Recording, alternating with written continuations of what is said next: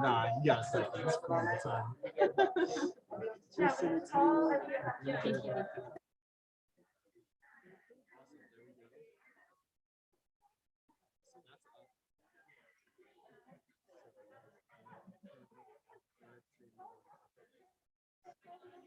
Yeah, so you're gonna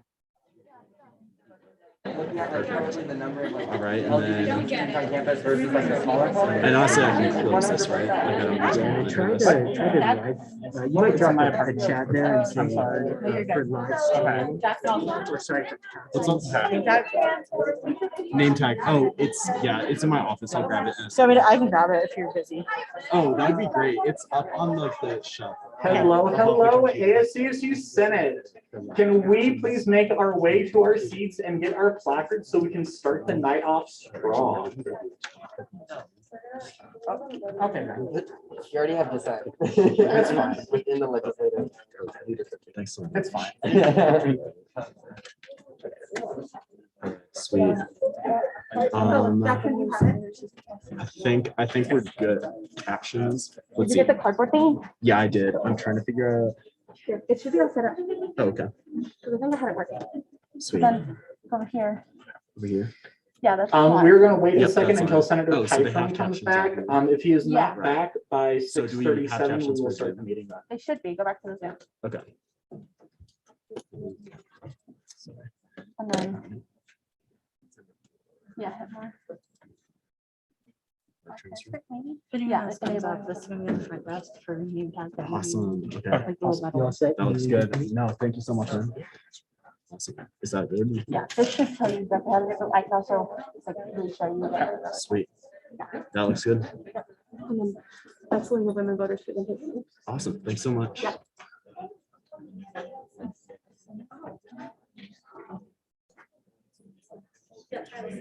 All right. We're all good. Okay. Hello, everybody. It is 6:35 and we are ready to start the Senate meeting. Okay, we are going to begin with the Pledge of Allegiance. Senator Laffey, will you please lead us in the Pledge of Allegiance?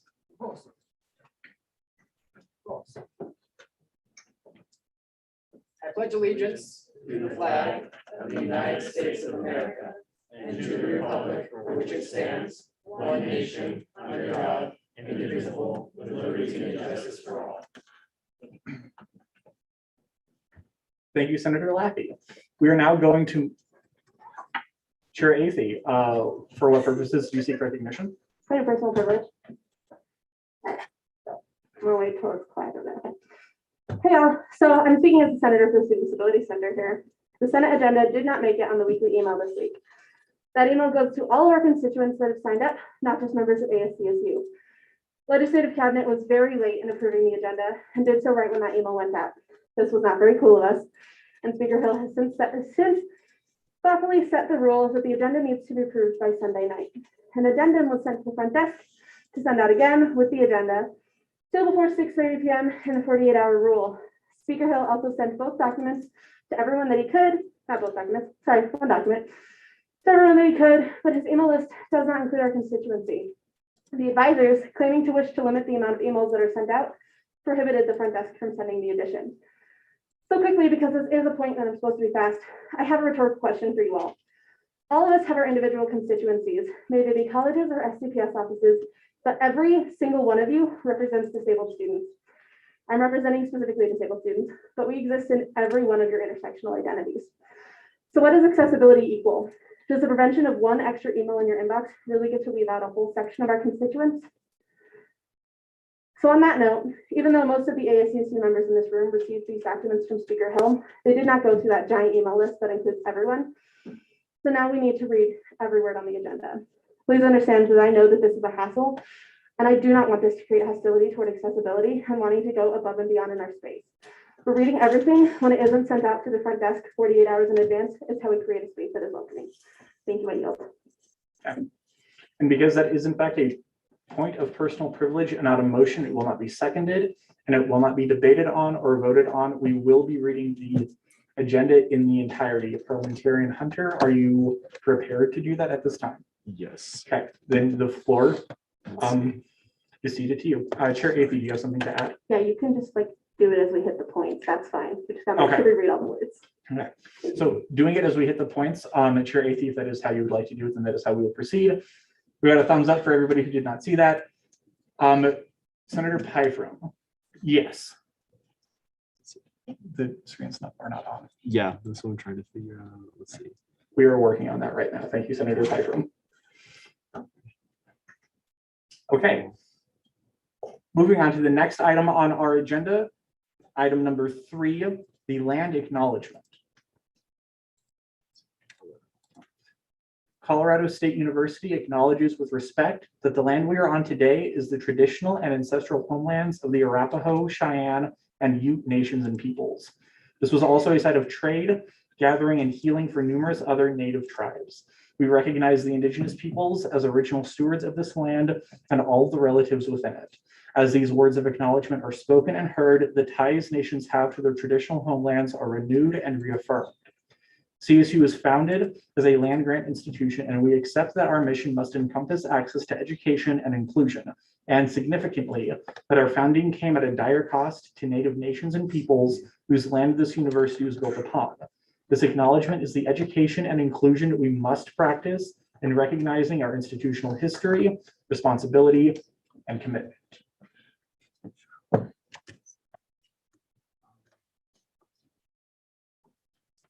Agenda item number 4, swearing in of senators and associate senators. When I call your name, will y'all please come up to the front of the room, and Chief Justice Freeman or any justice you have delegated this power to, will you please come to the front of the room to swear in the new senators. Okay, Kimberly Carrasado from El Centro, and Samantha Bilodeau, Senator for the Adult Learner and Veteran Services. For personal reasons, Charlie Williamson, the senator who's supposed to be sworn in for the Pride Resource Center, has requested to be delayed. One mic? Yeah, there you go. Yes.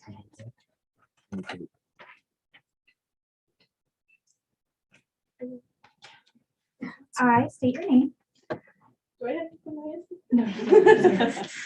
I, Kimberly Rachel Carracedo de Gracia, Do solemnly swear do solemnly swear to defend and uphold to defend and uphold the rules and regulations the rules and regulations set forth set forth by the Constitution by the Constitution of the Associated Students of the Associated Students of Colorado State University, of Colorado State University, and will rightfully perform and will rightfully perform the duties of my office the duties of my office to the best of my ability. to the best of my ability. Congratulations.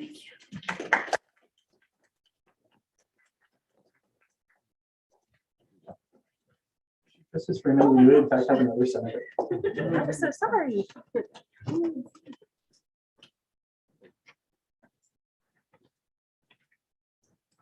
I state your name.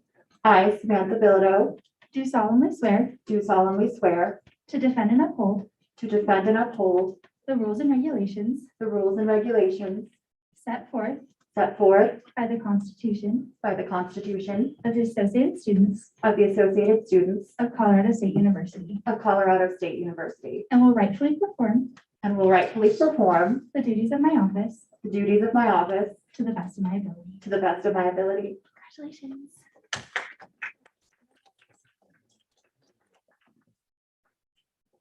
Congratulations, senators. We are very excited to have you in the space. Okay. Agenda item number 5, beginning roll call. Madam Clerk, will you take it away?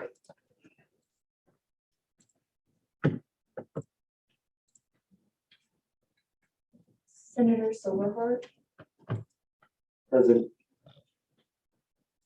Senator Sandoval. Present.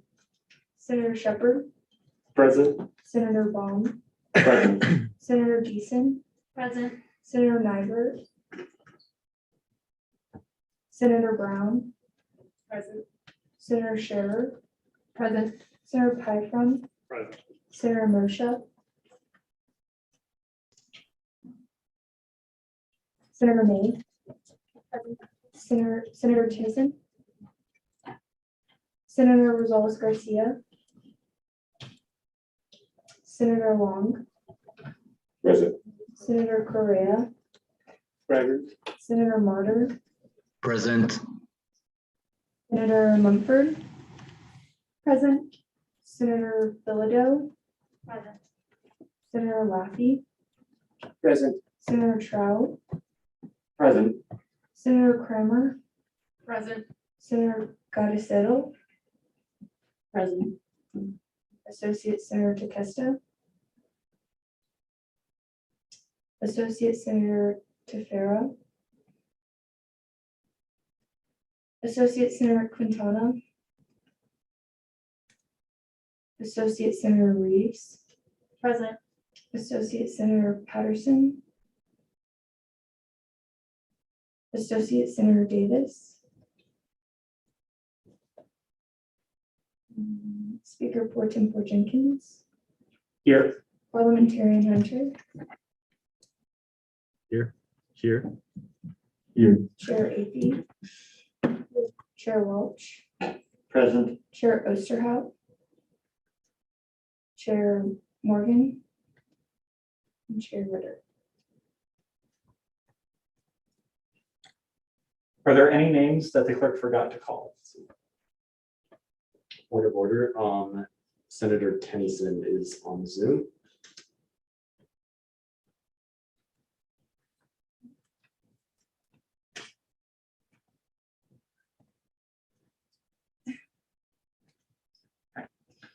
Mr. Speaker, Tempore. Senator Anthony is here as well, sir. Okay. Thank you, Senator Anthony. And Senator Nyberg walked in. He will be counted present for this meeting.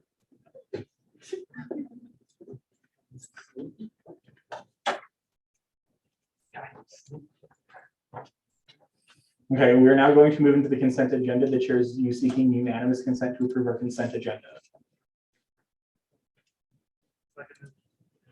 Do we have any dissent for our consent agenda? Madam Vice President, you are recognized. I would like to motion to put SFRB ratifications after gallery input. I second that. Okay, that has been seconded. All those in favor say aye. Aye. All those opposed say nay. All those abstaining say abstain. Spicy hearing none, seeing none, motion passes unanimously. SFRB ratifications will now be moved after gallery input. Mr. Parliamentarian, if you make that change, fantastic. Okay. Any dissent, any further dissent to the consent agenda? Hearing none, seeing none. Yay, we passed the consent agenda, everybody. Congratulations. Woo! We are now going to move in to our guest speakers. The floor will now recognize the League of Women Voters. Y'all have 30 minutes for a presentation.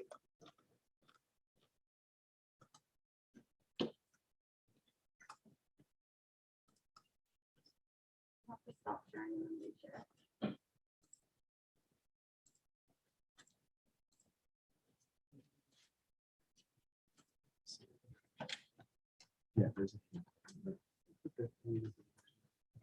Good evening. Thank you for inviting the League of Women Voters of Marion County to your meeting tonight. We're very happy to be back, and I want to thank Ariadne and Benton for the initial invitation. And we're very pleased to be here again. We appreciate the opportunity to share information about the League of Women Voters and its work with you. And also to explore how the work that we do aligns with or intersects with the work that you do, either as individuals or in groups. And hopefully we can find ways that we can work together. My name is Pat Griego. I'm on 3 teams with the League. I'm on the Voter Services team, the Administration team, and the Diversity, Equity, and Inclusion team. With me tonight are Pam Turner with the Diversity, Equity, and Inclusion team, and Linda Thomas with the Voter Services team. And Linda will begin the presentation, so I will turn it over to her. Thank you. Well, good evening. I see a lot of familiar faces from the last hour. So sorry, I'll try to punch it up a little bit. So we're from the League of Women Voters of Larimer County. How many have heard or never heard of the League of Women Voters until you saw that we were guest speakers? Never heard of us. That's what we usually get, especially, the lower down you go in age. How many have heard of us before? And does anybody want to share something they heard that was nice? Anybody want to share what they've heard about us? Bunch of old women, something like that? Yes.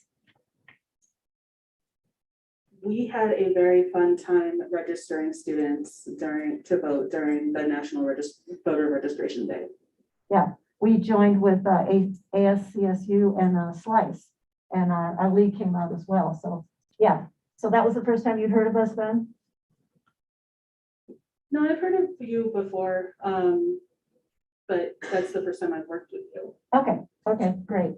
So we're the League of Women Voters, and we've been around for 101 years, actually.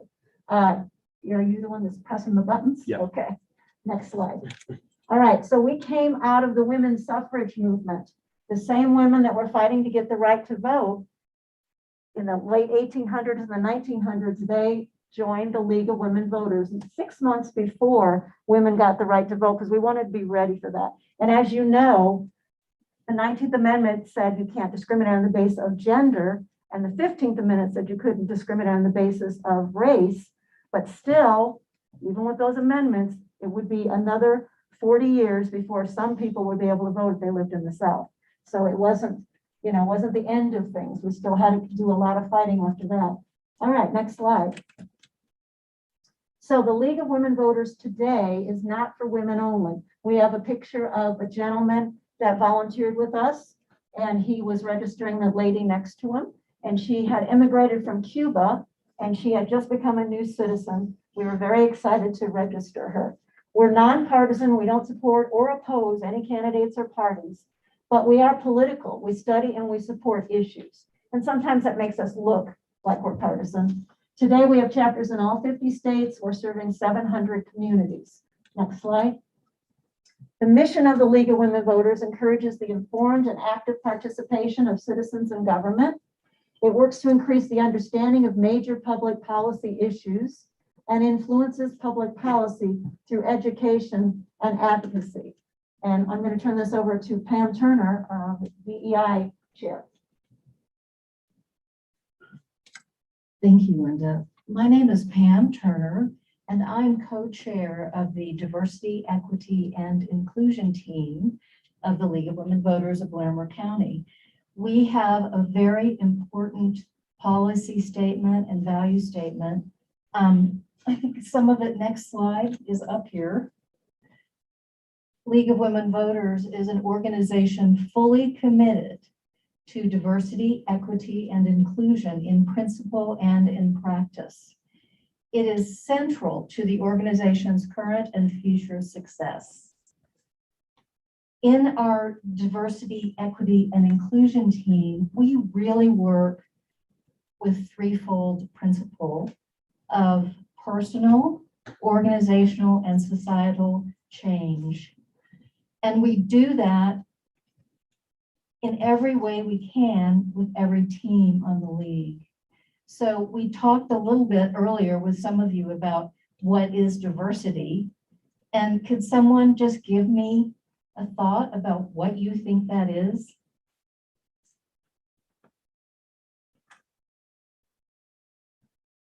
What is diversity?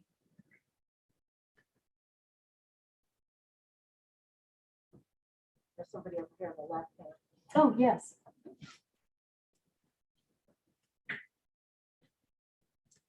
I'd say like diversity is just variety, and it can look in a lot of different ways. So it can be identities, it can be backgrounds, it can be experiences, it could be like thought processes, but it's just like bringing different perspectives to one single place. Thank you. So what our point of view is that every single person of every single kind is welcome to participate in the League of Women Voters. So I want to give you, next slide, a couple of perspectives about our civic engagement at the Larimer County League.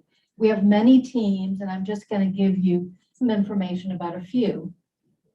Our international relations team has monthly meetings on great decisions and really amazing topics, such as this month, the two Koreas, and next month, global supply chain. So every month we learn about stuff that really in this global society, it's useful for everyone to know. And we have a lot of really smart people who speak with us and who speak with each other at these meetings. So we're going to talk a little bit about membership and opportunities to participate. And the Observer Corps is another team. We go to meetings of government agencies or boards and just observe. And what that does is it puts everyone on their toes. And we learn a lot doing that about what's going on in the community. And in this community, it's especially important because we don't really have a lot of local press. So sometimes we can find out things that we wouldn't normally find out. And then another team we have is the Legislative Action Team. We have a team here in Fort Collins and we have one in Denver because we have a lobbyist. And we have many, many studies and positions on topics that our Legislative Action Team learns about and weighs in on at the state legislature. So that's another thing. And I'm going to give it over to Linda. Thanks. And Pam's already talked about the diversity, equity, and inclusion team. So I just want to mention that these teams, they change. We add more, maybe we lose one. It all depends on what the members are interested in, what they want to learn about. They don't always have to have an issue that they're going to have to vote on or lobby on. It's just maybe some interest that they have and they want to explore that. And they'll have speakers come in, they'll have public meetings so that the public doesn't have to be a member and they can still come in and listen to these. So affordable housing is one of them that I'm going to talk about. They recently did a presentation on the mobile home parks because if you've heard in the news, some of the people that live there was even trying to buy the park so that they could set their own rates for the lot because they're on fixed incomes and they can't afford this. So we had a presentation talking about what our resources are, what people could do to fix that. Civil Liberties is another team. And they had, at one point, they had been studying the current bail system. They wanted to change that. And they did they brought some panelists in and they had discussions and we tried to advocate for it. Didn't change anything, but we were concerned that people lose their jobs, lose their homes, lose their kids if they're stuck in jail and they can't pay bail. And we wanted to see if we could change that. Currently, the Civil Liberties team is working with the healthcare team and Moms Demand Action for Gun Sense in America. And they're going to be looking at the new gun laws that have just recently passed and looking at how that they've been implemented and what their effects have been. The education team has been really concerned about how COVID has affected the teachers and the students emotionally, psychologically, and what about their instruction. And they have a panel coming up this month that's going to look at how COVID may have improved our learning system. So we're going to look at that.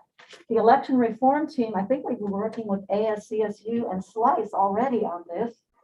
We were looking at working with getting ranked choice voting on the ballot in 2022 in hopes that we can use this to the 2023 election for mayor and city council. And so we had teamed up with some of your CSU students already to do that.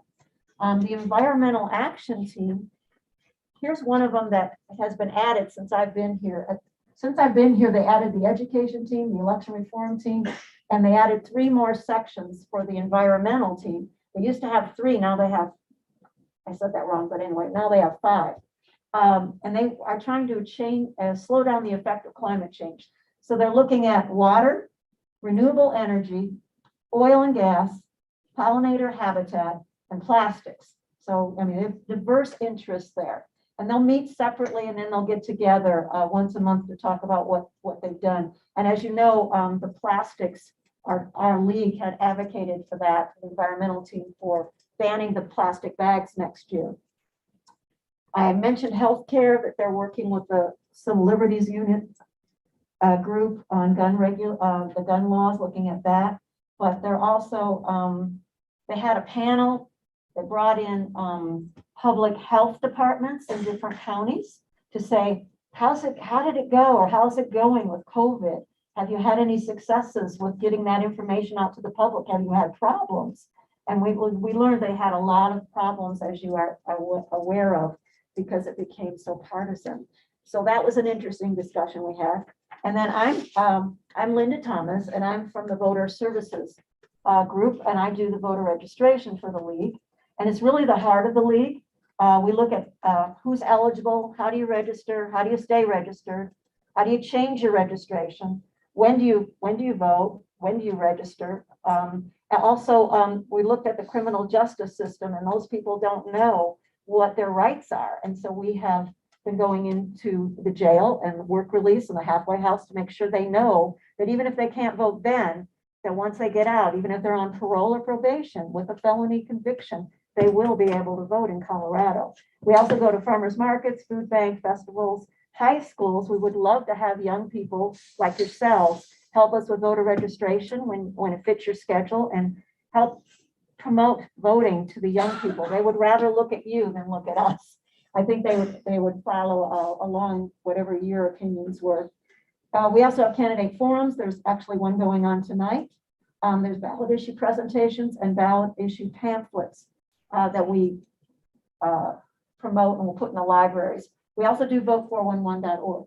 I just wondered if any of you see one of these groups that might fit a committee that you're currently working on, and that you could see maybe we could collaborate with you. We could come show up like we did with voter registration recently. We were here for the National Voter Registration Day with ASCSU and SLICE. Yes, what do you see that we might be able to do together? Well, the University Affairs Committee is working on getting ranked choice voting in. I think we're voting on that. My apologies, I didn't have my mic on. The University Affairs Committee is working on ranked choice voting for ASCSU elections, and that's something Right. That we're putting on even as of now. I think we're having a vote on that. Yep, it's on the floor. Yep, it's on the floor tonight, so we'll be voting on whether we want to pass a resolution saying if we want to do ranked choice voting for the ASCSU election. Yeah, great. And we've been going to the farmers market every Saturday in Larimer, and I'll be there Saturday working on the ranked choice voting as well. What I have here is a clipboard, and it's got the list of our different teams. If you have any interest personally or on a committee, and you maybe want to get in touch with one of the members that leads these teams, all you have to do is just fill out your name and phone number and email and whatever you're interested. And I'm going to talk about membership too. So maybe you're interested in membership, and let me give you just a sneak peek. Membership is free if you're a student. So if that's something that interests you, this is the time to do that. Next slide. Okay, so we want to form partnerships with you like we did with SLICE and ASCSU on voting, registration, and on ranked choice voting. We want nonpartisan groups because that's what we are. We obviously have some shared interests and goals. We can help with education of something that maybe you're trying to promote, or advocacy. And if you have some fun event, invite us and we'll do some voter registration. This is a picture of myself and somebody from the BIPOC group out in Loveland called Heart and Soul. And this was a Juneteenth celebration that we had, which was really amazing what they pulled off in just a short amount of time. If you'll go to the next slide. So we have some ballot issue presentations coming up and candidate forums. It's the November 2nd election, candidate forums and ballot issue presentations. If you want to find out where everything's happening when you leave here tonight, you can go to League of Women Voters, lwv-larimercounty.org, calendar for details. Check the calendar for details and register for some of the events. Tonight was 7 to 9, you're missing that, but it is on Fort Collins TV, and I think they're going to tape it and it'll be there. It's Poudre School Board. Thursday, October 7th, tomorrow, 7 to 9, Loveland Mayors and City Council Forum. Anybody live in Loveland, that's important. Tuesday, October 12th is 7 to 9, Thompson School Board Forum. And Thursday, October 14th, 7 to 9 is the ballot issue presentation. And on the ballot issue presentation, you can ask questions. The last two are not live. Actually, the only one that's live is the mayor, the Loveland mayor one. So you can just stay at home and be doing this from your home. Next page. All right, vote411.org. I told you I'd talk about that. I've got bookmarks, and if the parliamentarian wanted to hand these out, I'll take whatever's left over afterwards. Vote411.org is a website by the League of Women Voters. It's nationwide, it's in every state. And it gives you all the candidate and ballot information. You don't have to Google everybody. It's one-stop shopping. I know that you're very busy people. This is going to be awesome for you. It saves you so much time. Get together with your friends, open up the ballot. They're coming out next week, and pull this up. It's live as of yesterday. So you can see all of the people that are running for school board and the ballot issue pros and cons. And some of you are from California. Next slide. So I used to think that they weren't hooked up, but vote411.org is hooked up to the California Voters Edge. So if you want to look, how many from California? Anybody? All right. So if you want to find out about the California candidates and ballot information, you can still use vote411.org, but it's going to link you to Voters Edge California, because they were already doing a pilot when this started in 2006. And so they liked it better. So California League of Women Voters uses this, but it still connects with Vote411. You'll still get in there that way. It'll direct you to Voters Edge California, VEC. And the major difference is it lists the financial contributions of candidates, which is kind of cool. So that's the little difference with the California one. Next page. League membership. You have to be at least any person age 16 or older can become a member in the league, and you can be as involved as you want to be. You could just join the league and then maybe just go to the public things that they have in the evening and watch it on Zoom. Oh, don't you hate that, watching it on Zoom? And you can also join the league now when it's free. Check us out, see how you like us. And anybody that's any individual enrolled as either full or part-time with accredited institutions pay no membership fees. It's a great opportunity for you to check us out. Scholarships are available if we see that people are really active, and then it's time to pay that $70 and you can't afford that. There are some scholarships available for you once you graduate. Next page. This is our contact information. Our website is lwv/larimercounty.org. Membership, Linda Mahan at mahan@bu.edu. Voter registration, Linda Thomas at lindamthomas669@gmail.com. So there's that. If you want to get that same information, it's right on the back of these bookmarks. Were we going to hand these out now or later? During Q&A, right at the beginning. Okay, all right. Next page. So does anyone have any questions of us, of anything about the League of Women Voters? Okay. The presentation is ended. We're now going to go into the 15-minute period for Q&A. Let's get everything adjusted up here real quick. Okay. Anybody have any questions? I don't know if I can click, because I have questions for you. Is there anything that you see? Well, I think we already talked about that a little bit. If you see from those teams of any way we can collaborate with you,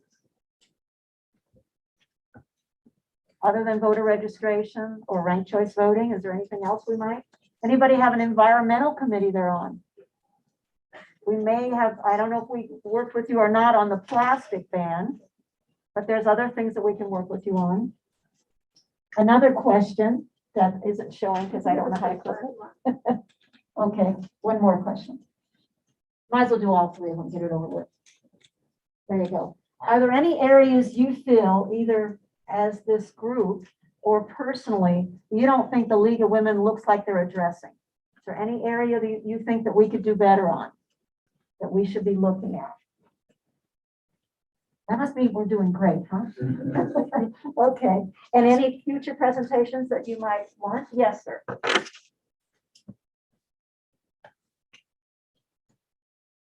Please use a microphone, but you can use any of the ones that are up here. Yeah, sorry. I'm from the gallery, so I just didn't know how that works. As to the first question, I just want to say I'm part of the Alternative Transportation Fee Advisory Board. which is more of the environmental issues. So you might be able to reach out to Aaron Follage. He can probably get you hooked up with that. And that might be somewhere where we might be able to communicate and work together for future presentations. I'd really like to see ranked choice on federal elections. Oh. Personal, but yeah. Yeah. Okay, that's my 2 cents. Yeah. One step at a time, I think. But that's a good idea. I'd like to see that too. All right. Well, I'm going to turn this back over to Pat, and thank you for your time.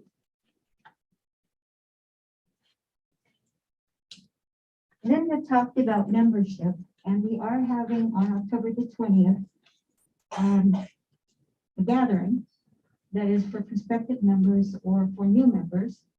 And you're all welcome to come. If you want to come, just put your name and your email on the sheet that's going around, and I'll be sure that you get the invitation and that you get the information. We really appreciate the opportunity to be here. I am so impressed with all of you. At this meeting and the last meeting, I heard what you were all doing. And I think there are so many important things that you are doing, and I hope that you continue it. I hope that one day that some of you at least will be in government in either the state, local, or federal levels. And I hope that our government in the future looks exactly like you. They're diverse, committed, and just active.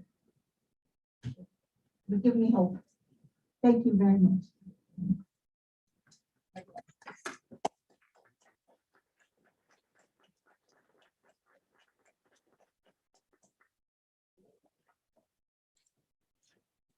Thank you so much for coming in and presenting to us. You'll do amazing work, and we're glad that there is an organization such as yours that exists to help get the information out there. Okay. Moving on to the second guest speaker of the night, Mari Strombaum, the Executive Director of Housing and Dining, and more people with housing and dining. Just a reminder, if y'all do have a presentation, I do not believe it was sent out in the weekly email. So if you do have one, just remember to read all of the words that pop up in any of the presentation. Woo, amazing. Okay. And y'all have 30 minutes. All right. You'll have to slide it up. Sorry, and it'll take a second. So hi, everybody. My name is Mari Strombaum. I'm the Executive Director of Housing and Dining Services. And here with me tonight is Luke Miller. I'll let him introduce himself. The Associate Director in Residential Dining. And Kyle had asked that we come tonight to talk about some concerns that have been raised about our dining centers and our dining programs this year. So that's why we're here. We don't have a presentation. We're here to answer any questions you may have and listen to any suggestions you may have for us to bring back for operation as well. So with that, I'm going to turn it over to all of you.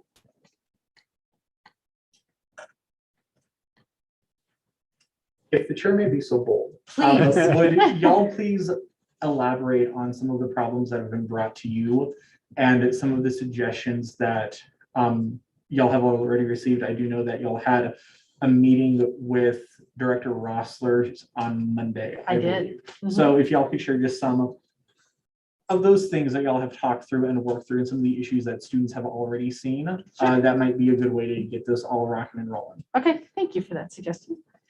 I'll start and you can jump in with whatever I forget, okay? So one of the things that I'm sure many of you are aware is that multiple departments on campus are having lots of trouble hiring staff. We are not exempt from that. And so not just in residential dining services, but in all areas of housing and dining services. For those of you who aren't familiar with our department, housing and dining services is the largest department on campus. University housing, residential dining services, we have our own facilities management area, Rampart office, the Mountain Campus Conference and Event Services, all of those areas and more are part of housing and dining services. All of our areas are struggling with hiring staff right now. One of the things that has come up is how do we serve the meals that we've promised, right? So we have a commitment to how do we make sure that the students are living with us, as well as those who have off-campus meal plans, faculty staff meal plans, are able to get nutritious meals in a timely manner, good quality, good service. Because of the lack of staff, we have not been able to continue the all you care to eat service at Durrell. So Durrell Marketplace and Durrell Express are still open.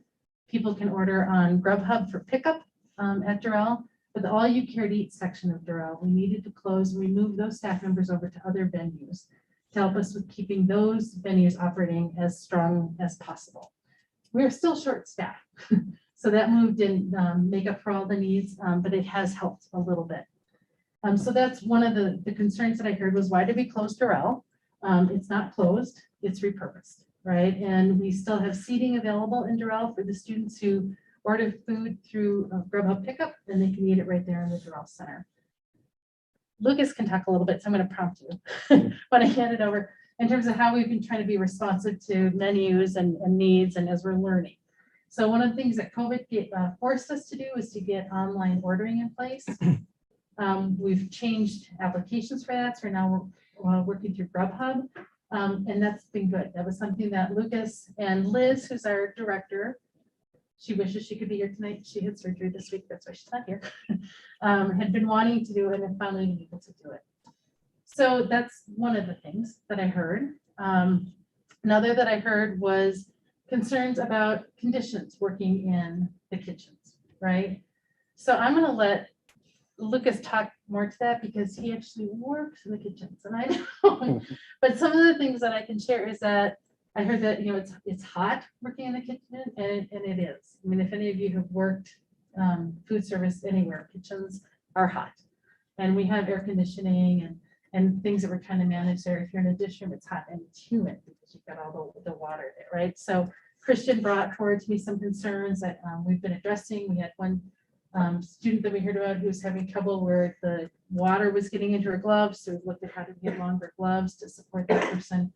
So we really do appreciate you bringing the concerns forward to us, because then we can try to find solutions. So if we're not hearing those directly from students ourselves, we appreciate that you're bringing those our way.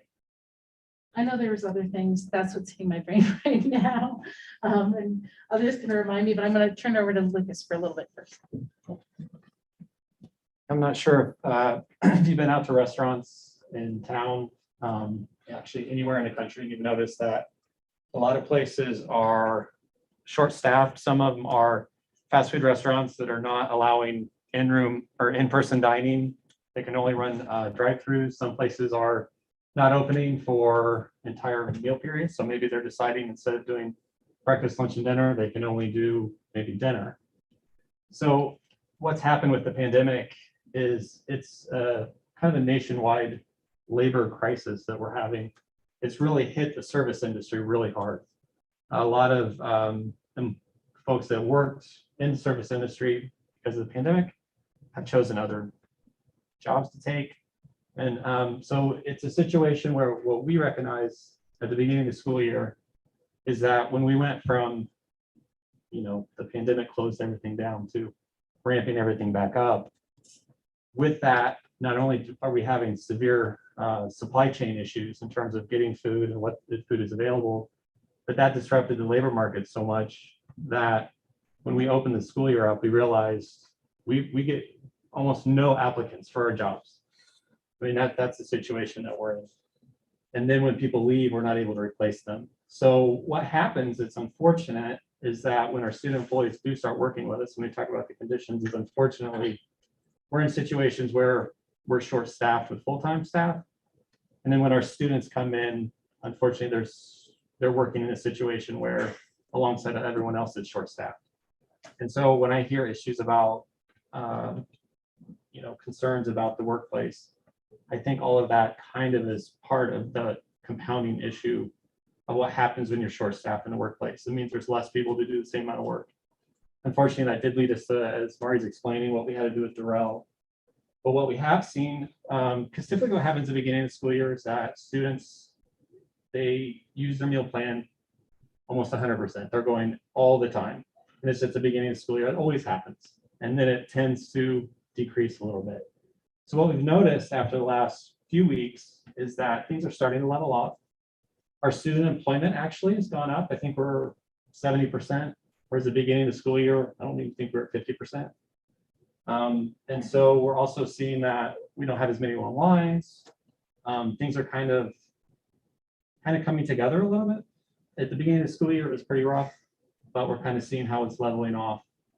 And some of the issues we had at the beginning of the school year in terms of being short-staffed and that stuff it's not where we'd like it to be, but it's getting better and better every day. So as we look forward, we're going to do our best to come up with ideas and how we can improve and maybe come up with new ideas with Durrell and other stuff. So we're working really hard to kind of come up with ways to address how we can meet the needs of the students with the realities that we have with having being short-staffed.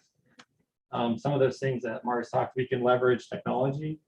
Grubhub is taking off on us. It's fantastic. Durrell, like the number of transactions going through Durrell have doubled in the last few weeks. At the beginning, it was a few hundred. Now they're doing over 1,000. So as we move forward, we're able to kind of come up with ideas and work with our team to be able to figure out how to get through this situation. Just like everything with the pandemic, it's kind of thrown us for a little bit of a loop, but we're working on it. And it's helpful for us to hear from you so that we understand as we work on ideas, so we make sure we're hitting the mark as we move forward. So definitely hitting your feedback is definitely going to be helpful as we move forward. The other thing I'd add is that my conversation on Monday was mostly about break housing and break meals. And so Rick was part of that meeting, and I'm following up. I'll be getting back on that. But some concerns about the affordability of break housing and break meals and how we provide those meals. And Lucas and I had a good conversation in the back of the gallery tonight to say, they are already looking at ways to do things differently. So more to come about all of that. So I want to make sure that I address what we did cover on Monday as well. So with that, what questions do you have for us?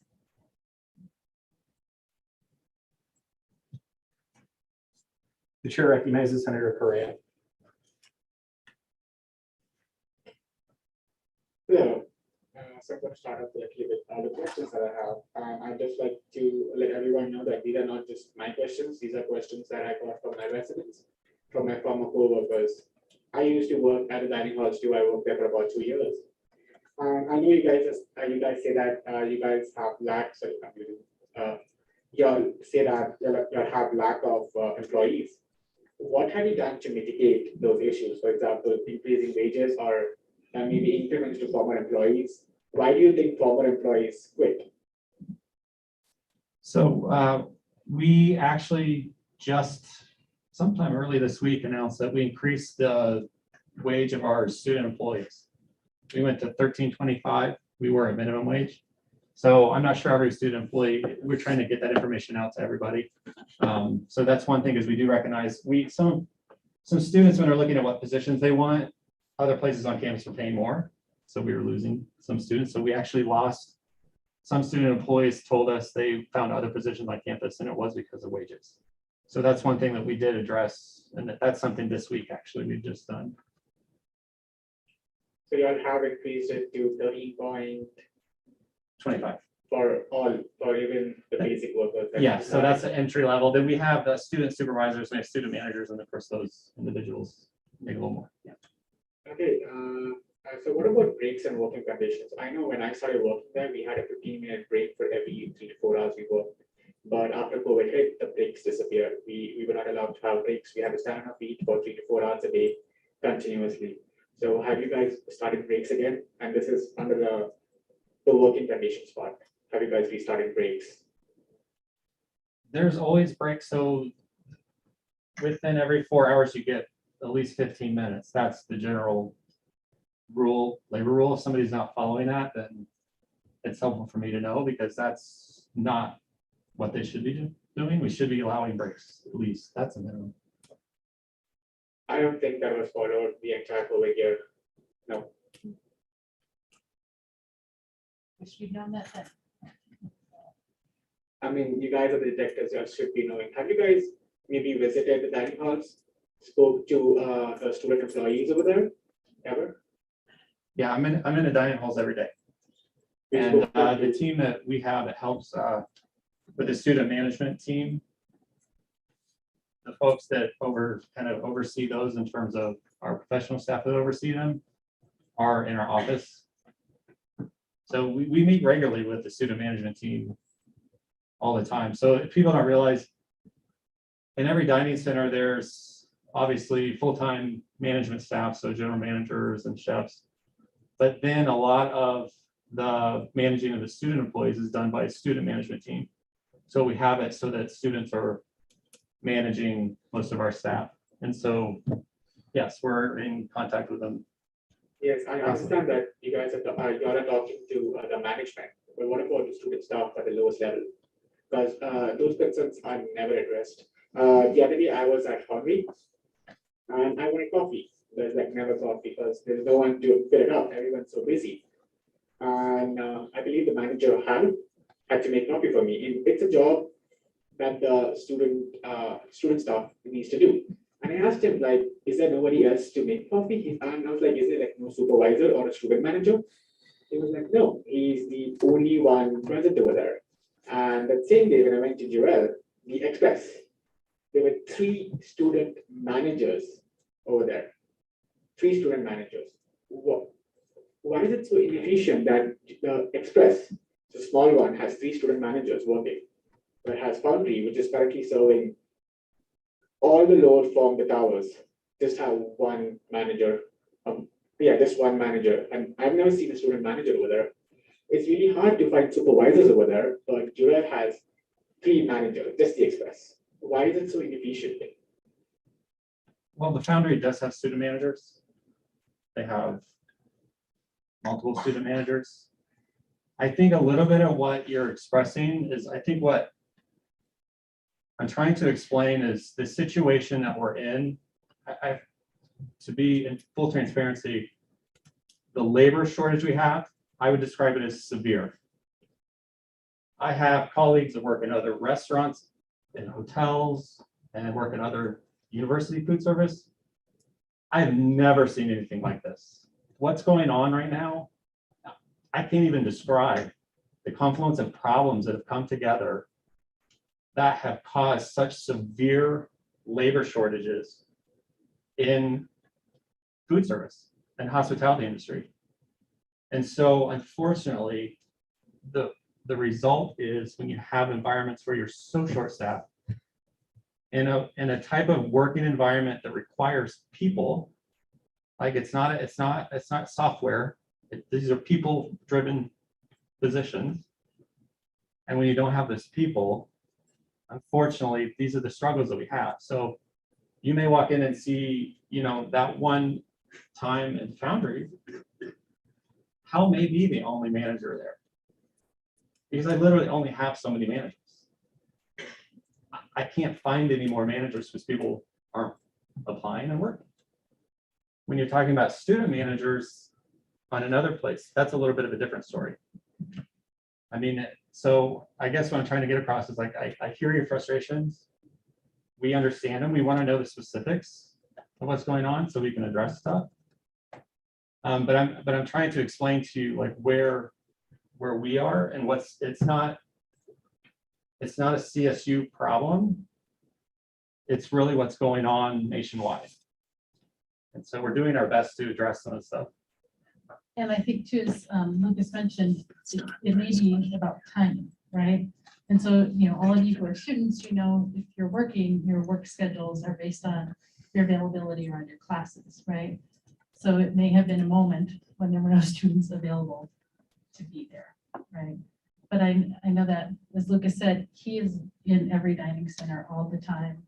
Liz, who's our director, is in every dining center all the time. Laura in the back row is one of my associate executive directors. She and I try to get into the dining centers regularly as well. And I'll put out there, if any of you have access to the Chronicle of Higher Education, this week's issue had an incredible article focusing on Indiana University that talked about these issues that are being experienced at universities nationwide and how it's not just about staff shortages, but there's just all the kind of a confluence of a lot of different things that are making things really challenging in lots of different places. And as like I said, keep telling us about these things so we can work to make them the best we can here at CSU. Unfortunately, Senator Correa, your time has expired. The chair will now recognize Senator Silverheart. Motion to extend for this time for another, how longer do you want? How many? 3 more minutes. Another 3 minutes. We have a motion to extend Senator Correa's time by 3 minutes. Do we have a second? Second. All those opposed say nay. Hearing none, seeing none, chair assumes unanimous vote. Motion passes. Senator Correa, you have 3 more minutes. Thank you, Charity. Given the fact that we brought up all these issues, do you have any means like a forum or something where student employees can bring up issues? But I can tell you this from my personal experience, no one in the management cares, no one. One of the best ways that our student employees can connect with is with our student management team. And the reason I say that is sometimes we find students connecting with our students is a little easier and they're able to communicate that. And of course, we touch base with the student management team a lot. So just 2 weeks ago, we sat down with them when we're asking a whole bunch of questions to make sure we understood why students are leaving, what can we do to help students get hired? And so we're in constant communication with the student management team. So that would be one suggestion I would have. They can also contact our main office, rds@colosstate.edu is our email address. That's a good way, or come in and talk to us in Palmer. So we're willing to talk to student employees all the time. Let me give you a highlight of why I decided to leave Jurel.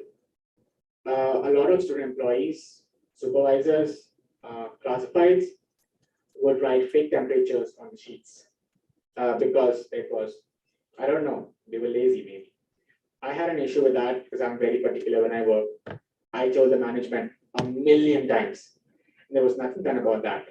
So one fine day I got mad and I wrote fake temperatures on the sheet so that it can be addressed.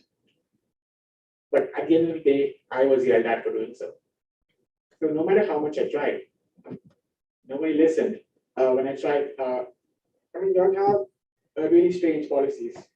That 2 meal swipes in a meal period, it's a pain for students. If I want to use a 3rd meal swipe, why can I not? You all say it's a non-profit organization, then why do you all care about the 2 meal swipes? Why isn't student convenience put forward? Why can I not come in the dining hall and give my RAM card ID number or show you proof of my RAM web account saying that I want to eat food, but no, I have to get my RAM card. Why? Why are all these policies in place? Like, what's the benefit? How does it benefit the students?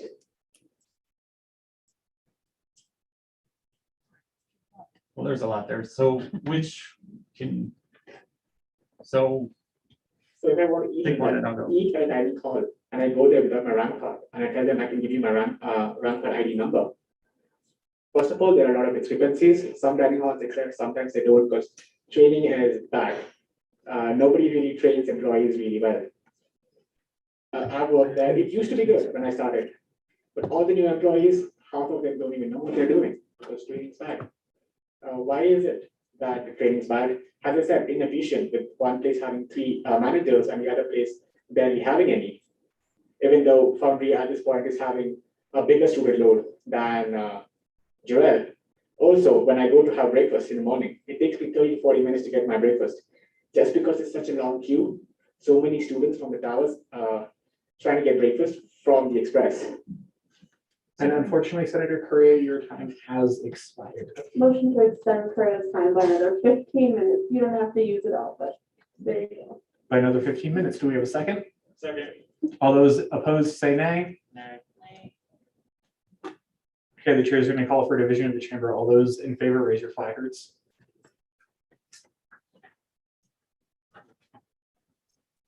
One, 2, 3, 4, 5, 6, 7, 8, 9, 10, 11, 12. All those against, raise your placards. 1, 2, 3, 4. All those abstaining, raise your placards. 1, 2, 3, 4, 5, 6. Motion passes. Senator Correa, 15 minutes on the clock. So I could keep asking those questions. I see some of those. Yeah. So I guess one thing I think would be helpful for Lucas, and that may be better, not necessarily in this forum, would be to understand when you worked, where you worked, and so he can know who are those managers that were responsible for things. Because then we're able to take specific action to follow up, right? So that's one thing I'd ask. And for any of you that work in any of our other areas too, right, having those specifics help us to address the issues when they arise. I think of others in terms of lines. I know I was at the Foundry this last 2 days for breakfast. Foundry lines were not long. I'm not sure about Durrell, if you have information on that. I haven't looked at our, Grubhub has amazing analytics that we can look at. Our lunch, I've seen our lunch and dinner numbers in terms of what we call ticket time, which means the time when you log into wait, it's about 7 minutes. But I have not dived into recently what Durrell's ticket times are for that. So unfortunately, I can't speak to that specifically. When you talk about using the RAM card as when you come in, that's part of verification, of identification that we use. That's more kind of how the university make sure people are identified, and that way, you know, if it's not, someone's not using my meal plan other ways. That helps. To expand on that, yeah, it's matching your photo with your face, right? So that's the identification piece of it. Because theoretically, I could memorize Lucas's RAM card number and just rattle that off, and then I'm eating off of his meal plan. Right? Quick question. Have you guys used that system? Use what system? The system that is meant to swipe the card and click accept at the meal check. You're talking about the point of sale system? Yeah. Do the photos show up, the pictures? The vast majority of the time, there was, we had a little glitch in the system at one point that they weren't coming up, and they weren't coming up fast enough. So we had to make a decision. It was a little period of time where I think they had to turn it off for a little bit because we would need to get people through faster because they had some kind of error that wasn't coming in, and then I believe they fixed that. So yes, it should, but it's a little delayed to get the photo up if you're moving like super fast. Up until last semester, the photos never showed up. Also, why can't I just show my Ramweb account as proof that it's me? If proof and authentication is the main point, why can I just not show my Ramweb? Hey, this is my Ramweb account. I logged into it. This is me. Can I give you my CSU ID number now? If all that matters is identification, then why not that form of identification? Because if a student doesn't have the RAM card on them, should they go hungry? Do they not get to eat? If they lost their RAM card, do they not get to eat? So one thing I can say is that we have been talking about and working on different ways to show prove identification using different technologies. So unfortunately, right now, what the policy is that physical RAM card, but there's a lot of work going into what other technologies can be used to do that same verification. And for what we're doing is, when I say payment, it's payment processing. So understanding that the system is checking what meals you're using and all of that. So the reason why the policy is the RAM card is the fastest, most secure way at this point to do both the verification, but also check off what meal it is so the system is tracking it correctly. Are there other better ways to do that? The checking part can also be done if I just give my CSU ID number. There is no difference. It might take like 3 seconds more, but that's the only thing that happens with it. Anything? Okay. I guess it's just, with only the number, there's no way to verify who you are. And so the system right now is we need the RAM card. That's your method for access. But as Lucas said, we're working on new software to provide other methods that'll be secure and allow us to do it in a different way. So if you forget your RAM card with your phone or swipe through with your phone, right? But we're just not there yet. That's amazing if you find an alternative situation. My last part was on Grubhub. And this, I know that the dining halls and housing is meant to be not for non-profit basis.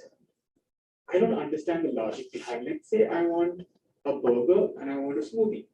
They both would come in one meal swipe. But I cannot do that in one meal swipe, because let's say I go to Ramson. If I want a smoothie, I have to order it from the cafe. If I want a burger, I have to go to the restaurant side. So it's like two things, even on Grubhub. Why can I not do it in just one meal swipe? If I want a coffee, I can order a coffee on in Ramson through Grubhub, but I cannot order a coffee in Jorel.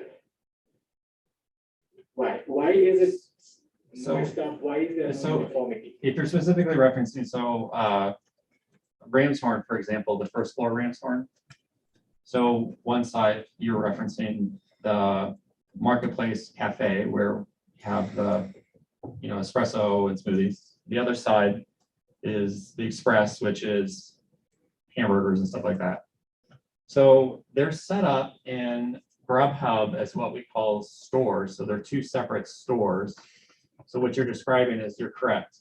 You can't order from both and combine it onto one meal swipe.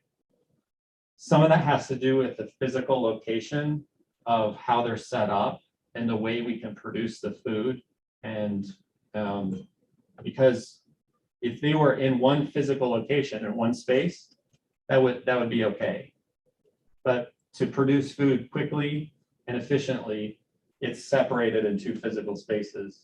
And that's how it has to do transactions. So currently how we had it set up is so that we could do it quickly. And because if not, you're gonna be on one side getting a burger, running over a side to get espresso, it doesn't function. I know what you're saying and I hear you. We talked about this different ways. We didn't talk to Grubhub and we're still talking with them and their systems are pretty amazing the way that their back-end systems are. So we're looking at all kinds of different ways to improve it. So that's one thing we can take back to them and kind of ask, how can we look at, instead of separating them in these stores, how we can try to combine them in some way. So some of it is a little bit of the tech, some of it is a little bit of the actual operations themselves. And the third part is the physical space, how it's set up. On the physical space, to be honest, they're both accessible. The other day I ordered a burger and a fruit cup. My burger was made at the restaurant side, and the employee went to the cafe side and got my fruit cup from there. So aren't they connected? Aren't they the same restaurants, the same payroll?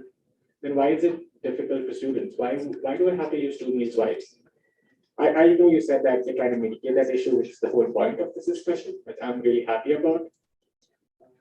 And I hope you'll do it. On the same thing, Jorel, why can I not order a coffee through Grubhub, but I can do it at Ramson? And why can I not order a burger right at the counter, and I have to do it on Grubhub? Why is it like that? So with Jorel Express specifically, we actually almost started the school year with the cafe portion of it as set up as a separate store in Grubhub. What happened is we talked it out and we realized that actually it's more convenient for students and it's easier, and we can make espresso based drinks pretty quickly to just walk up and order. And so that way I could go into the marketplace area, I could pick up different items and I can order from the cafe. If we were to do the cafe only on Grubhub, the problem with that is that you could only run a meal swipe on your cafe order, and that you would lose out on the ability to get everything else that's in the rest of the store. So we made a decision on that sense to just separate the cafe portion at Jorel away from Grubhub and just have it to be a walk-up service. Is that how we might do it in the future? No, we can change that. We can look at different things. This is our first year that we've used Grubhub as a service. It's the first time we actually just installed that espresso machine over the summer. So, we're looking at what we can do at Jorel just in general, because there's a lot of ideas that we have floating around. So, we can take all that feedback and use that into how we can move forward. And what you asked another question about the other side, the burgers, I think. So that was in Ramson, but on top of that, if I could go, you're telling me that in Jurel, the marketplace and cafe is combined, but in Ramson, it's separate. Correct. Yes, because so you have to understand, like this mobile ordering platform, the stuff that we're using, this technology that we're using, we've never used it before. We had a version last year, but it was really quite different because our pandemic services that we had were really different. So what we're doing is we're testing things out. So we're learning a little bit about how students are using Grubhub, how students are using walk-up service, and what students are ordering on the menus. And this is the first year that we've really implemented in scale this type of platform in all of our locations. So what we did is you're identifying a little piece of something that we're trying to learn. In Durrell, is it better to have espresso drinks, which is a smaller menu, as walk-up? That's what we took a guess at, because we thought that's too complicated maybe to order through Grubhub just to get a latte there, because the menu's smaller. Ram's Horn Cafe, menu's larger, has smoothies. It's way busier, way busier. And so we thought we'll run through Grubhub and try that out, because that creates efficiency too when we make food, when we can create the drinks, because the system, their backend system is pretty amazing and what happens and how it manages orders. But it also helps keep those orders in Ram's Horn Cafe flowing in a way that we're producing pretty quickly. So really what we're doing is kind of testing this out. There's nothing to say like, hey, the way we're running the cafes through Grubhub or not Grubhub don't work. We can change it. It's something that we can look at. It's not, and nothing is set in stone in any of this. Understandable. So the reasons I'm asking these questions is because it looks not just to me, but to a lot of people that these separations are deliberately being made so that the dining services can make sure that students don't use their swipes as effectively as they can. And they have to use more than a swipe if they want just a burger and a coffee. And you can also see this still been happening for quite some time. The average cost per swipe, even if I buy the Any19 plan, comes up to $10 and a couple cents. But if I want to go to the Express and buy food, I can buy food only worth $8. There's a 2-point-something dollar discrepancy over there, which the dining hall is profiting on. So it looks, not to me, not just to me, but to a lot of people, a lot of residents, a lot of people, that the dining halls are actually trying to reduce the efficiency in which students can use their meal swipes. And my last point on that is the 2 swipes per meal period. It is very inconvenient for students, extremely inconvenient for students. But why is this policy still in place? So to the first part, it doesn't even come into our minds that we're doing that in terms of limiting. What comes into our minds when we're calculating out how we're creating the platforms and the services is how we can feed 6,000 students 2 to 3 meals a day, do it with the best quality food we can, as quickly as we can, to meet all of your needs. It's not sitting there to say, I'm trying to create ways to limit use. It's ways we're trying to find to be efficient and effective. So you might not believe me, but I promise you it's not because we're trying to limit. It kind of doesn't make sense, because you can walk upstairs, you get like all the food you want. I mean, I see what you're saying and I see how the perception could be, but I'm telling you, it doesn't cross our minds. The 2 meal swipe piece of it. So it doesn't matter what school you go to, every meal plan every school creates has constraints. And so part of it is how you build the program itself and the cost structure itself. Because the opposite of you're saying is if it's totally unlimited use, that's an entirely different cost that is incurred, therefore what we have to charge for room and board. There are schools that have total declining balances that kind of give you unlimited usage. That has some downfalls. So there's just different ways to create meal plans, but every single meal plan that every university creates has constraints somewhere in it. And unfortunately, that is time. The chair will now recognize Senator Silverheart. You have 5 minutes. Thank you. I am also an RA on campus, so I hear a lot from residents and things like that. And the more concise your answers, the better, because I have quite a few questions, and I'll get through them as fast as I can. But you talked a lot about dining. What role do you play in housing? That's me. So Helena Gardner is our director of university housing, and Helena is one of the many directors within housing and dining services. So my role is as the executive director for housing and dining services. And then Laura is one of the 2 associate executive directors in our department. She, Nick Sweetman, and I are the 3 executive leadership team members for housing and dining services. So we oversee the whole area, right? So all the different offices that I named off before, plus some other internal services. Cool, thank you so much.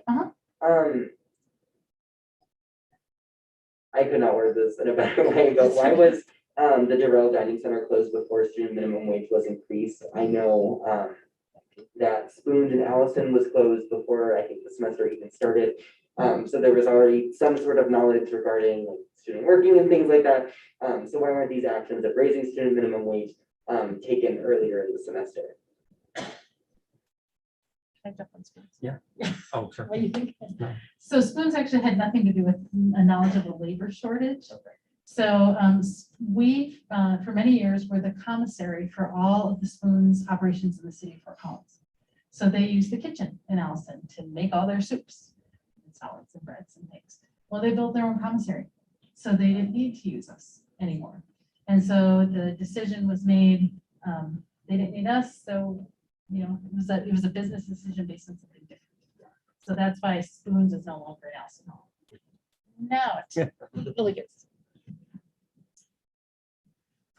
So our increase in student wages was, what we did is we sat down with our student management team at the beginning of the school year when we realized our full-time staffing was not good. One interesting thing that happened, and this was also caused by the pandemic, we typically have a lot of student employees that return to us from the previous year. Last year, because of the pandemic, there were fewer students on campus, which therefore we had fewer student employees. Therefore, we had fewer students who returned to us. That impact, on top of a lot of other things, was what we, a few weeks into the school, we sat down with the student management team and we said, talk to us about what you're hearing from your students, your student employees. We want to hear like why, if they're leaving, or why maybe they're not taking the jobs. And the number one thing that we heard was wages and other jobs on campus. Students were going to that. And immediately we said, hey, Mari, are you good if we, and Laura and everyone, are you good if we increase wages, which that got supported. So it was an understanding that hindsight 2020, yeah, we should have done it. But it was a reaction to listening to what our student employees were telling us and hearing what they're asking. What is being done with the extra money your department has from the result of closing Durrell and having less student influence? So let's say we don't have a lot of extra money, but maybe, but a different way to answer it, which I think we'll get to what you're asking, is how does housing and dining services utilize the revenue that we get, right? So one of our primary areas of focus is we understand that we contribute to the total cost of enrollment for every student who lives with us, right? And so we work to try to keep our rate increases as low as we can. We've always got to consider the cost of goods. So Lucas could go on a long tirade about all the foods that have increased in costs for us, how all of our expenses are costing, materials that we need to do repairs on our facilities, everything is just increasing. So that cuts into some of the what maybe would be additional earnings, right? But as an auxiliary of the university. Housing and dining services doesn't get any money from the state of Colorado. We don't get any student fee dollars, and we don't get any money from the university. So all of the revenue that we bring in is primarily from students that live with us, people who eat with us, a little bit from Mountain Campus revenue, a little bit from conference services revenue, a little bit from the RAM card, but primarily from people who live and eat with us. That money then comes in to pay for our salaries. Salaries are typically around 39% of our budget. About another, it's 19% of our budget goes to our bond payments, which are basically like our mortgage payments. So as we built new facilities, we have to pay those off, right? We pay over $3 million a year to the university in terms of general and administrative service fees. And so typically at the end of the year, we might have a difference of about $5 million between the revenues that we took in and money that we had to expend. And then that $5 million will go into our facilities. Time has expired. The chair will now recognize Senator. Another 5 minutes.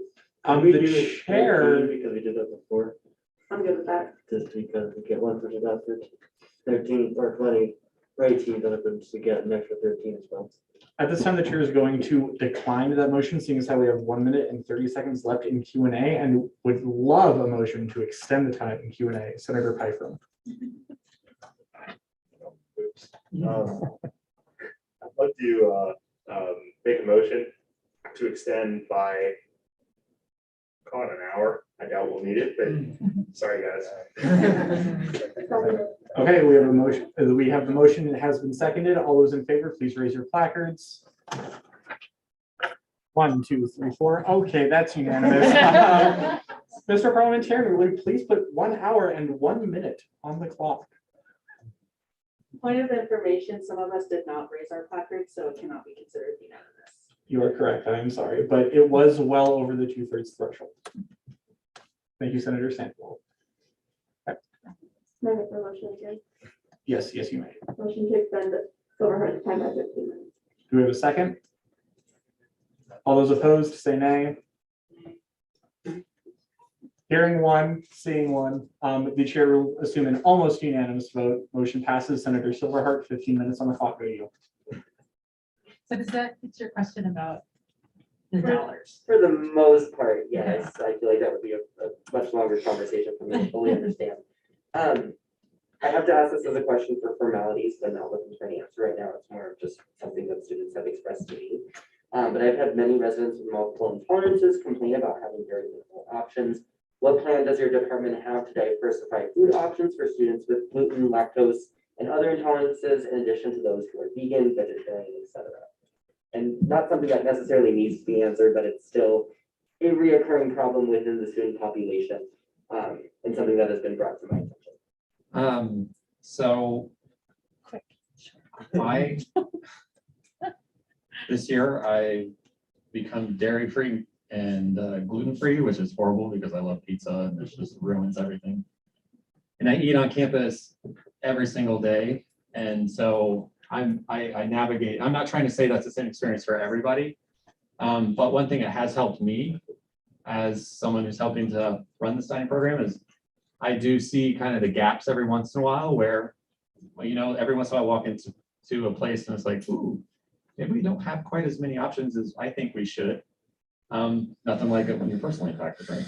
So we also have a dietitian on staff who she excels at even beyond what I do too and sees all of that. So we identify that, and we also are noticing that, and our dietitian has told us that we are getting a lot more students tell us about food intolerances and dietary requirements. So the number of requests have been going up.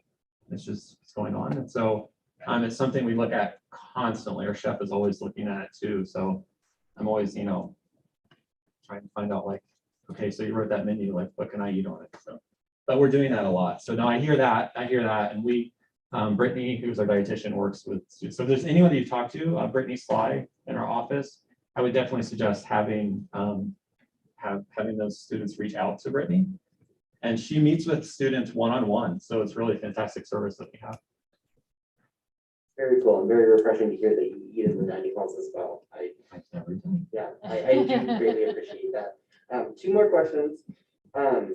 What is set in place to ensure students are getting raises or getting regular like employee kind of, I don't know the right word, but checkups? I've been told by many students who have worked for housing and dining that they were promised yearly salary raises or like reconsiderations, and this has never come about. This is something I've experienced in my jobs off campus. So is there any sort of system in place to ensure this is being done if they're being told when they're being hired that this is something that comes along with the job?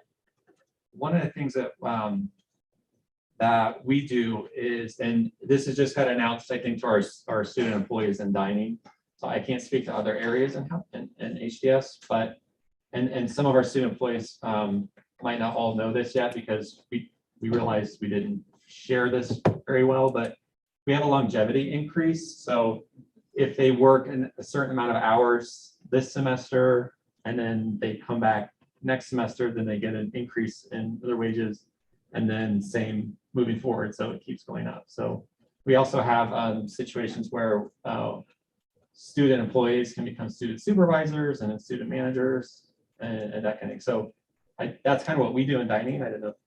And we've actually, Laura, who's chairing, so Laura does it. Why don't you wait, because I keep referencing it. Very good. She's chairing a student compensation committee right now to look at compensation across housing and dining. How do we find consistency in our positions as we're looking at other campus jobs and all of that? So it's something we're currently reviewing. It's something we regularly review as well. Very cool, thank you. Last question. I did kind of agree with Richard regarding student management. Is a good portion of the time the message will not always get sent to the top of the chain because student managers are still students and have a lot of things on their plates. I definitely understand that being an RA among all my other things. But just to kind of reiterate, there's no system in place like besides like emailing or going physically to Palmer Center or through the students or student managers that's in place. So students are always welcome to talk to the full-time staff in those dining centers or in whatever area people are working in, right? And I think what Lucas was referencing is that Palmer Center, all of you don't know where that is. It's kind of over by Durant and Westfall in the northwest corner of campus. That's where all of our administrative offices are. It's where my office is, Lucas's, right? And so there's always people there to talk. And so I think that's a message I would love folks to hear is that if you're hearing of students who are saying, I'm talking to people and I'm not being heard, that there's lots of other people that they can talk to. And it's like, you don't need to worry about going out of the hierarchy or whatever. Like we need to hear those things, right? So it's okay to reach out to me, to Lucas, to Laura, to whoever. I did lie. I do have another question. Very quick though. Do you find a lot of students coming into the Palmer office to ask questions or to bring concerns to your attention? Not this year. Yeah. I think COVID really changed the dynamics a lot. There's hardly anybody coming into Palmer Center this year. Full-time staff, students, right? But we do tend to get a lot of emails at our customer service line. Our customer service phone lines also get a lot of calls. So that's how people are reaching out more than coming in person. Thanks so much. The chair recognizes Senator Long. You have 5 minutes. Thank you. So I just had thank you all for, thank you all for being here today. I had a question. So you mentioned that the dining halls have increased their wages to $13.25. I've actually known a couple of people from the dining halls that have worked there and have quit. Some of the reasons that they stated they quit was because off-campus opportunities offered more hourly wages. For example, I know Target offers $15 per an hour. Have you guys thought about, you all thought about raising it to $15 per an hour to possibly retain employees? So some of our, what we do is make sure that the decisions we make, financial decisions, don't impact room and board to the point where, so we're balancing this the best we can because we truly do not want to have to do anything that will force room and board to go up. So we have we have 700-800 student employees. So impute that if you add $15, those are the type of calculations that we think about. And then we think about how does that impact the students? How does that impact our services? How does that impact the financials? So it's all into that, what Laura is working on with, and we're working on in terms of compensation for all of this. So it's really balancing all of those pieces to figure out what's the best decision. Right now, what's going on with labor in the United States is that when you have the situation that we're in, employers start to pay more. And so that's what we're seeing. And so a lot of businesses in the service industry are really struggling to figure out what to pay and how not to increase prices and that stuff. So we're kind of in that same boat in terms of how we balance all of those, if that makes sense. So yes, we're looking at everything we can. All right, yes, thank you. I yield. Senator Pytram, you have 5 minutes. Hey, y'all. I'd recommend grabbing a chair at this point. So a few questions. Number one, what is waste looking like? How much waste are we actually having food wise? And how is that being used? And just to follow up on that, and I'll just let you go all at once. How are we maximizing the staff's time and minimizing our food costs to ensure that the staff really is putting forward and really utilizing their time the best? So in terms of food waste, one thing we do with food waste is that we compost a lot of the food waste that we do have, although we do work really hard to reduce as much as possible. And that goes out to the Philhills campus and turns in compost. And we try to compost too what is put on what we call the accumulators. That's that thing you put your plate on that goes into the dish room.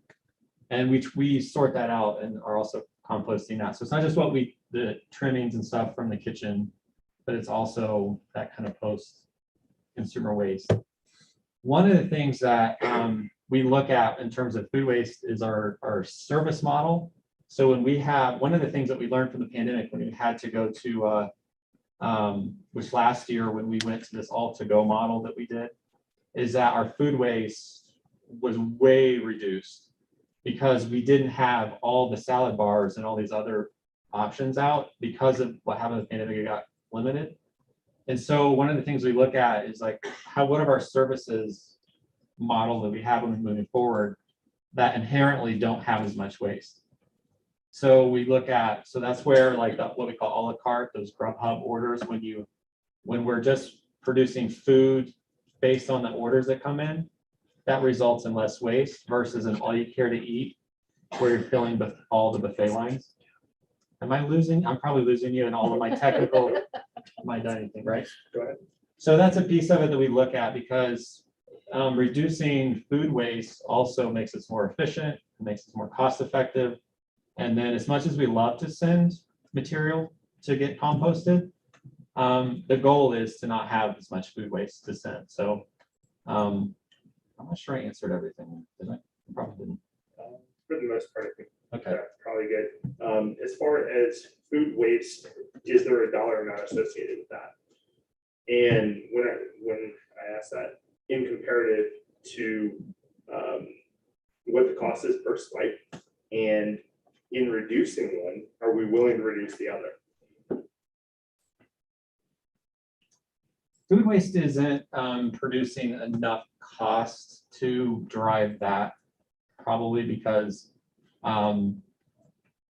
really we're pretty efficient in terms of what we're producing. And unfortunately, the way the food code is that food that's setting out to be served, so that would be like what's on the buffet lines, what's on the salad bars.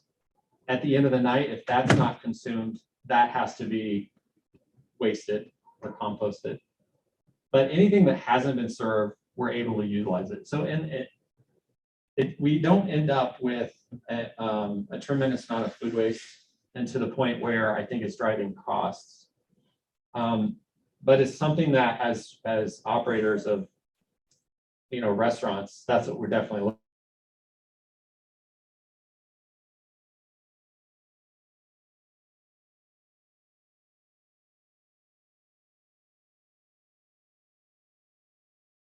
waste and things like that, so. I think I know where you're going with it, like if we list waste food and, yeah. So if I could add too, so one of the changes we made, I don't remember how many years ago, Laura, you might, but we used to serve all of our food where students could pick up trays and then get their food, right? You'll notice none of our dining centers have trays anymore. And one of the things that we found when we got rid of trays is our food waste went down dramatically because students were just grabbing what looked good, loading it on their trays and then eat it. Maybe they wouldn't. And by students needing to get up, not just students, anybody who's in our dining centers, get up and go get more, they may not get more. They're more likely to eat what they grab. And so those are the type of things I think that Lucas is referencing of, how do we reduce that, what we call post-consumer waste. So what the customers coming in is not wasting. Then there's the kitchen or the pre-consumer waste where when you're chopping vegetables and other things, you've got just waste that comes. And that is time. Motion to extend speaking time by, how long? Do the same. 15 minutes. We have a motion to extend time, from speaking time by 15 minutes. Do we have a second? All those in favor say aye. All those opposed say nay. Those abstaining. Okay, then almost unanimous vote. Senator Pycrom, 15 minutes on the clock. Go to you. All right, well, I'm just gonna let you finish. I lost my train of thought. No worries. So I think people have asked where money's going, why are costs high? Profit margin, you mentioned it was about 5 million. Depends on the year. Okay. So actually through COVID, we lost money. So we lost about 43 million through the 2 academic years of COVID. Thankfully, the university was able to put some of the higher education emergency relief funds to help us out so that we never ended a year in the red. But we did need to pull from our fund balance, which is kind of like our savings account, right? So some years we're able to put more than 5 million into projects. Some years it's less than 5 million into projects. It just depends on what our expenses are. Insurance prices vary, bond payments vary based on how they're refinanced. A lot of different things can contribute to that. What I would love to be able to do every year would be to put anywhere between 7 and 10 million into our facilities. Because we've got a lot of residence hall and a lot of dining centers, and doing the work on those buildings is not cheap. As an example, both Durham and Westfall need to have a lot of work done on them. The windows in those buildings are original to when they were constructed in the early 70s. The bathrooms need remodeling. We need to redo the carpet. We need to, there's just a lot of things that need to be touched. The last estimate I received to do everything we would like to do in Westfall is $14 million. And that's just Westfall. So the money that comes in above our actual expenses, that's where that money goes. So we reinvest that into our facilities. So there is a profit being made that's being reinvested. There is not a profit that is being made that is kept. Correct. Yeah. So yeah, we're not a nonprofit organization and have that status, but essentially that's how we operate, right? So if we bring in more revenue above what we had anticipated, I don't get a bonus, right? The money goes back into our services for our students. And then I'm going to ask one more, and then I'll probably shift gears a little bit. And based on everything we've talked about here today, and this one obviously doesn't have the answer in this moment, is how can we repurpose and reuse to ensure that those without food are actually getting food? And because I think that's a problem here on campus. I realize there's programs, but especially during the breaks and things like that, that is where I think we're seeing some issues. Yeah. So we've partnered real well with the Slice office over the years. So Rams Against Hunger. I would say we're kind of the silent partner on that one. Most people don't understand our partnership. So how we worked with the Slice office on that is donor money that comes in to support Rams Against Hunger is then used to purchase meals from us. And we sell them at the lowest cost that we can. So that's how we still have to charge to cover our direct expenses. But we do them the lowest cost possible so that more meals are available to students. We've got what's the catering program called? Oh my gosh, just because you're asking. Yeah. So we send a text out to. Yeah. So when we do catering events, when there's food left at the end, students can sign up, they get a text message, and then they can come bring their own container and they can have those foods. So we try to come up with creative ways to provide food for students. The conversation I had on Monday was talking about the expense of food over breaks. And so that's one of the things that I'm looking into is might there be some financial aid available to assist? Are there other ways that we can look at our pricing? So that's kind of what we're digging into right now. But yeah, we're very aware of concerns around housing insecurity, food insecurity. And I think going back to what Lucas shared earlier, it's that balance for us of if we give too much, then we've got to raise our rates to have the money to give. And so where's that, how do we balance it? And that's what we're always trying to watch, right? That's fair. Yeah. What is the cost per meal for that, or do you know? For which? For that, to the. Oh, for rent? Yes. Yeah. You know? I don't know. I don't remember. That's Yeah. that's fair. It's like past my bedtime. LSC dining, is that you guys or No. no? Even the restaurants through that's not y'all, correct? Yeah, everything here in the Laurie Student Center is run, either contracted by or run by the Laurie Student Center. Yeah, I think I'm good to go. Okay. Thanks, guys. Or, no. It's okay. Chair recognizes Senator Anthony. Thank you. I'm gonna shift direction a little bit from what we're talking about. I don't want to address issues. I want to address solutions and how we can help you guys. Because that's kind of what I'm seeing here. Where I don't want to rehash any issues on my end, but I want to find out where can we help y'all. So my question to you is, how easily can I get information from y'all about the positions that are short staffed? Because that seems to be your problem, right? You're not staffed enough. Right. So let's say hypothetically, we as a group, as a collective group of departments, what if we can make an email list that goes out and says, hey, these people are hiring, these positions are hiring. Here's how to get the information. Here's how you can get to it. How can I get that from you so we can get that out to the student body to help kind of solve some of those employment issues? So everything that every student position we're hiring is available through Handshake. Okay. Right. So that's where we post all of our positions. Okay. And in fact, thanks to Dr. Hughes, who's also in the back of the room, the Career Center is going to be hosting a student employment job fair October 18th. Thank you, Blanche. 2 to 4, October 18th in the Laurie Student Center ballrooms. And so that was something we did because there are so many folks on campus that are needing student employees. So I think one of the things you can do is help us market that, right? Right. And it's the Career Center that's sponsoring that. And so they would have flyers and anything else you might need, but that would be a great assist. So and that's kind of where I'm saying that we can collectively help you guys and not just individual departments, because all of us can use that. Right. You know, just because I may have someone in my department that needs that job doesn't mean others don't have the same people as well. Right. So I think something like that is something that we can definitely work on moving forward to try to help our students who need employment, but also help fill some of your staff gaps as well. That'd be great. Get some diversity, get some good, different people working in that so you can resolve some of these problems. So you have more management to help solve some of these problems. You have different experience that you can bring into those fields. Yep. That'd be wonderful. Thank you. So I'd say I'll make that a personal goal moving forward to reconvene with you guys more to get more information to make sure that does happen. The only other point I want to make is sustainability and how we can kind of cut back on some of your expenses moving forward as far as food goes. Here at CSU, and I don't know enough about this to be a subject matter expert about it, but I definitely know that agricultural studies is something that's big here at CSU. Absolutely. So is it possible to consider convening with agricultural individuals to try to build some sustainability within us, that if you need, say, I'll just use this as a loose example, tomatoes.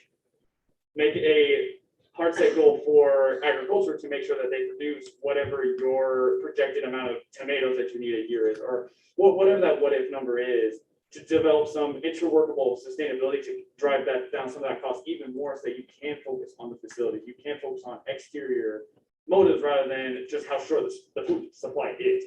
So if it's short, why are we relying on other people when we can rely on our own people? Exactly. So we currently work with the Horticulture Center, and they grow a lot of lettuces for us. Not every single day, but a lot of times the salad bar at the Foundry, that's lettuce is grown on campus. Okay. We've also talked to them about opportunities with other land that the university has, maybe bigger scale of different, maybe tomatoes or other things that they're growing. We've had conversations with them about that. So yes, we're definitely looking into not just the current partnerships, but trying to grow that as much as we can. We've talked to, and some of this is before the pandemic. I always blame the pandemic for everything, but some other folks on campus too in other areas to connect. And so we're trying to reconnect some of those pieces now that everyone's on campus again and things are moving again. So, but yeah, we are definitely looking into more of that. The truth is that if I were to print out to show you how much food we actually buy, it's kind of unbelievable. The amount of tomatoes we buy, there's no way any entity at CSU in truth could actually ever supply us. But to have those partnerships definitely not only helps us, but definitely helps in those areas because they use it as educational experiences. And for them to have customers, an internal customer, a better way to put it, is very helpful because sometimes what we hear is like they want to do some of that stuff, but it's like, who would take the products we make and things? And that is time. Do we have a motion?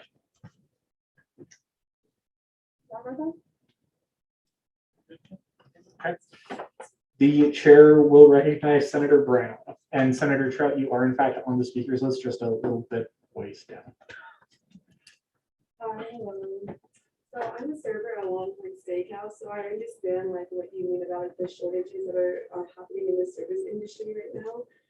My only question is, do you think it might be beneficial to like sit down and talk to the employees like directly?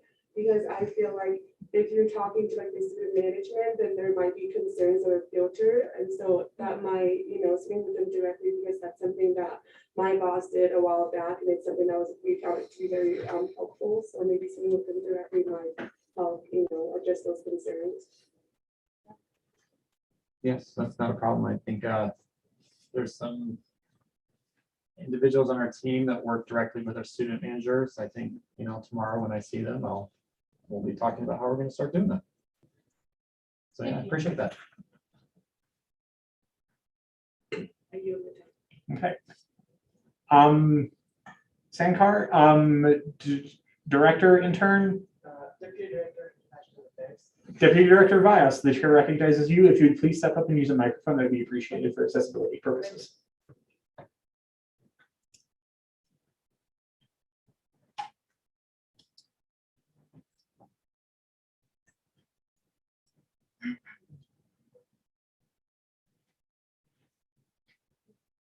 Good evening. Thank you for coming to the Senate.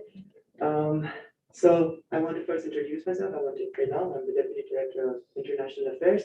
My job is to cater to all the international students and voice their grievances over here, and also to try and find a solution for them. When I was made aware that the housing and dining executive and their team were attending the Senate, I decided on talking to a lot of international students that have experiences working in the dining halls and housing. I wanted to know their perspective, their experiences, and I realized one thing. Many international students, former, so those that graduated before COVID and current, do feel that they are in some way or the other not treated as well as the others in terms of perhaps the increments of wage, because many of them have not really been given increments, even though they have worked over 1,600 hours, quote unquote, from an international student that I talked to perhaps just being given unfavorable shifts. So I just wanted to put this out there. Now I'll jump to the next part of my here to speak, and this is more to do about the whole grievances redressal system. I feel that the current grievances redressal system is for housing a very inefficient and get nothing done type of a system. Let's say I'm an employee, I'm a student worker, and I have a problem. Just voicing my concern to the ones above me has so many barriers attached to it. One, there's no documentation of what concern I had. Two, there's no documentation of who I voiced it to. Three, there's no one accountable for dealing with my grievances. Four, there's no documentation of how the one that I voiced my grievances to, like, reacted towards it. Had housing had a good grievances redressal system, I believe that half of your problems wouldn't even exist right now, because there will be far fewer employees quitting. Because many employees, especially international students, even though on-campus in workplaces are their only options to get work, have quit dining because of these issues. So, just give me a second, let me get my notes so that I can also make a suggestion here, because I'm not just here to inform you of what I've heard, but also to suggest some solutions towards this, because I want something to get done about this. And I feel that it's high time, because it hasn't been done at least since I've been here, and at least since the many students that I've talked to. And this takes 5 years, not from now, so even 2017, 2016.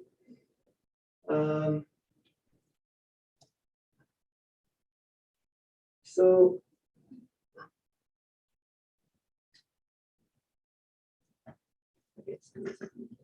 all right, so what I suggest, and this is what my suggestion is, I feel that housing and dining should have an entire department that, or at least a department, have a very large responsibility of being tasked with the whole grievances redressal system. First thing, I believe that all employees during training should be told that, hey, if you have complaints, you can document it on this forum. You don't have to show your identity. It's okay. It can be anonymous. So that's one. Have clear documentation of who and what complaints they have. Two, have an entire documentation of who heard these complaints and what they did. Three, have someone tasked with the responsibility of making reports on these issues. This will allow housing and dining to also know that, oh, these are the complaints that are more in number. Oh, and this is the complaints that there's nothing being done about it. And I feel that the one that's tasked with that's accountable for dealing with these grievances, for documenting these grievances, should also be held accountable, not just from housing and dining, but perhaps from the human resources department, because many students do feel hesitant and many a times just are unheard, even though they tackle their hesitance and approach their higher ups. Often they're even stigmatized and treated like, oh, you have complaints. This is you. How can you have complaints? Look at you. You know, like that's the feedback that I have gotten from them. Moreover, it's just that many a time student employees will obviously. Unfortunately, that is time. If we would have a motion so Deputy Director can finish his statements, that'd be amazing. Motion to extend the speaking time to 15 minutes. Thank you. Okay. All those in favor say aye. Aye. All those opposed say nay. All those abstaining say nay. Jurisdiction's unanimous vote. Director Vyas, your time has been extended by 15 minutes. Thank you so much. So coming back to where I was, many a times, so student employees will obviously, the ones at the lowest level, the new hires, or the ones that are really student managers here, they'll go to their student managers. But I've talked to student managers too, and many a times student managers are unable to bring these grievances up to the higher ups.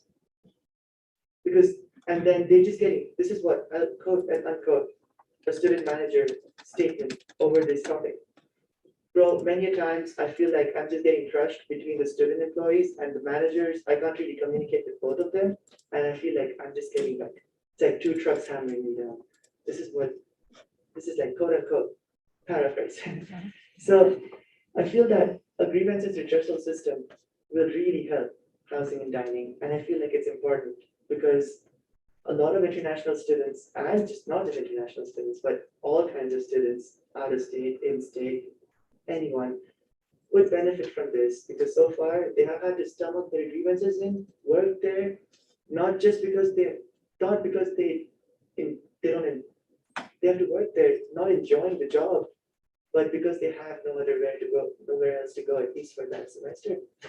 So that's one. Two, I feel that, I know I'm aware that the side of grievances redressal is much better on the customer service side because of the whole SMSing system.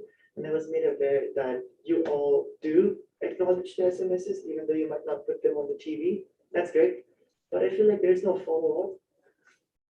Let's say I had someone was just rude to me, pointlessly, or someone was rude to me for someone else, for their identity.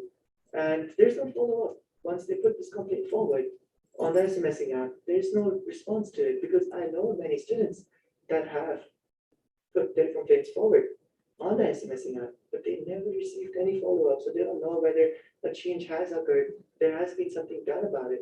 And so many times they just avoid going to that dining hall or that express center. So I'll give you an example from my own experience, and this is something perhaps dining should look into. I was there in one of the expresses, and the one that was supposed to take my order in and have me scan my card was very rude to me. And so I was like, I don't want to create a scene. I'll just try to leave as quick as possible. What that made me do is that prevented me from completing my order because I had to like shorten it so that I can leave fast. I forgot my water bottle and my bag because I just wanted to get out of there. It was a tough day already. And a girl like caught up to me to give my water bottle and my bag, and she told, oh yeah, he's not having a good day. He's not having a good day. So this is also something that perhaps housing and dining should work on. Apart from that, I've really noticed the staff this year is untrained. I have worked in housing and dining in the dining halls prior to COVID, and I do remember my trainings were intensive and we were trained really well, but I've seen so many discrepancies on how, one employee must go about doing something. My experience, I'll give you an example. So I'm a little specific on the kind of smoothies I want on at Ramsarn. And sometimes I ask for like more scoops of Greek yogurt and more scoops of protein powder. What I've seen is because I ask more, because they accept my request and because they do add more scoops, yet let's say I'm the smoothie maker now and I've accepted Scar's like request. I put 3 scoops of Greek yogurt and I put like one more scoop of protein powder. There's more waste. There's like extras left in the blender. Now I fill the entire cup and I give Scar the cup. Yet I'm gonna waste the extras that I accepted just because the cup is full. And what I've noticed is some employees waste it, even though I've tried arguing against them and asked them, please don't waste that. If you had to waste it, why do you take extras? To some employees being very chill and just like, oh yeah, here you go. I don't want this to go waste. So I feel like that's just one instance, but there are many instances. Training is really inadequate and there should be something done about it. So my suggestion on this side is perhaps have an entire seminar or a continuing education assignment, where employees are trained once again, more intensively, much better. And the last thing that I want to voice is, I talked to many employees just today, prior to coming to this Senate session. I was talking to an employee that got hired last week, and he tells me that his wage is still $12.32. So while I heard you say that the wage has been increased to 13.25, if I'm not wrong, I text them and I ask them, hey, are you sure that your wage is 12.32? This is what they say, and I'll quote them.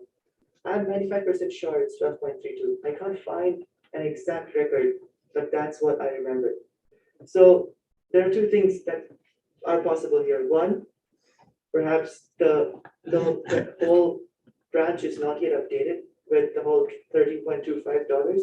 Or 2, there's very bad communication towards the new hires. So I can answer that. So when I say they got increased, it's literally this week. But what happens in our system is that we have to go in and payroll has to go in for all 450, 500 plus employees that we have, individually enter into our payroll system the the salary change. And so that's literally, it's so funny because I was actually, before I came over here, was just setting and approving hundreds of them. So that's being processed right now. So it'll be effective probably the next pay period. So we just now this week told the student managers to start disseminating that information. So more than likely, you caught us like right when we announced it. So yeah, you're probably right. That student doesn't quite know yet, but we're hoping to get that information out by the end of this week. Yeah. That's good to know. So yeah, that's that. And my last, and this is a question. This is not just about suggestions and feedback that I have received. My question is this wage increment just for dining, or is it for other departments in housing, from environmental staff to perhaps desk staff to, so, or is it just dining? My understanding is just dining, but I'll let Barry explain because she knows more. I'll pretend to know more. No, I mean, Yeah. you oversee more than I'm just what, dining. Yeah, what Lucas is talking about is specifically just for dining Yeah. staff. But Laura is working on the committee to look at student staff salaries across all of housing and dining. So no changes have been put into effect yet, but they're reviewing that, preparing recommendations that then Laura, Nick, and I will review. Okay, so that's good to know. One last question, that is, so it's not just dining, but short staffed. I'm also a resident assistant in the residence halls. The residence halls are also short staffed. A few very considerably short staffed. What's being done? Because a lot of students are facing that, a lot of employees in these residence halls are facing the brunt, and it's terrible. I've heard experiences where many of them have to stay up to 4:30 just doing their duty walks, and then comes the other procedures from writing incident reports to the TDR, the tour of duty reports. What's being done about that? Are there more hires happening? Or We're more trying to. compensation being given to those that are facing the brunt? Because it's more uneven now. There are some halls that are full, some halls where the residence hall employees don't have that many responsibilities, but then there are some halls where the residence hall employees have considerably 2 times even the responsibilities, from managing more students by dealing with more halls to their duty walks, being asked to cover 2 buildings. So what's being done about that? There's definitely efforts being made to try to hire more students. And again, the challenge is getting students to apply for those positions. So we're hoping with this student employment fair that again, we can recruit more students to help fill those positions. So, and again, it's all out on handshakes. If you know of folks that are interested in any of those jobs, please send them there. Okay, that leads me to another question. How are you marketing this need for filling student positions? Is there, I don't see any posters saying, hey, come apply to work at the dining halls. Or, hey, So I'm going to give kudos to the work that I think our dining staff have been really creative in trying to market the positions that are available there. So one of the things that they did during move-in this year is we had folks going around on golf carts where we're giving popsicles out from the back. And every time somebody got a popsicle, they got a little business-sized card that had a QR code on it where they could snap. It led them right to the handshake spot where they could apply for jobs. And we gave out, Blanche did that, Laura did that, I did that. We gave out multiple cards to say, pass these out to your friends. We gave out cookies that had the QR code on them so people could snap the QR code there. We've been sending out emails. We've been reaching out to past employees to ask them to encourage their friends to apply. And then through handshakes. Is really what we've been doing. So I think lots of different efforts have been put in place beyond what we typically do for sure to try to increase the number of applications. That's good. That's good. My last question is just like seriously, man. So I did raise up the issues of international students, at least the ones that I've talked to, and they're 20. I believe that, of course, they're not. It's not a good enough sample to make assessments, but it still amounts to something. Yep. What will you be doing about their things from having no increments for working for so long? And I'll tell you, an international student that I talked to just yesterday, this is his perception towards why they're not given increments. And that is, I'll quote and unquote him, Scar. So the reason I believe that I'm not getting increments is because they know that I'm allowed to work only on campus and that I'm stuck here. So now they know that they just don't have to worry about incrementing me because I'm not going to leave that easily. this is what they're made to think. So what will you be doing about it?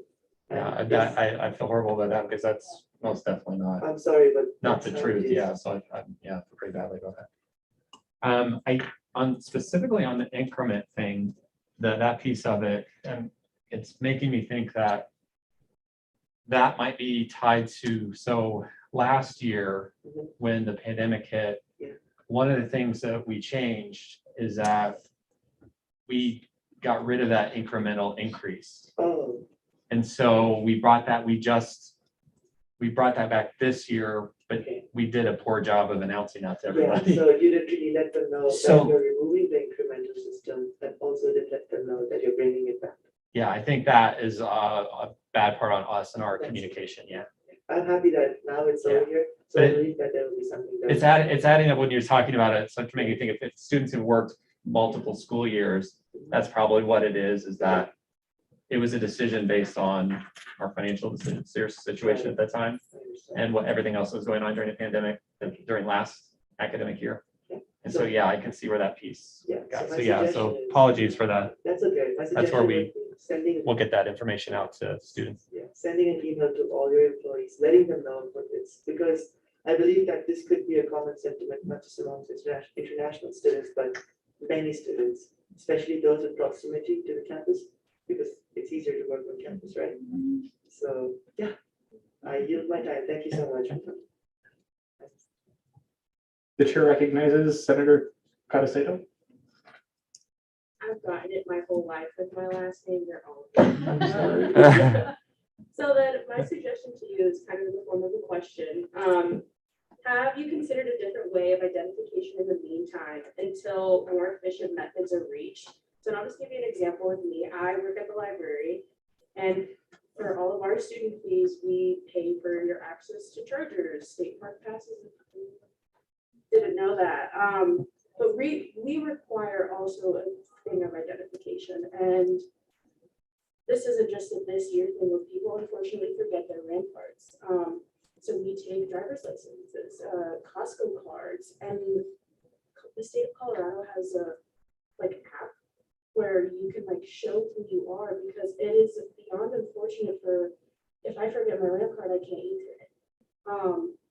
And that's just kind of my suggestions to you. And how can leniency for said, if I show you my driver's license, how can that be lenient across all dining centers?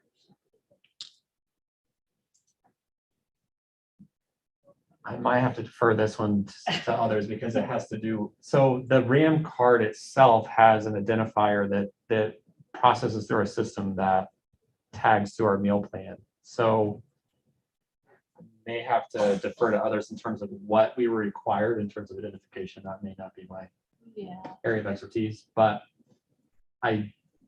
as from our side of it, in terms of what we see as a pain point with students is exactly what you're explaining in terms of sometimes they don't have a physical card.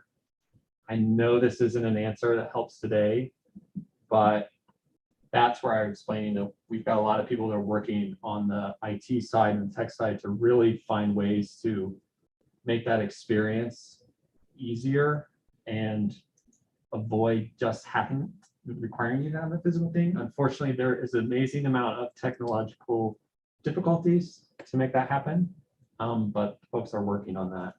But I hear what you're saying, and it's definitely something I will ask questions about to learn more, because I'm not. There's an identification piece of it that I maybe not outside myself. Yeah, and I think it's more about, it's not just needing to know who you are, it has to connect in with our point of payment system, which in this case, the payment is a meal swip, right? So it has to connect with that software. And so that's why we've got so we have an internal housing and dining services technology group, and they are looking into that, and they're researching, is there software that we currently have that we can adapt so that it could be an electronic RAM card that you show us. But it's unfortunately, it's not like just a switch that we can flip and turn it on. And so there's research that's going into that. And they've been working on that for the last 4 months. I think they've been really digging into it.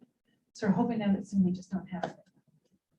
So I can't just use my CSU ID number and go to a dining Right, because we need to verify that that number is actually yours, right? And so that's why it's the RAM card. The RAM card has your picture on it as well as your ID number versus I could memorize Lucas's ID number and go up to the cashier and rattle off that number, and I'd actually be stealing swipes from him.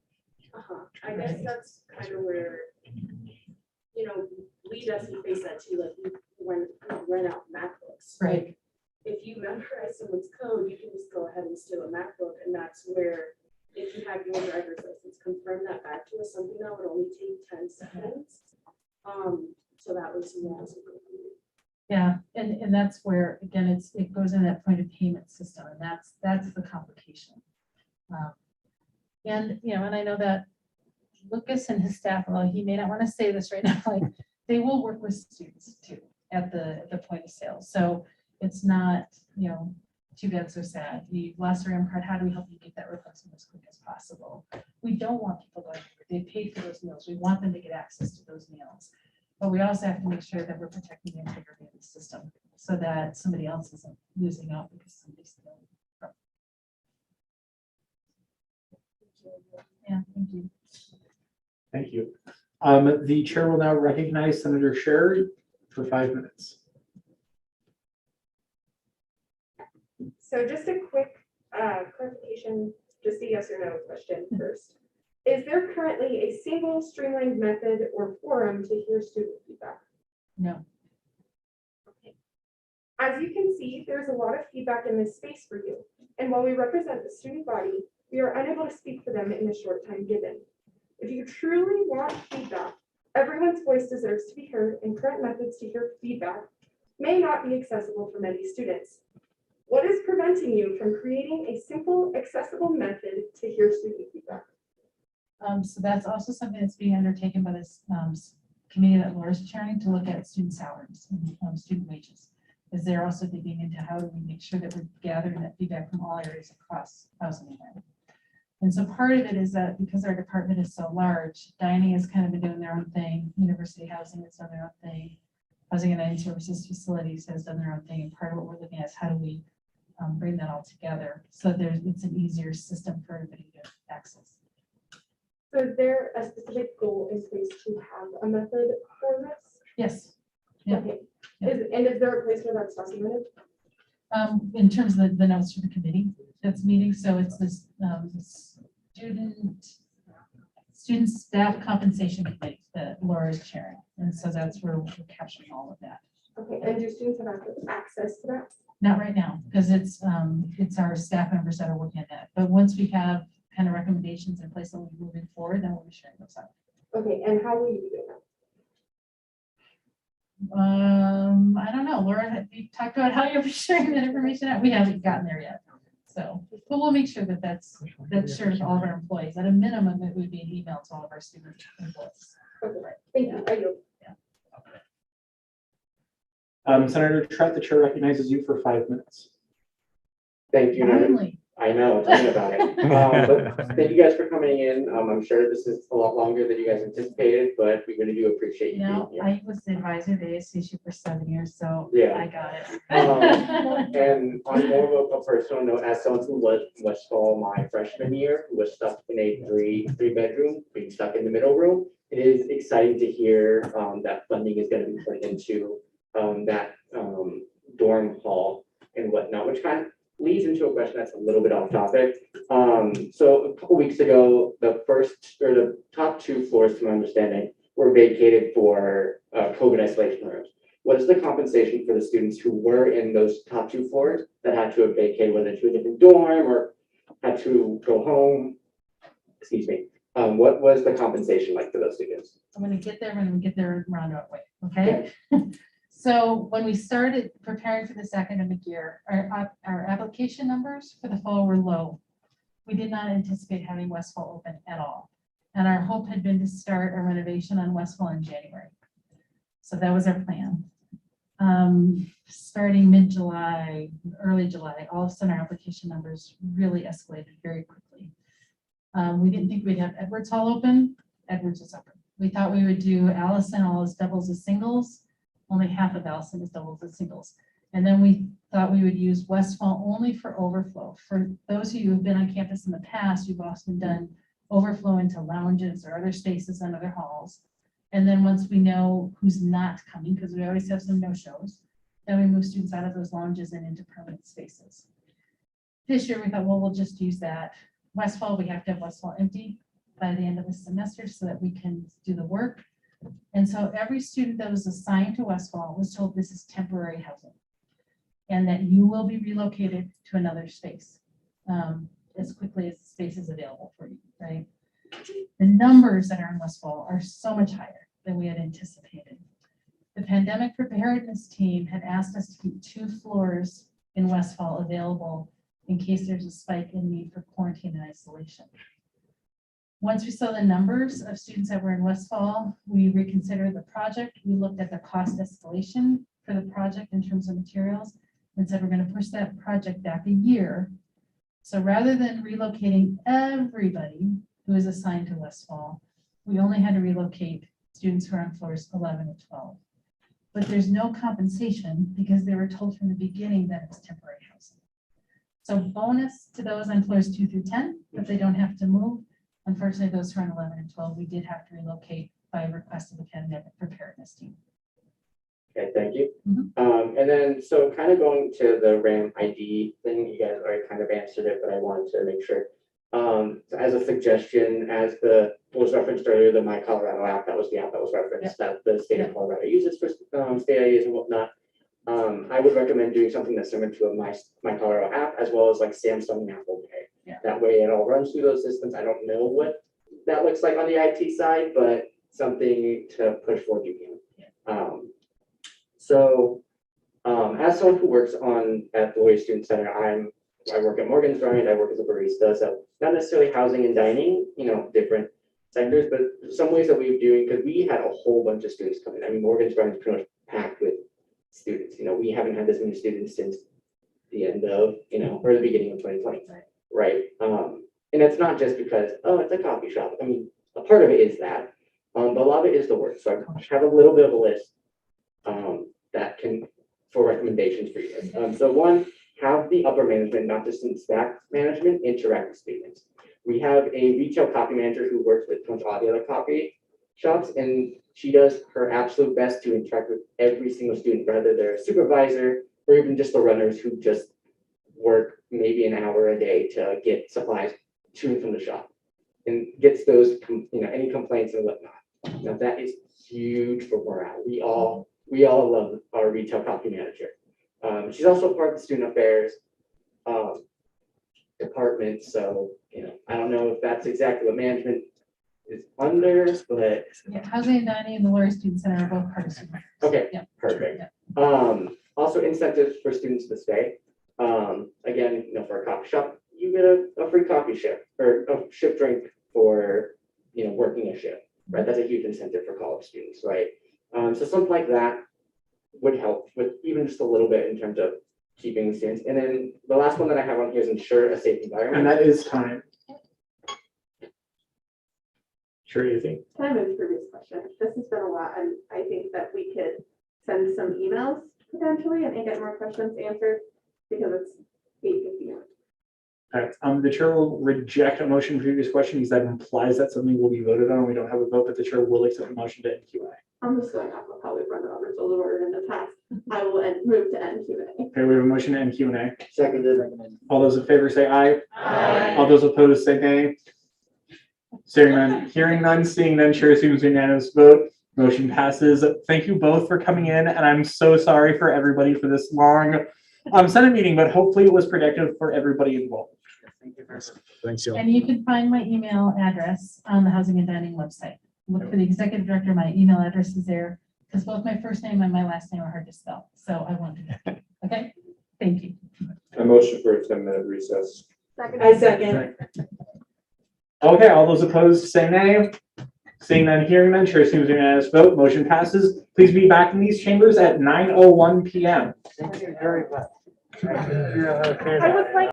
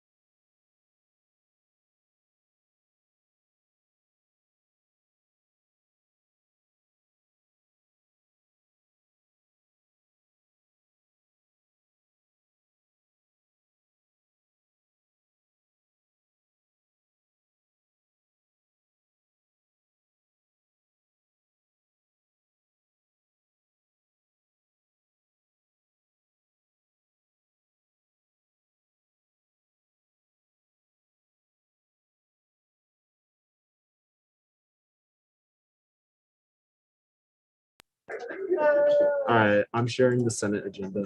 Okay, awesome. Whoa, Senate agenda. Okay, oh. Okay. We are now on Senate agenda item number 8, gallery input. Are there any members of the gallery who wish to speak tonight? Hearing and seeing none, we're going to move into Senate agenda item number 9, SFRB ratifications. Madam Vice President? Yes. Would you like to introduce your candidates? Yes, I would. Can I also make a motion to put my SFRB members on a slate? You most certainly can. Second. All those in favor say aye. Aye. All those opposed say nay. Nay. All those abstaining, please say abstain. Chair Athey, for what purposes do you seek recognition? Can we discuss how we do the slate? Because I received a very good idea in the break of how to slate so that like we don't get recycled answers. Yes, you may. Okay, so the idea was that for questions, we can ask everyone a question and then everyone leaves and then they literally just like keep cycling in and out to answer questions so that they don't hear each other's answers, so that they don't get recycled. That goes really fast. Please tell me I explained that well, my Basically, you'd stand by the door, say their answer, exit, give their mic to the person in the next rotation, and that person would enter, and we'd say the question again, they'd answer and leave. And that would be they just stand by the door. So I like to make the point that the motion did in fact pass, and it is relatively up to the discretion of the chair within reason to figure out how the slate's going to be done. Now, I'm going to accept Chair Athey's suggestion. So, Madam Vice President, will you please read the members off for ratification for SFRB? Yes, do you want to come up here?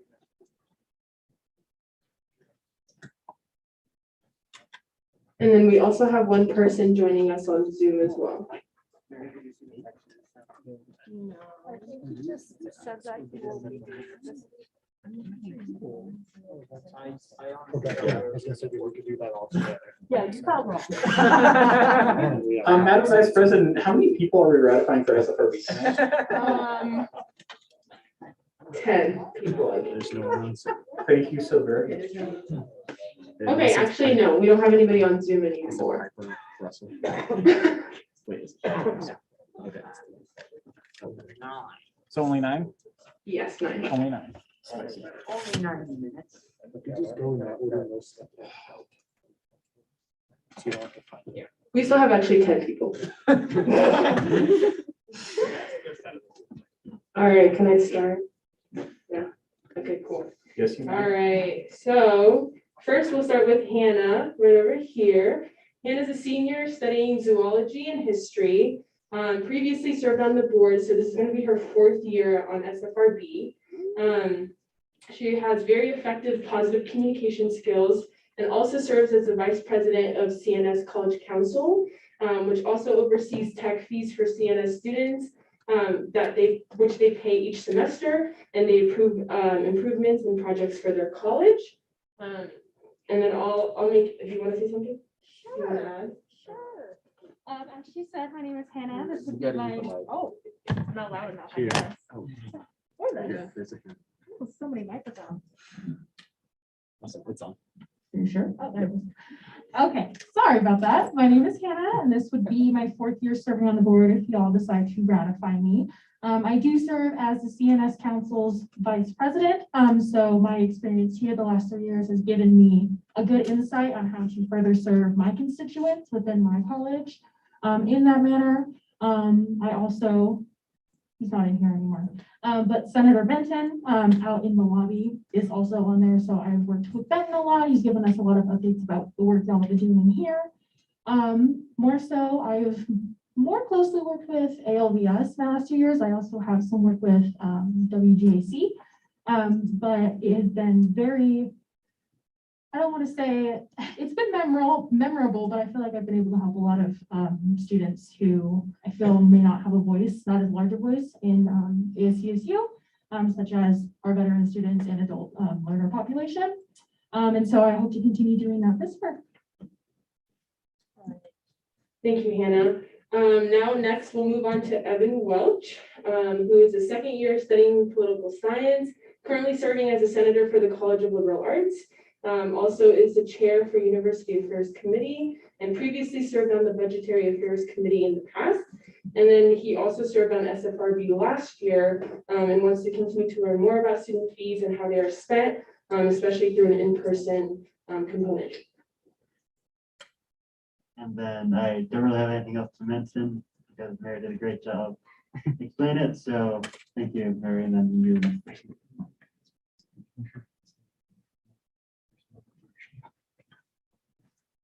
Okay, thank you. Next, we'll go on to Elijah Sandoval, who currently serves as a senator for the First Generation Collective Board.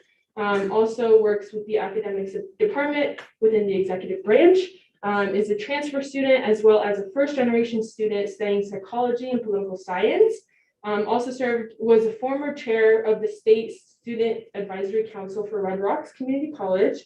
Was also part of the student government over there and worked with the president's office at Red Rocks. Hi. I really don't know what to say because I wasn't prepared to speak, but yeah, I was part of the State Student Advisory Council for 2 years.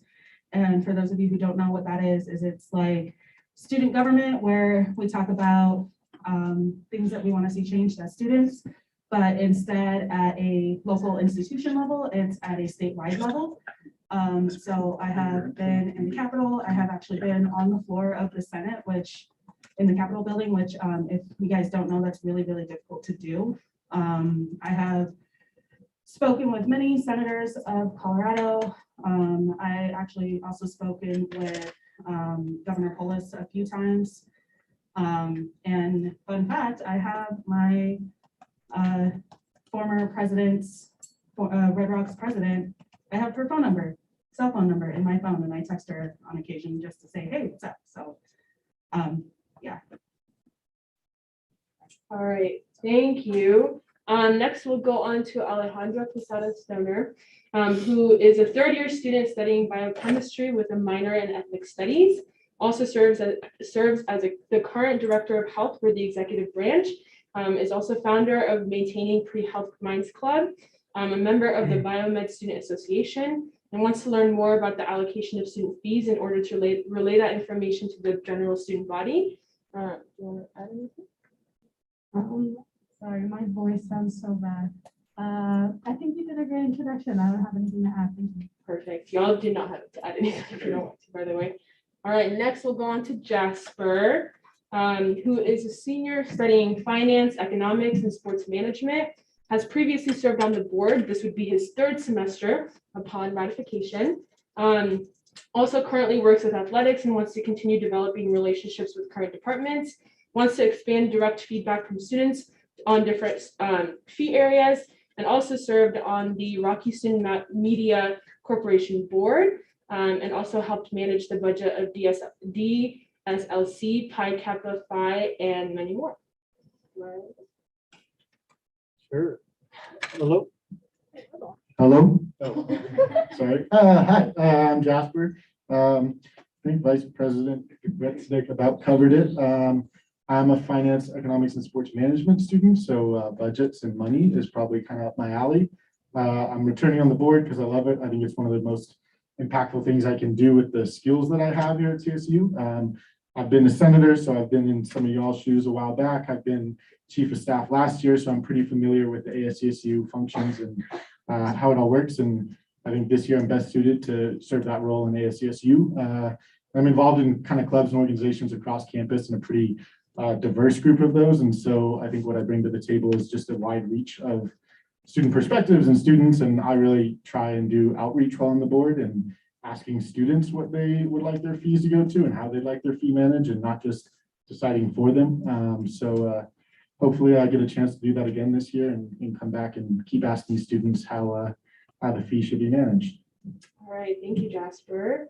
Next, we'll move on to Charlotte Pardo, who is a senior studying interdisciplinary liberal arts with minors in history and legal studies. Also serves as a student legal assistant at the Student Legal Services Office and has previously served on the board and is confident in her ability to express her ideas, and also serves as a current officer of Tri Delta Sorority. Hi guys. If you just click the little on button. Oh. That's all of it. Hello everyone. Does that work? Should come on in. Yeah. Hello oh, there it is. Hello everyone. I'm Charlotte. Like Mary said, I've been a student legal assistant at Student Legal Services for about a year and a half now. I've also served on their board as vice chair. I really feel like I understand how important student fees are. I use student fee areas every day. I was just thinking about today. I got my coffee from the LSC. I studied in the LSC, which student fees go to. I went to the rec. I use student disability services because I'm a student with a disability. So I really understand how important these divisions are, but also I'm a student who doesn't get that many scholarships. So I also understand the financial burden that a lot of this goes on students. I hope to help students in the future. All right, thank you, Charlotte. Now we'll move on to Vivian Weldon, who is a junior studying biomedical sciences and Spanish. Wants the opportunity to learn more about how student fees work and where they are allocated. Also is a teacher's assistant for abnormal psychology course and is a dietary aide for a health and rehab facility. Hi. Oh, awesome. It's working. Okay. Hi. Like Mary said, my name is Vivian. I'm a newcomer to the SFRB. And really this year, I hope to engage more CSU students. I want to take into consideration their opinions, for example, create more polls or surveys and really see what the CSU community wants rather than making decisions for them. I want them to be the ones to make the decisions. Thank you, Vivian. Now we'll go on to Dane Rossler, who is a junior studying behavioral and cognitive neuroscience, wants to be a bridge into students and sharing information about where student fees are allocated, has previously worked at the Tender Care Animal Hospital and foster pet outreach, and wants to build an active, inclusive environment within SFRB.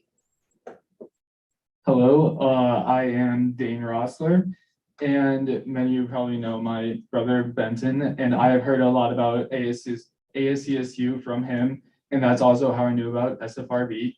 And it seems like a great way to engage myself in the university and the community within it, and allocate the money to things that really matter to the students. Thank you, Dane. Now we'll go on to Tucker, right over there, who is a first-year transfer student studying neuroscience, math, and English, so triple major, and serves as a senator for ALBS, has taught classes like stats and accounting designed around teaching how to budget, has worked on budgeting projects for the military as well, and is also the command post operator for the Air Force, and has marketing and media consultant experience at Farmers Agency. Oh. So I don't really know how I can top that. To be honest, you probably described me a lot better than I can to most other people. But I definitely have a lot of exposure to budgeting and how to use money when it comes to dealing with different things.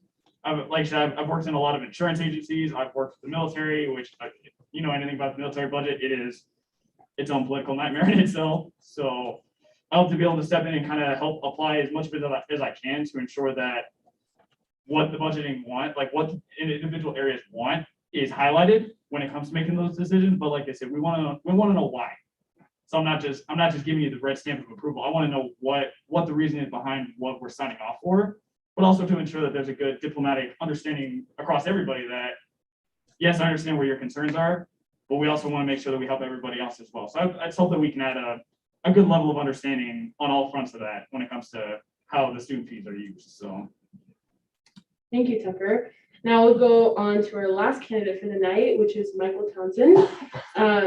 He is a senior studying mechanical engineering with a minor in Chinese, has 2 years of experience serving in SFRB, and wants to continue to help students understand the complexities of budgets and student fees in general. Is also part of the Alternative Transportation Fee Advisory Board, also known as FFAB, and is a peer mentor for Walter Scott Jr. College of Engineering. Yeah, so this would be my, as the vice president said, this would be my going into third year on SFRB, and also it's ADFAB. ADFAB is University Technology. Yeah, so yeah, I have a lot of experience with the fee boards, and it is still on there. Okay, okay, cool. I'm sorry.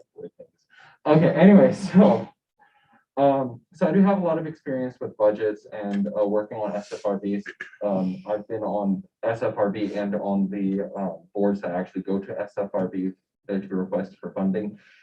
Also, due to my Chinese minor, I actually hang out with international students, mainly the Chinese international students. And so kind of like how some of my compatriots here were trying to, or spoke about trying to get more CSU students involved. That's kind of how I try to get more CSU students involved, because I do know as an international student, it's really easy to kind of feel alienated from like some of the more, you know, behind the scenes stuff that goes on that I think a lot of us who aren't international students can kind of take for granted. So I try to help them understand some more of like what they have access to and kind of help them understand where some of those fees are going. All right, thank you, Michael. That is all our candidates for SFRB for tonight.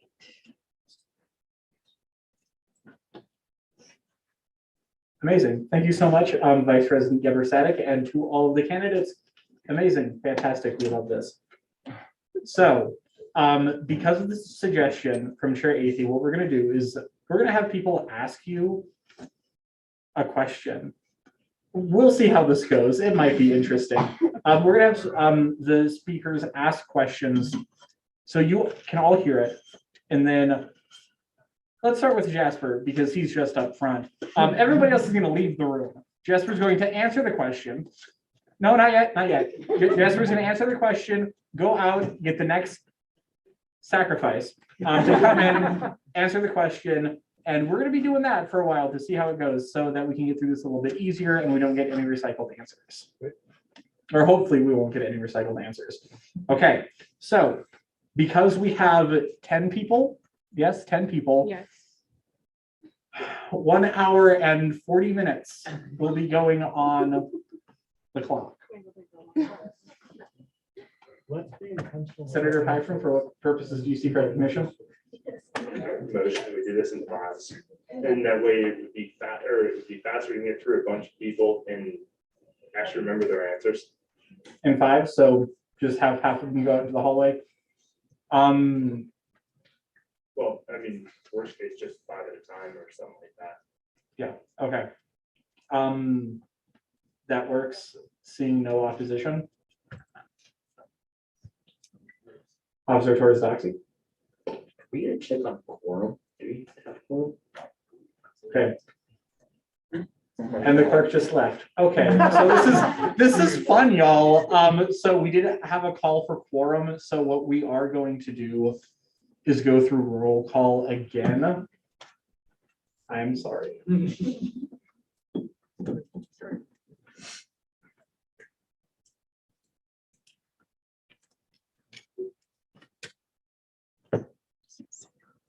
On the bright side, I'm the one with all the information, so yay, go us.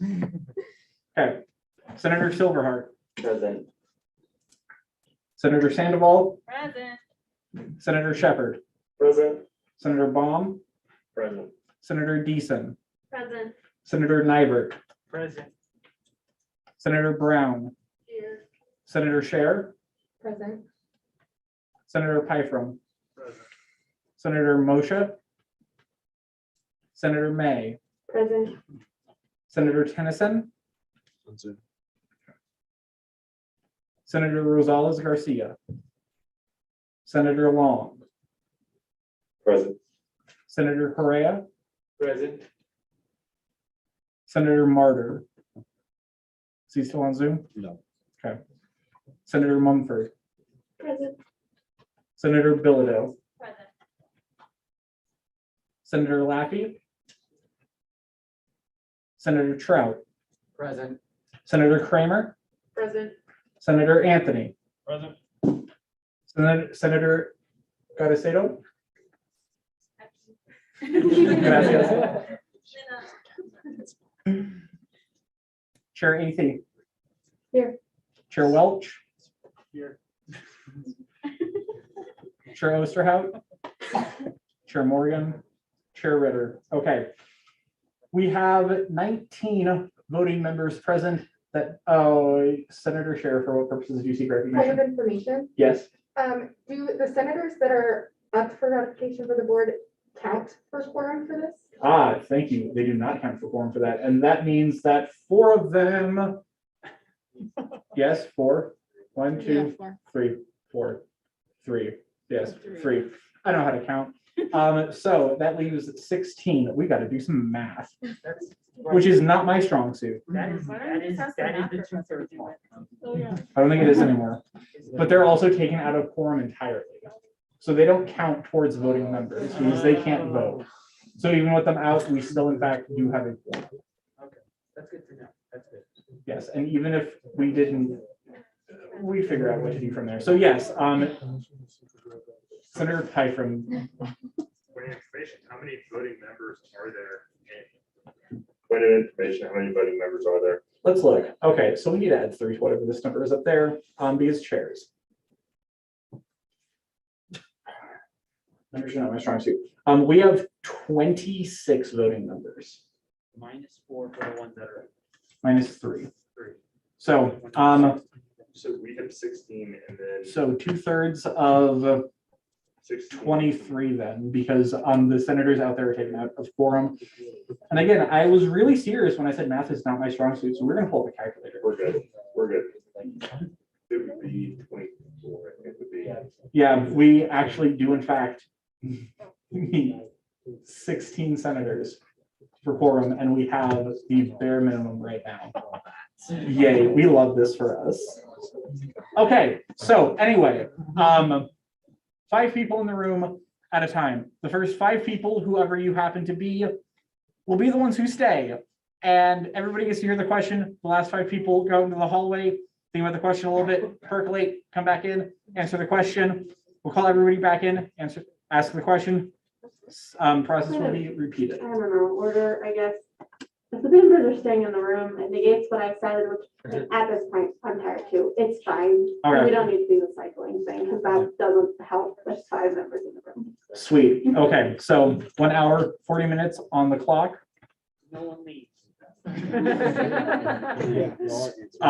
We are going to start the speakers list, and time will start at the first question. Chair Athy. Before I speak, should 5 people leave? No. No. For clarification, we're going to do slates how we usually do slates. Because you said that it was because Chair Athy did in fact say that it was. I thought we were going off of what Python had said, if we do 5 people at a time. Correct me if I'm wrong. What? Let's do that. I thought you were just about to. Senator Silverheart, for what purposes do you seek recognition? Senator Silverheart, please use your microphone. Oh. Thank you for correcting yourself. Point of clarification, you said that it kind of negates the whole purpose, so why have anybody leave at this point? It was just purely so that we could remember people's answers. Because that's a lot of people, but it's fine. Officer Torres Doxy, do you have something you'd like to say? Yeah, point of order. So point of clarification is only when you're going to provide information. If you're going to request information, please say, point of information. Just for future reference, everyone. Sorry. Thank you, Officer Torres Doxy. Okay. Speak to Cheers. your time, we have a question over here. Yes. So I understand that we're trying to make it so we have less boring questions, but I feel like all this work is just gonna make it take longer and boring questions are still going to happen, or boring answers are still gonna happen. So maybe we just wanna like do how we should have started, like this, hope that we don't get boring answers to questions. Okay, so the chair's gonna make this decision. Decisions of the chair can be appealed if y'all want.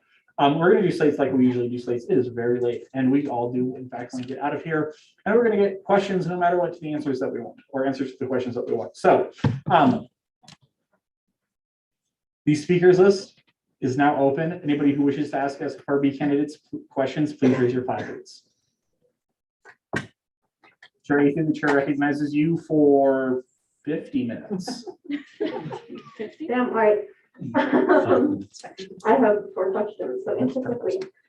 How do you plan to uphold the university and ASC's initiatives of diversity, equity, and inclusion? Yeah, I'll start us off. Let me begin by saying, I personally, and I'm guessing the other members up for ratification will take an unbinding oath to make our answers short and sweet and to the point and attempt not to repeat each other to resolve some of the issues with the slate. So personally, I appreciate the principles of community a lot at ASCSU and at CSU. And so I think my goal is just to attempt to embody each of those. I'm not an expert in DEI, but I certainly have some experience. So it's taking the skills and the knowledge that I have and applying those. So the way that I do that is continue to educate, such as examples like going to the diversity symposium later this month. And the ways that I apply it are, the small things like letting others speak first, offering my pronouns to make others comfortable, to larger things like inviting voices that otherwise aren't heard, to reaching out to people that I think might not be heard and asking those on their perspectives. And really, I think at the end of the day, for me, it's being an open person and a person who's listening and a person who's open to change. And that's the most that I can do to open the door for someone else to have a chance to be part of the equation. We'll pass it on. Thank you, Jasper. To follow with that, I also, having both been on the board before, I feel we are very well versed in keeping diversity, inclusion, all that good stuff, very in the forefront of our decisions and in our minds. And always we have to remember who we are here for, who we're making these decisions for, not ourselves, not the others on the board, but for all CSU students. I like to practice this just through my involvement on campus. As Mary had said before, I am a double major both in the College of Natural Sciences and Liberal Arts with a minor in BMS, biomedical sciences. So I have a little bit of a diversity in my studies and my peers that way. I also work in the Veterans Education Benefits Office, serving our adult learners and veteran students. So I like to kind of get that voice out there when I feel it's not as heard. I would like to thank previously working with ALVS. I did help them get their, not that it's being done now, we're waiting, but their reconstruction of their room to a 2-story room so they can keep serving their students. Keeping that in mind with everything that's been going on through COVID, just always being patient, listening to others, and being thoughtful when you speak. So I'm gonna echo a bit of what some of my compatriots said. So like I said before, I try to include diversity and inclusion mainly by trying to get more student input. Specifically, I feel like the international students, I feel like tend to be a little underrepresented. So I'm trying to reach out to those students specifically, but I do try to reach out to as many people as I can to talk to them about SFRB and the fees and try to educate people about the fees and whatnot is going on. And kind of going off of what Jasper said, I do try to embody the principles of diversity and inclusion as much as I can, and I do try to learn and keep growing because I do know that I'm not perfect, so I need to keep trying to become more perfect and to learn more and just not shut my ears to criticism, I guess, and shut my ears to other people's ideas and viewpoints. Yeah, kind of going off of what Michael said, recognizing that I myself only have one identity, one compound identity, one experience as a person. So reaching out to other students, whether that be grade levels, age, identities, who they associate with, just reaching out to different people, even if I'm just waiting in a coffee line and saying, hey, what do you guys think about the LFC?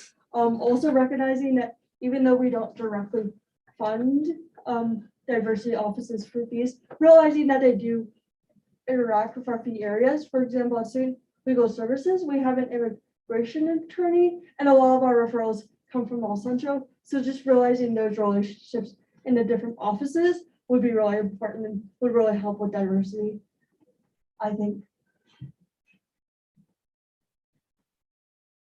Since I came to CSU, I have noticed the many different communities here. And I mean, I try to get around, talk to everybody, try to be sociable with them. And I think it would be great for me to go out and just be like, hey, yeah, like, what do you want to change at CSU? Well, where do you think change needs to be? Do you have any problems with this aspect in the campus?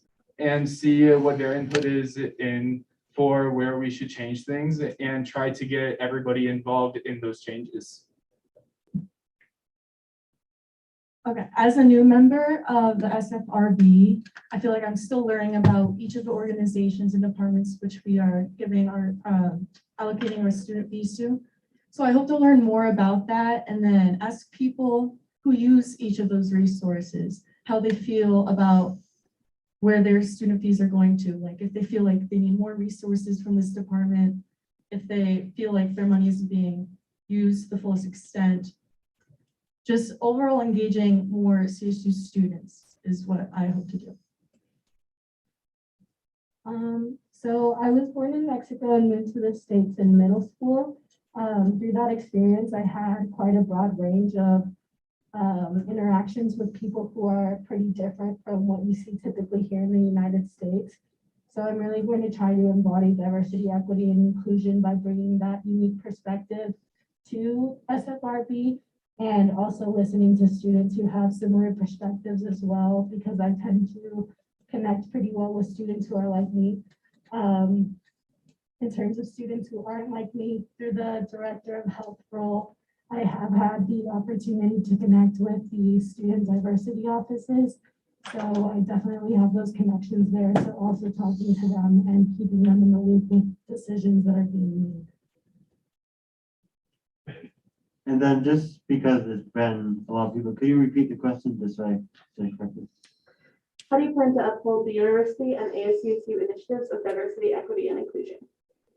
Thank you. So I plan on, one of the things I'm gonna do is I'm gonna make sure I learn more about diversity, inclusion, equity, listen more with people I don't talk to all the time, and try to talk more to people I don't talk to all the time, because I have two other roles where I do need to talk to those people, talk to people that I don't talk to all the time, especially STPS offices. So with those two other roles I have, and if this one included, I'm going to make sure I can have as many conversations as I can with those groups so that I can learn more about diversity, inclusion, and equity.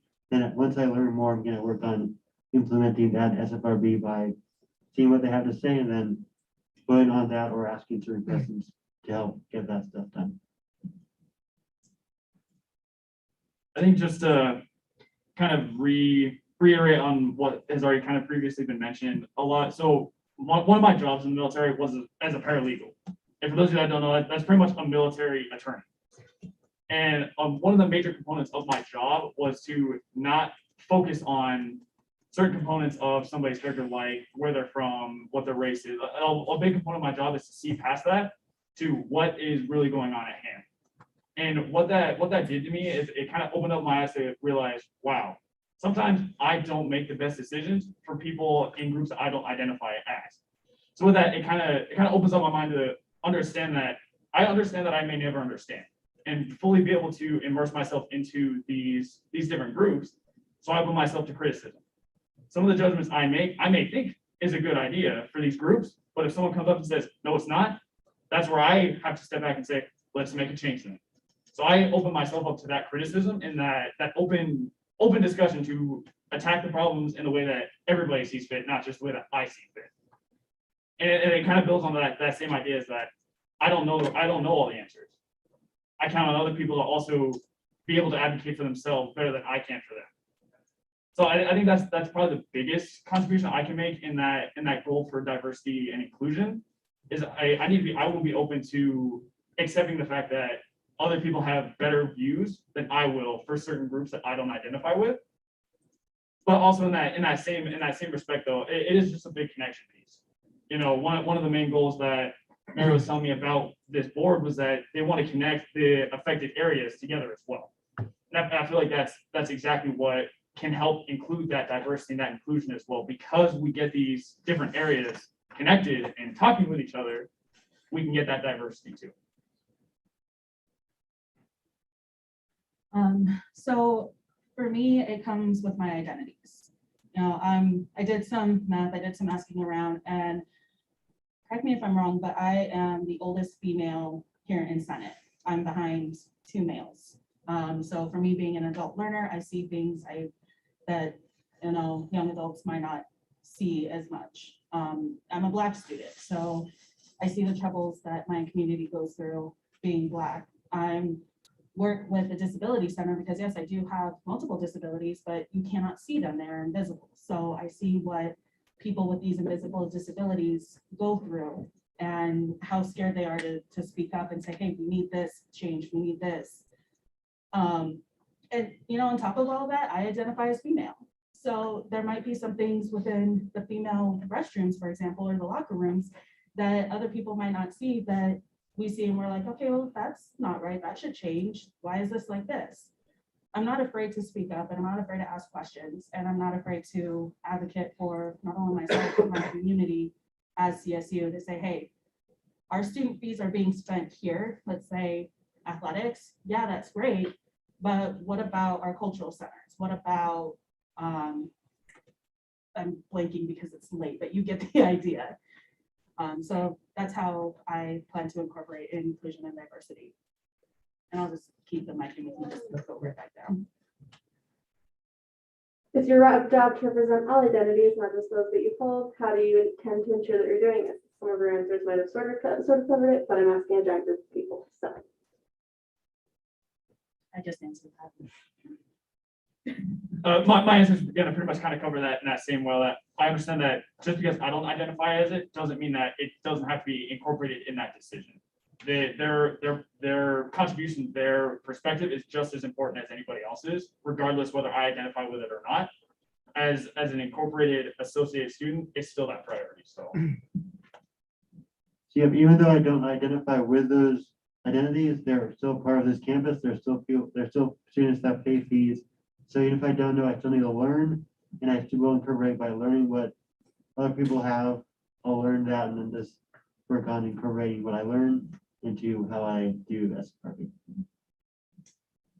Yeah, so with those identities that I don't hold, I think it's all about being open to the process of learning and listening to other people's experiences.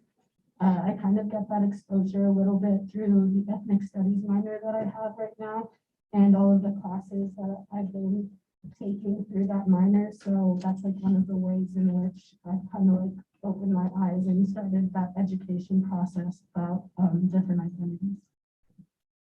Yes, so here at CSU, there are so many different identities. I certainly don't meet all of those requirements.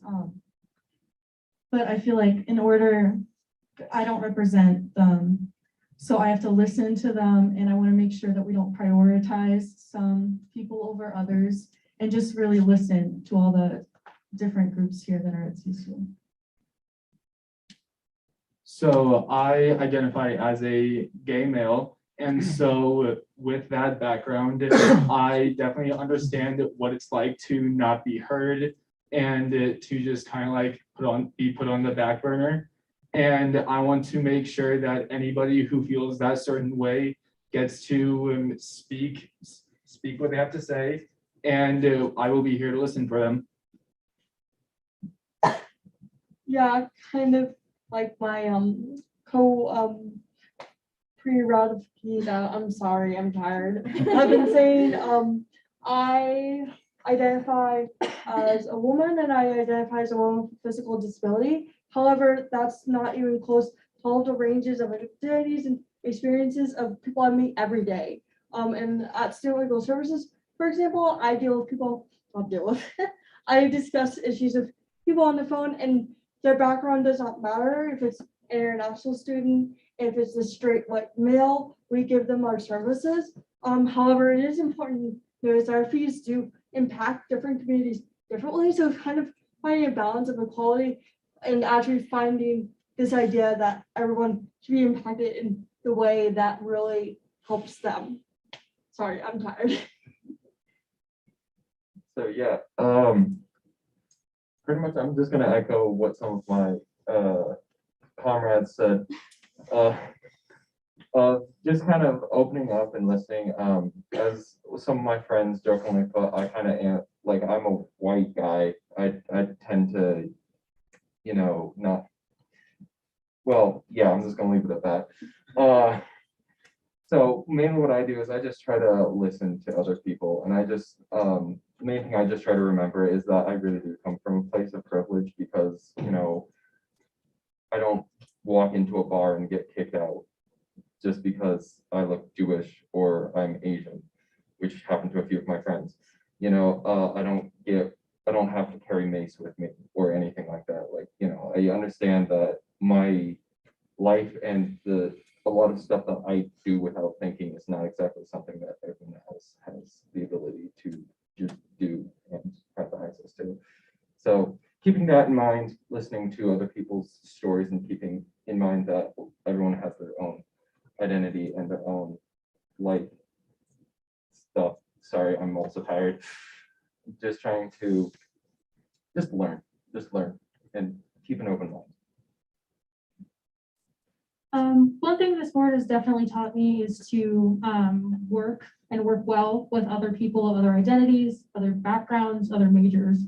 And so really getting communication across has been something that I've gotten to work on the last couple of years, and I feel like I've gotten very good at it, and actively seeking conversations for people who feel they aren't being heard. For instance, I've heard a lot of students complain about the towers and how they've been kicked out, or for RAs and people working in the dining halls that they aren't being treated fairly and that they're kind of getting the butt this COVID situation. I actively seek out those situations and kind of offer my input, like, hey, you can come to SFRB and voice your opinions, or ASCSU has Senate and they have meetings that are open to the public that you can come to. So actively kind of just putting out a helping hand wherever I can to these people and others that don't feel that they have a voice, that they haven't been heard, and making sure that even though I feel I understand an issue, listening to another person who may have a different perspective or may feel that I'm not completely getting the picture. So I think that's really important about SFRB and what we do here at ASCSU. I've definitely got a passion for service, but I also have a passion for sports, and I'm studying sports. And if you can tell by how I dress business casual, I'm clearly like sports.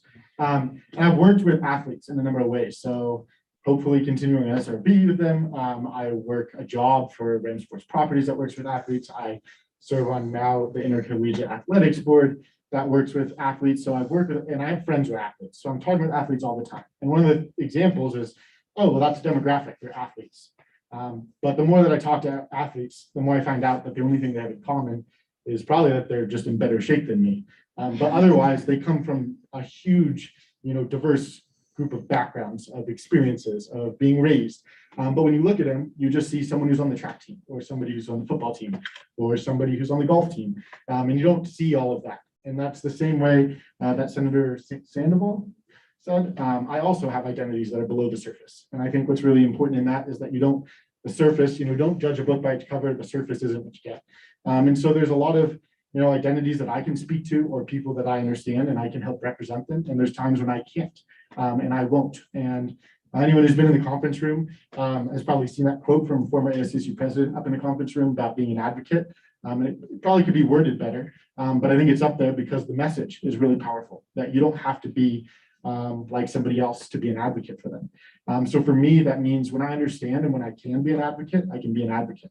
And when I don't, maybe a presentation is coming to us. For example, the committee on, it's the Committee for Disabled Students, I think, that is one of our fee areas. And they come and they're speaking about a project they're looking to implement, and I don't understand how that's impactful or going to be beneficial because I don't have that experience. And I'm just going to take a step back and let someone else who understands speak about it, and let them take the floor and let them lead in that. And so I think for me, it's when I can contribute and when I can represent identities or help contribute, I'm going to do that. And when I don't understand, I'm going to take a step back. And that's a chance to know that I don't, and in the future, educate and learn more about it. But it's knowing when I have a place to help be an advocate, and when sometimes I don't, and that's okay. And that's okay for other people to take that role. Thank you. So before I continue with my second two questions, I just want to make it clear that all of you are welcome to sit down because I find the need for everyone to stand extraordinarily ableist. So please sit down if you need to. All right, the next question is, how are you going to recognize your inherent biases? Also, there's more chairs here if you need to speak. I'm happy to stay. Do you mind just repeating the question? Quick, thanks. How are you going to recognize your inherent biases? Yeah, I think that's a conversation that's come up really recently a lot. When we talk about inherent biases, and I think kind of like I was just speaking to, is that like sometimes I recognize them right away and I can kind of act on those. I can know that I come from a place where I don't understand this, or I come from a place where I won't get this person's perspective. And that's a chance for me to step back.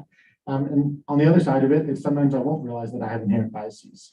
And I can continue to work on that. But one of the benefits too is that like some others have talked about, I'm open to criticism and I'm open to learning. And so maybe I'm going to say something or do something that acts on a bias and I don't realize it until someone else tells me. But I think I carry humility. I don't think I'm a person who acts in arrogance and thinks I'm always right.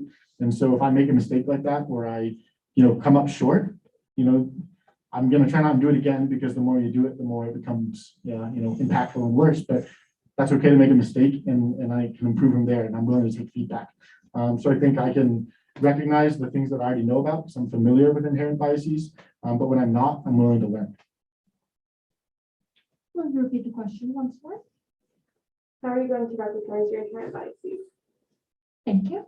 I definitely think serving on this board makes you come face to face with, if you had a bias or you didn't know you had a bias, it'll come out. And you'll notice, whether that be ill-intentioned or not. I mean, I'm sure none of us have ill intentions whatsoever being here. But you will come to notice those and think, well, maybe I won't benefit from student legal services. Maybe I've never had to go into their office. Maybe I don't think I ever will. But that shouldn't stop me from disproving a proposal that they bring in if they need to hire a new attorney or something like that.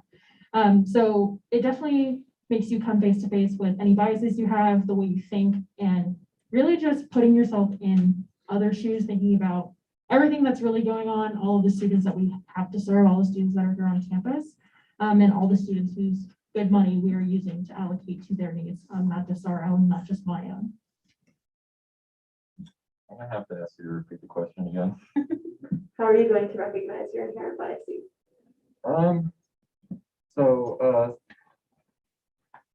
Yes, I'm gonna echo that of what the others said of the student fee review board does help you really kind of understand some of your inherent biases.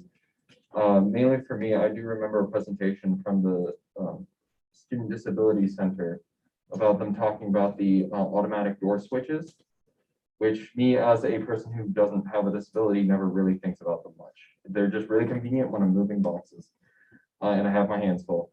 And, just like hearing about some of the issues that, I forget the gentleman's name, but, just hearing some of those issues of just like how he can't do his job because he can't enter his place of work because the button doesn't work. And so he has to call someone or ask for help to get the door open. So I think kind of building off of that to actually answer your question more directly of just learning. I think that's kind of what comes back to for me a lot is keeping an open mind, trying to understand where other people are coming from, and fully understanding that, like I said before, I have lived my life in one way. I have my own identity, which makes me different from everyone else, and I need to make sure that I just sit down and listen to what other people are saying and don't just jump to conclusions and make assumptions. Yeah, and so when it comes to identifying my own biases, I think that's probably the main way I'm going to do it, is mainly by listening to other people and really trying to focus on not jumping to conclusions and actually listening to what they're saying and not just kind of going, yeah, okay, cool. Yeah. Just kind of echoing and adding my own spin on, not spin, but my own ideas on things. Recognizing one's inherent biases, that we have them, is really important, but it's also really hard. And that's why every time I go to student review board, I really try to recognize my own, and recognize I'm not an athlete. I'm not an adult learner, even like behind the surface. Like maybe if we're talking to student legal services and they help with their immigration services, I'm not a student who identifies as an immigrant. So first of all, recognizing the identities and biases I may hold, and then also asking questions. not making statements. So instead of saying, well, you don't need this, saying, why do you think you need this? Or why do you think this would be useful for students to pay fees for? And then, of course, I agree with Jasper, being open to criticism, not acting like you know everything. Like if I'm speaking at a board meeting, even just to my colleagues, just saying, if I understand this correctly, this is this, but I could be wrong. Having that humility and understanding our people's perspectives and welcoming those perspectives. We don't want these perspectives to feel like they're being downtrodden. We don't want them to feel like they're not being heard. We want them to be welcomed. And that's what I hope to make an environment where they are welcomed. You know, every day is a learning curve for everyone. And like when I first came to CSU, there's so many, like I'm from a place in central Illinois. There's not too much diversity there. So when I came to CSU, it was a little bit of I'd say shock to me. Not really of them, but like of how many different communities there were here. And it is something that I need to do to try to recognize each and every one of those and see, you know, like what will help each of them. And I just want to make sure that I can I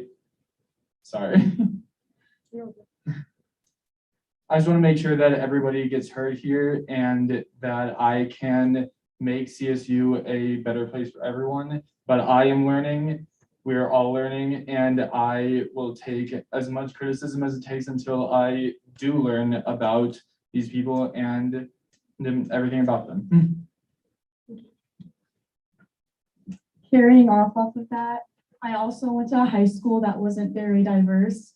I wasn't, until I went to CSU, I wasn't exposed to programs like the Veterans Center, Women's Advocacy Center, the Disability Center. And so I feel like to me, these resources might not be important, but I have to look at this program from an objective standpoint and be whole all other students will be able to use these resources and not just myself.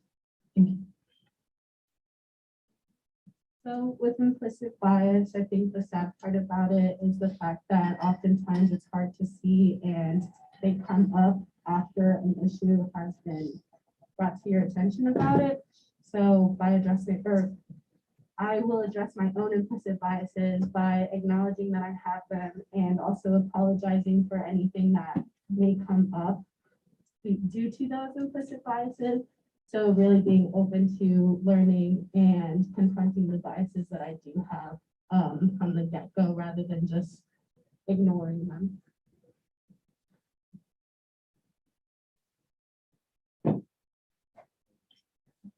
I was gonna ask you to repeat it. I'm like, I think I got it. So basically the way, first off, I am cis white straight male, so there's that. So I do have biases. So I think it is very important for me to recognize those and to learn more. Not like that.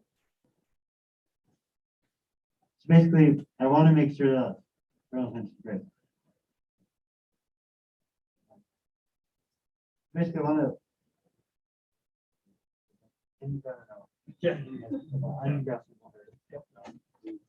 So I think one of the key things that I learned when I was a paralegal is that I tend to think with logic, not emotion, which in that tends to eliminate a lot of bias around people and traits around people. But I recognize in that logic, I also create a new bias around thinking with emotion. So in a lot of situations, I tend to avoid thinking with emotion and try to just reason my way through what's going on. So in that, I challenge myself to avoid something like that where I neglect the emotion that is going behind something. So like I said, I don't identify with certain groups, but because I don't have emotional connection, doesn't mean that I should ignore their reason behind why they brought something to me. So that's one of those things that like I take as a personal goal. I mean, every day, whether regardless who I'm interacting with, regardless how I could be connected to this person or not, at the end of the day, they're still a person, you know. We all may identify with a bunch of different, I mean, there's dozens of different departments you can identify as, but at our core, what are we all? We're students. So one way or another, regardless of what department you identify with, we're all still students, which means I'm still gonna be there for you. I may not understand it, and I recognize that, but at the end of the day, we're all still here to get something done. And we're all here for that reason, right? Yeah, and that's all I can say about that. Apologize for that. So basically, I do have inherent biases. I do want to work on making it so. Basically, I want to make sure that those don't occur and that I do learn, I do recognize, okay, those are my biases. Let's make sure that I know how to prevent those. I know how to make it so that doesn't occur. So I can help people who have different identities to me so I can improve that. And I think this is really important. This is SFRB. This is student fees, and I don't know everything about every review board. I know a fair amount because I was in it last year, but I don't know enough, so I will be learning about each board, each fee area before I go learning who benefits, who it doesn't benefit, does not benefit, and ask them, okay, why are you doing this, and what will you do to help? And if you are asking for a pay increase, how is this going to help people? Just so I know, so I can help people. And yeah, that's it. So I grew up in Denver and I worked at the 16th Street Mall. Now, if any of y'all have been to the 16th Street Mall in Denver, it is kind of a melting pot of a little bit of everything. And working on the 16th Street Mall has given me kind of this internal instinct, I guess, where I will talk to myself and I will catch myself with certain biases. Like, for example, I worked at Bath and Body Works, and we had a few people come in who were blind. They were visibly like you can tell that they were blind. And part of me was like, no, I don't want to. I'm going to let someone else help them. I don't want to be patient. I don't want to take the time. But then my coworker was like, Chelsea, because at the time I went by my first name. They were like, Chelsea, you need to go and do it because you need to get over this. And I went and I helped them. And oh my God, these people were some of the most amazing people I've ever met in my entire life.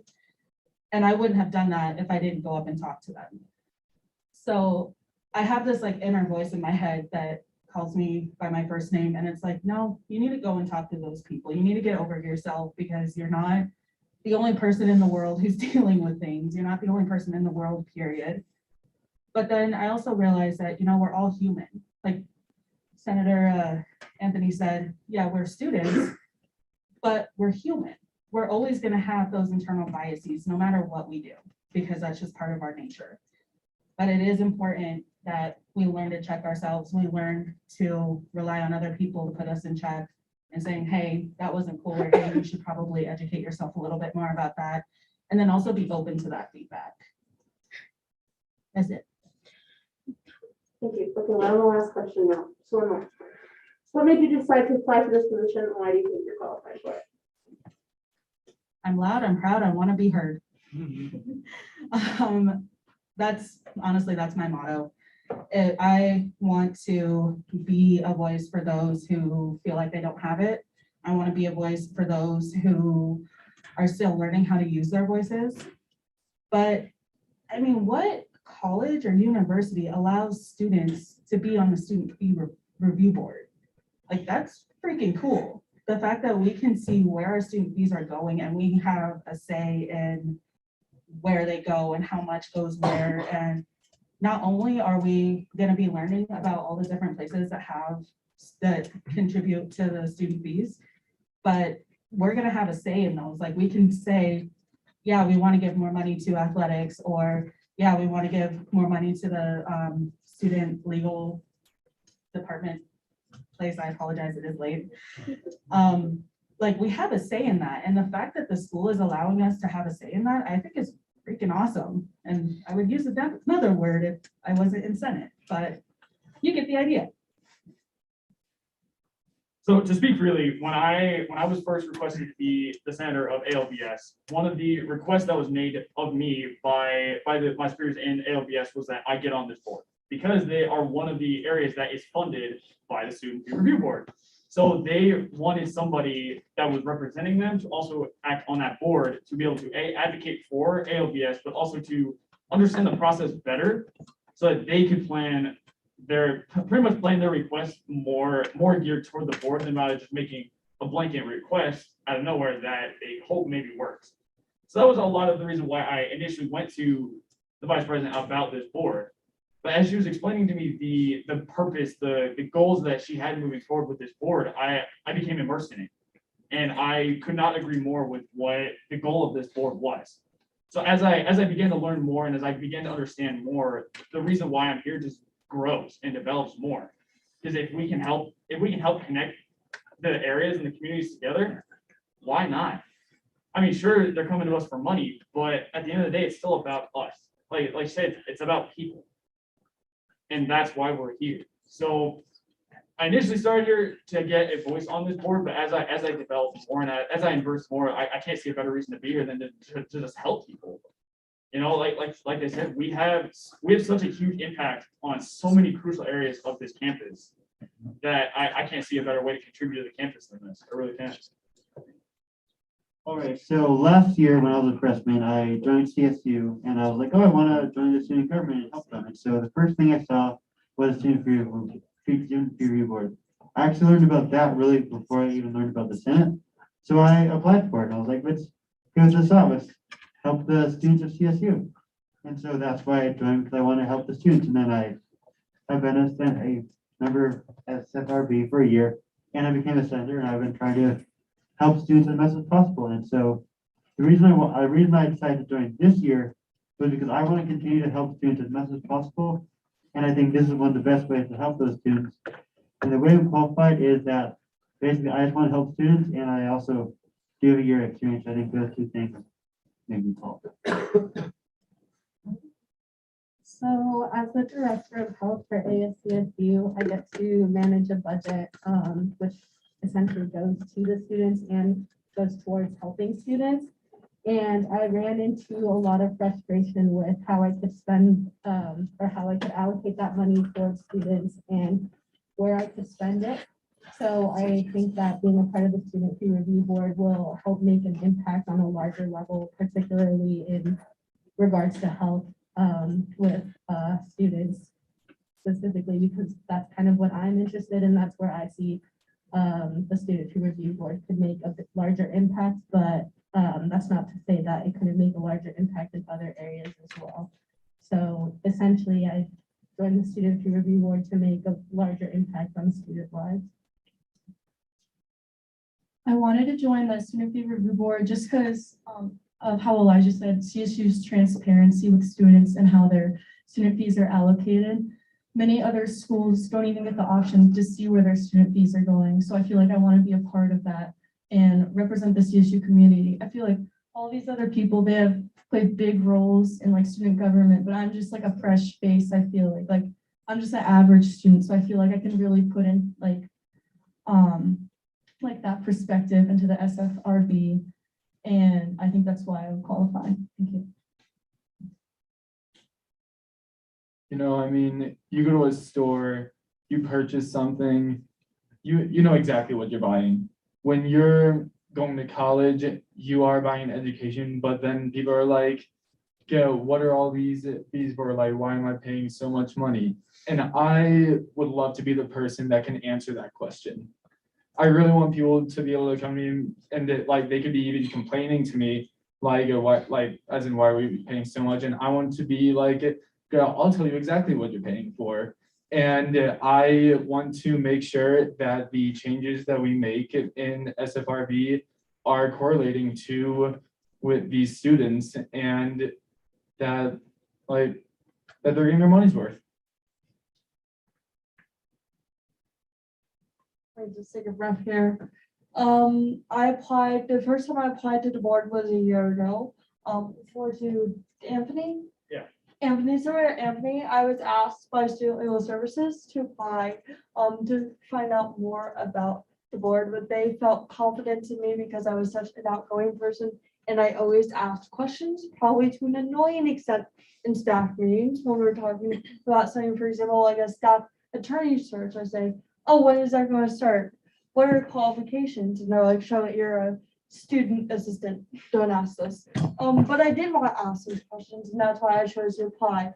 I will be honest, when I first applied, I didn't have that much budget experience. The budget experience I had was counting ticket sales for the DCIS Drama Club, a high school, middle school of 700 students. So you can imagine how small that was. But over the time of being an NCP review board, I learned more about budgets. I feel more confident in my work, in my school, and in my personal life to handle finances. I also learned how to talk to people, which is amazing. I learned how to talk to people whom I consider adults, even though we are all adults. I always make the joke to my father when I grow up, and he says, "You are grown up." I speak to fellow CSU students, no matter their background, and I've really learned how to approach these issues much better for me on student peer review board. And it's for those two reasons, financial budgeting and for personal connection and actually asking questions, that I chose to reapply. Going off that previous statement, Charlotte, I'm not an adult. Anyway, without kind of repeating a lot of what's been said, I am a returner. So I have experience with SFRB. I also have experience through AppFab, actually kind of helping develop that budget and actually helping, like, because SFRB reviews the fees. AppFab, or in the actual fee areas themselves, they actually determine where they're allocating the money. So I kind of know both sides of the coin there. However, the main reason why I really wanted to come back this year was to help the new guys. I've been on boards and whatnot before, where pretty much you just get a new crop of people in, and yeah, then everyone just looks at each other and just goes, "What are we doing again?" And I really just don't want that to happen here. So I'm just one of the main reasons why I really wanted to do it again this year was to help the new people feel a bit more comfortable with asking questions, a bit more comfortable with SFRB and whatnot, and then, you know, just kind of being my own goofy self that I think you guys have been kind of getting a bit of an image of. So yeah, does that answer your question? Okay, sweet. Just want to make sure. So when I came to CSU, I actually had never been to Colorado before. I just decided to come out here because I wanted to get away from California. I'd lived there for most of my life. So I kind of came out here not knowing what I was getting myself into, no family or friends. And one of the things I did in high school that I really liked was student government. So I started doing some research, and one of the first ways I found that I could get involved was through SFRB. I really struggled with whether I would apply or not, just because math is not my strong suit. It never has been. And I never even looked at a budget. Got my own debit card at like 18. So I was like, okay, we'll try this. And I can say like 100%, I can look at a budget and feel comfortable with the terms, feel comfortable with what it's summarizing, what the budget is in total. This board has definitely taught me not to be afraid of numbers, at least for accounting and stuff like that, that you can do it. And it's nice that it's not it's a nice environment to learn in. I was really intimidated coming in as a little freshman with, I think it was like mostly seniors on that board. There was like 20 members. But it was a really safe space to learn in, to ask questions in, and just to kind of get a feel for what's going on and what CSU is all about and the students behind the scenes. Since then, I've kept coming back because it feels really nice to know where your money's going and being able to answer other students' questions. Like a lot of people will say, oh, well, we paid for the stadium, for the football stadium. Why did we do that? You didn't. I like to correct people and say, actually, you didn't. So don't worry about that. And then other people ask, well, why am I paying for tech fees or this and that? And so it's nice to be able to know, first of all, that I can explain that, but also that I know I was a part of where these are going and that they also could have looked really different. So just doing that, also working in the registrar's office, I work with the Veterans Education Benefits Office. And so I answer a lot of student questions about their tuition, being paid and whatnot. And if they have questions about why is my tuition this, or what is this fee that's on my bill, I can look at that. Even before I started working there, I was able to look at that and know, okay, this is your tech fee. This is the general fee charged by just the college in general. So it's really nice to be able to help students from that perspective and have that kind of background knowledge, not just working in the registrar's office, but just day-to-day peers and whatnot, just being able to give them kind of that insight. So I joined the board, and you all should consider the board, joining the board too, for a number of reasons. Yes, we have open spots if we all get ratified, and yes, it's totally worth it. You know, you come because you get to hang out with Mike, Angie, and Travis, 3 really awesome advisors. You come because you get an excuse to dress up for once a week and look good. Maybe post like a Tuesday or a Monday fit on your Snapchat story. And you come because there's free dinner.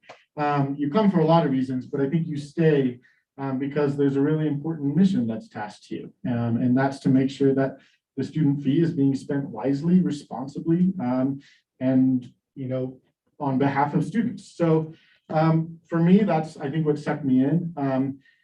And at this point, for those that aren't super familiar with SFRB, the way it works, for the most part, our budget is pretty set as it is, that we're, you know, confirming the same costs most years. We're doing mandatory salary increases every year. But then here and there in between, we're voting on additional increases for specific projects. And that's when it really comes down to us to decide if a project is worth increasing the student fee to pay for to offer new service. And I think that's a really important mission that the board tasked with and why we all are here on behalf of students. But for me this year, I think the big reason I came back is because the power is vested in us, as it should be, but so is the knowledge. And unfortunately, I think the knowledge is, for the most part, only vested in us, in that we are the ones who understand the fee. And I'm sure many of you do. But outside of that, I don't think the knowledge is there. A lot of students pay that $1,300 fee in September and in January, and that's it. And so for me this year, I'm really interested in outreach and education. I think I'm joining the board because I think we have a great section on the website, which Mary has updated and looks amazing. But there's more that we can do.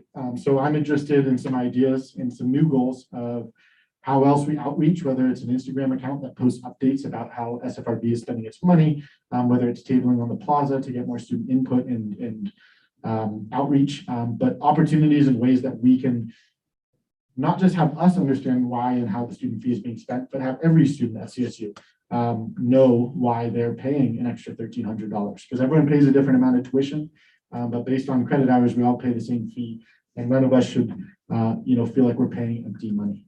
So that's my answer. And on behalf of all the candidates up for ratification, thank you for your questions and challenging us to really think about the responsibility that we're taking on and how important it is. Thank you, Lydia.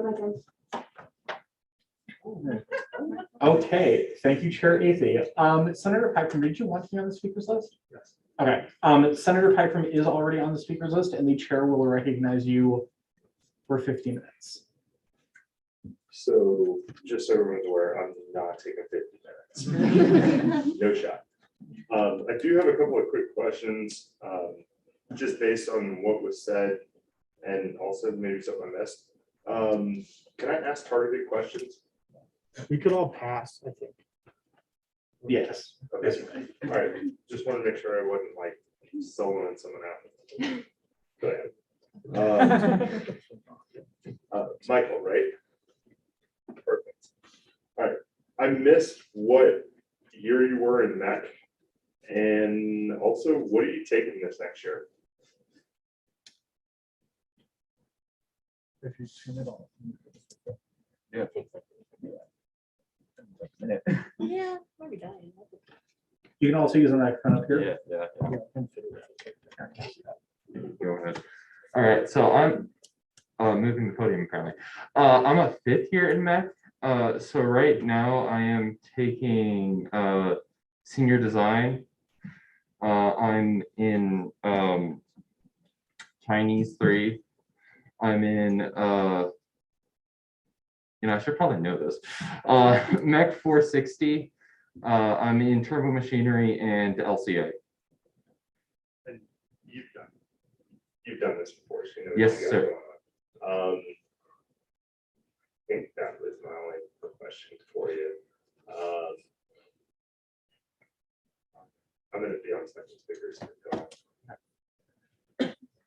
Okay, Senator Deason.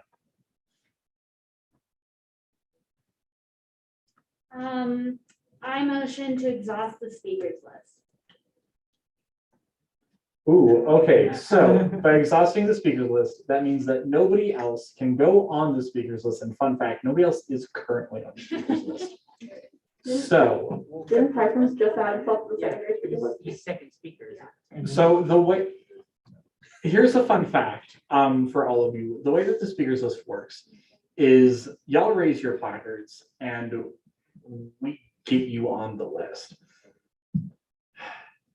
Senator Pycrom did not raise his placard to indicate he wanted to be on this. So like, okay, so you are now, which is fun, spicy, and cool. So before, yes, Senator Pycrom, point of clarification. I don't remember my questions. Okay. I didn't write them down. Oops. So if we're exhausting, it's gonna come right back to me and I'm not ready to go.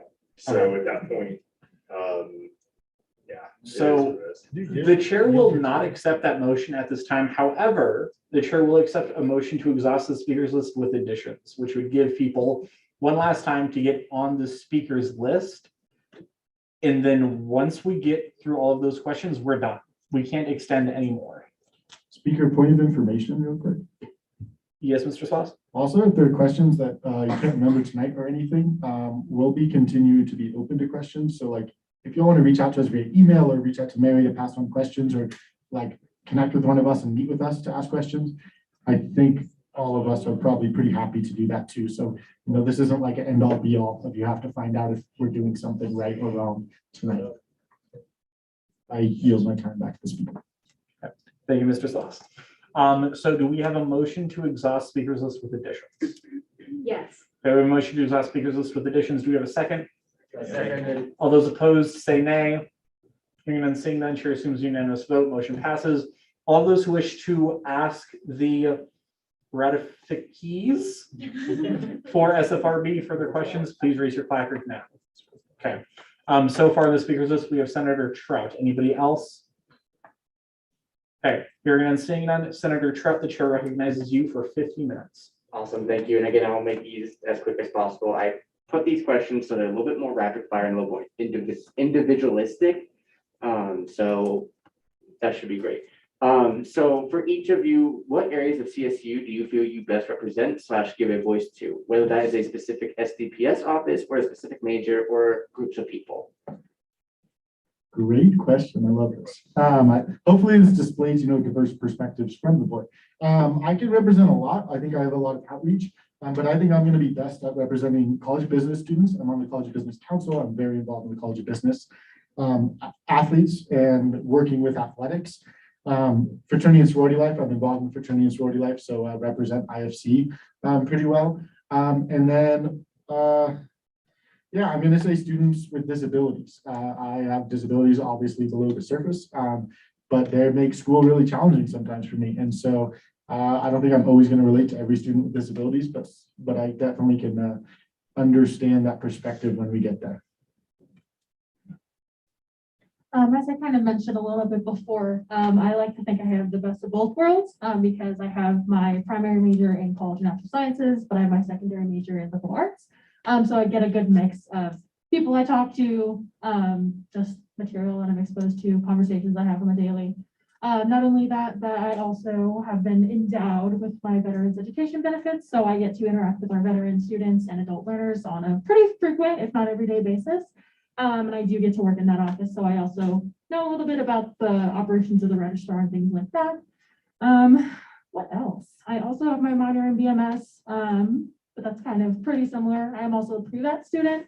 So that's the majority of kind of our CNS population. So I do like to think that I fit in pretty well in a couple of different areas. Yeah, and I think I represent them pretty well. I try to anyway, for the most part. Yeah, I like to think that's what I bring. All right, I'll try to keep this short. Engineering, liberal arts. I have a liberal arts major, so liberal arts, international students. For me, it's women, people with disabilities. I'm also an honors student, a liberal arts student, legal studies. Students who have maybe sometimes have financial troubles paying for college, and also just students who are welcome to ask for help. Students who, feel like they need more muscle, so they go to rec, or students who need help police, so they go to state legal services, or students who need a resume spiff up, so they go to career center. So those are students I believe that I can represent well, and I'm excited to find out all the different perspectives that exist in our school. I'm a neuroscience major with a concentration in behavioral and cognitive neuroscience. So I feel like I can represent people in science and those who like to study the brain. I also use the SCC, and it has helped me a lot with my school. I've been with them since my first semester, freshman year. And I can definitely say that I can also show as a gay male. So I study biomedical sciences and I also work in healthcare. So I feel like for me, I best represent the department of the CSU Health Network. And working in healthcare, I understand all the resources we need. Like we throw away hundreds of masks every single day, probably thousands in just the facility I work. And the amount of resources we need is just extraordinary. So I understand like the amount of money that needs to be allocated towards that. And also the Student Rec Center, I work out there at least 5 times a week. I participate in an IM sport every season. I feel like I represent those groups of students as well. It's just a form of me to release my anxiety and stress. And so I want to represent those students as well. I'll make this quick. I identify as Latina, even though I'm like passing. So I feel like I can represent some Hispanic students. I'm also a BMS major, biomedical sciences major. So I also have some input in the STEM realm. And I also work as the director of health for ASCSU, so I have those connections with the CSU Health Network and how they currently spend their budget. So, yes. So I'm a senator for the College of Liberal Arts, so who I best represent is actually you all, because I'm a senator, and I'm also the chair of University Affairs. So technically, I am supposed to best represent you all, so that's my job. I need to represent you all as best as I can. As Mary pointed out, I'm a triple major, so I represent across a couple different colleges. My majors lay in the realm of neuroscience, as some of my other colleagues as well. I am a mathematics major as well, so I bring in some of that more statistical background, but I'm also an English major as well. So I kind of fall in a couple different college categories, if that makes sense. But I mean, obviously, I also represent veterans and adult learners, as that's where a lot of my roots are tied into. But before I went into the military, I also was a teacher. I used to teach mathematics to high schoolers. So in that, I've also gotten a lot of exposure to students with learning disabilities and things along those lines as well. So I feel like I can advocate for them in a very academic realm, because that's what a lot of my teaching was based around. So okay. Transfer students, first generation. Can I have personal privilege? Should I let Mike stop working?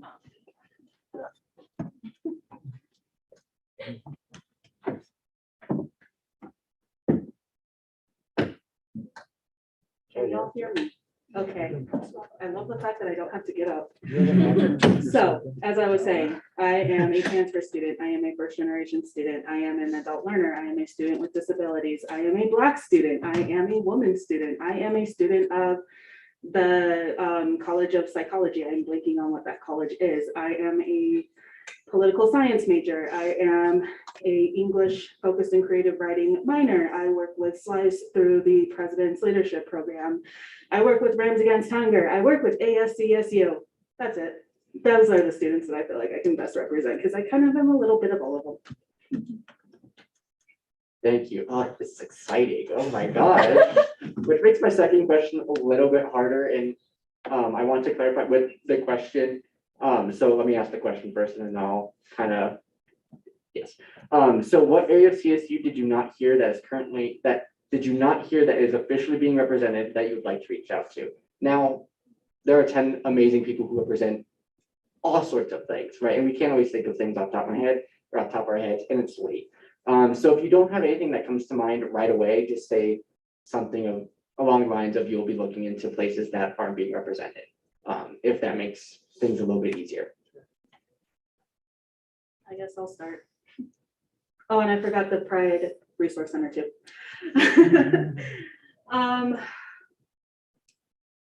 Athletics.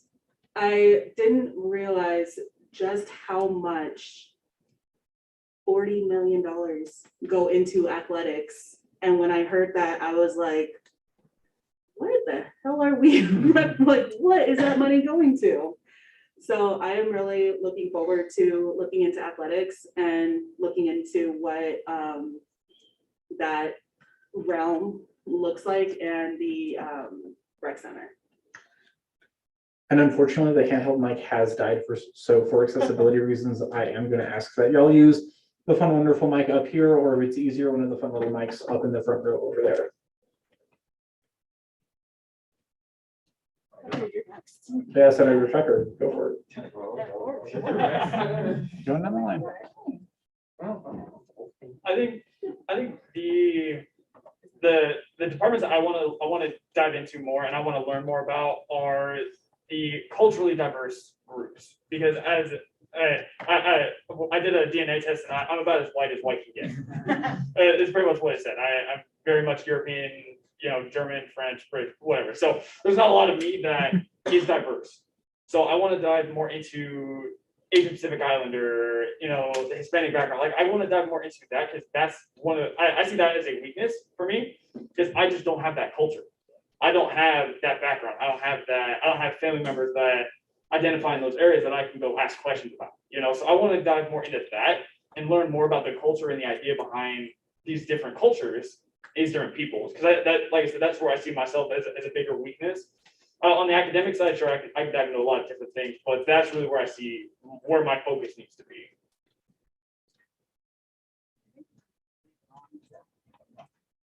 So I didn't hear exactly what you said. So what's the question basically? What student fee review program, what student fee, whatever it's called, you want me to look at? Yeah, I can. So just to, for that, what ASCSU did you not hear from the previous speakers or from the previous candidates that is quote unquote not officially being represented in this group, and who would you like to reach out to?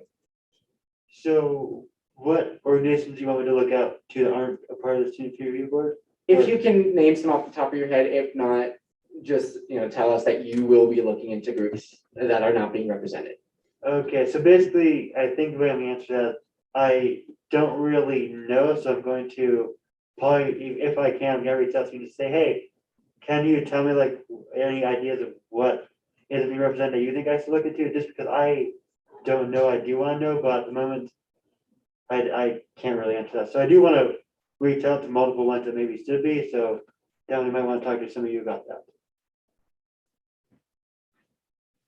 I would say the Pride Resource Center and the Native American Cultural Center. I would also have to say the Pride Resource Center. Being a white straight woman, I feel like I don't really understand. I've never been to the Pride Resource Center. I want to just be more active community member and really understand where everyone, hold on, sorry, I'm really tired. But yeah, just really reach out and understand all identities at CSU. I would probably say international students here. I have never personally met an international student here, but I have definitely heard about the struggles that they have had while coming over here and dealing with college in the United States. And so I think that's what I should focus on.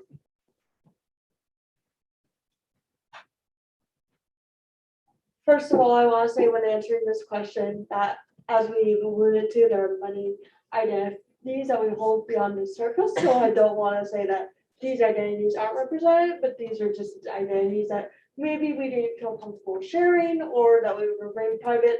But I think also going back to cultural offices are really important. Like I said before, they're not directly student fee funded, but they are really affected by student fees. I would also say survivors of sexual and domestic violence would be another good group of people because it is so much bigger than we all think. All right, since I had to step out for a minute, I don't exactly know what everyone else said, so I'm just gonna go ahead and say that, I'll be looking into, what I believe the board's not focusing and not trying to, well, not that we're not trying to focus on it, but just, I'll take a look and see if I can't cover any of the gaps.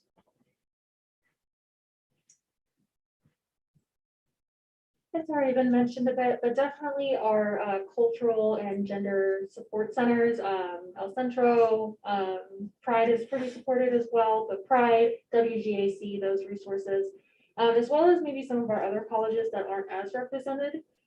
So maybe like our College of Ag, College of Natural Resources, which I have some experience in, so I'm hoping to kind of get some word out there, get some feedback from those students and see what we can do for them.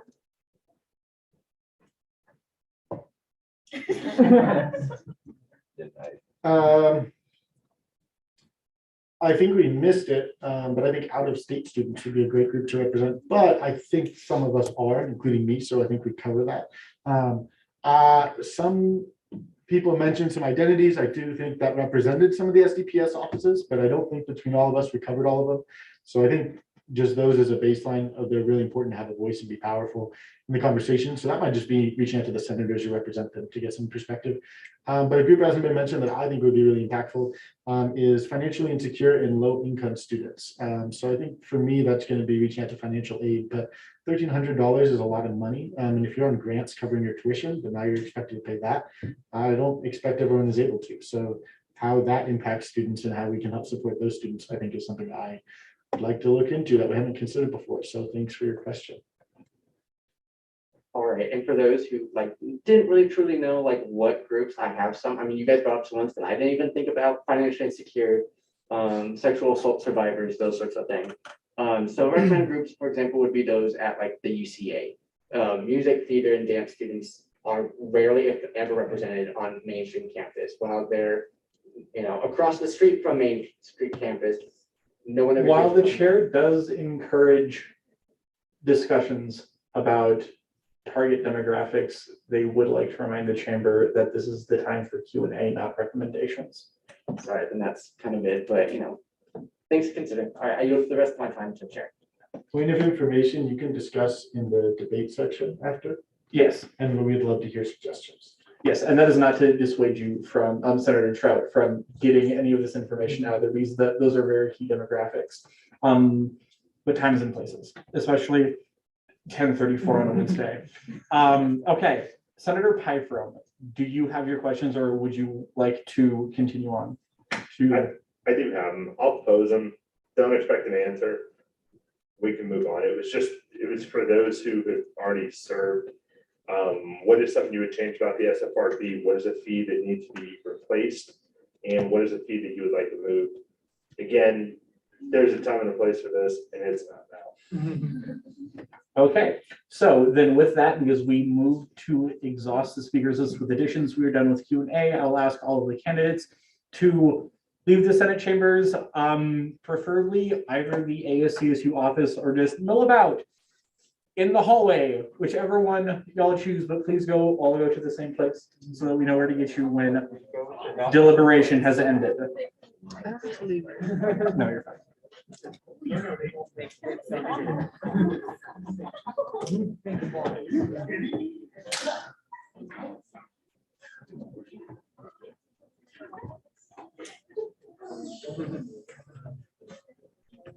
Okay, 5 hours from going on the clock. 30 minutes for each candidate, 10 candidates. 5 hours. Chair Athey, for what purposes do you seek recognition? I want to make two motions because it's very late. The first is to move to previous question, and the second is to read it. Okay, so what just happened was Chair Athey wants to vote on ratifying SFRB candidates and wishes to do it by unanimous consent, which means, does anybody dissent to moving to vote on SFRB candidates right now? Senator Pyfrom? I do. Okay, Senator Pyfrom dissents. So we can't do it by unanimous consent. However, the motion could be made in a different way, but there is resistance in the chamber, and the chair would love for that to go on the record. It was two separate. The first one was just a motion to move through discussion, not through unanimous Okay. consent. The second motion Was was to, to vote with unanimous consent. with, you know, I got you. Okay, so we have a motion to just immediately vote on people. Do we have a second for that one? Second. All those in favor of the motion, please raise your placard. 1, 2, 3, 4, 5, 6, 7, 8, 9, 10, 11, 12, 13, 14, 15, 16. All those against, please raise your placard. 1, 2, all those abstaining. 1, and a vote of 16 to 2 to 1. That motion does in fact pass. And there's also a motion to do it by unanimous consent. So it was requested.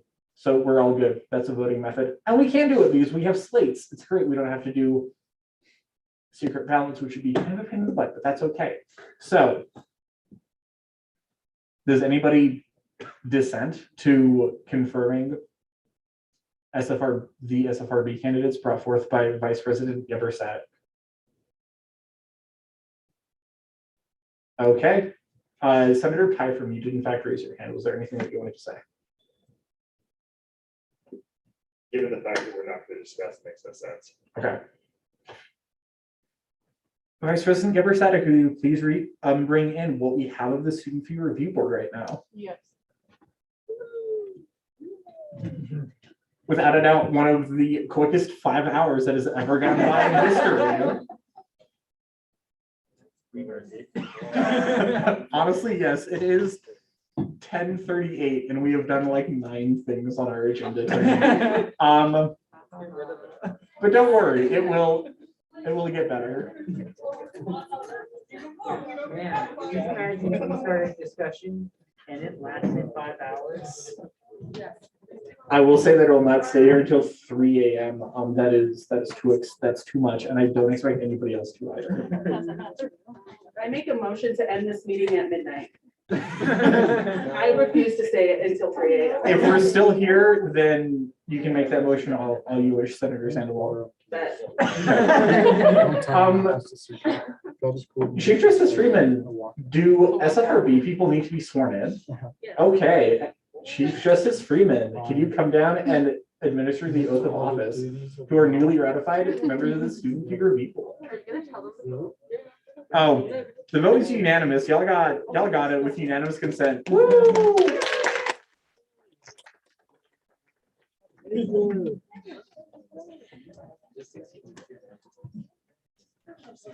No, that was Yeah, so y'all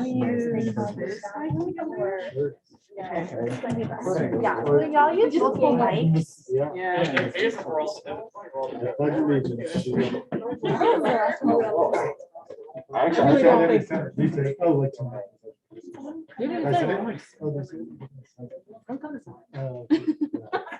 I did. I broke it.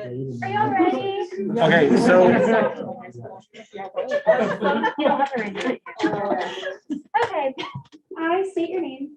I, Jasper Sloss, Do solemnly swear. do solemnly swear To defend and uphold. to defend and uphold The rules and regulations. the rules and regulations Set forth. set forth By the Constitution. by the Constitution Of the Associated Students. of the Associated Students Of Colorado State University. of Colorado State University, And will rightfully perform. and will rightfully perform The duties of my office. the duties of my office To the best of my ability. to the best of my ability.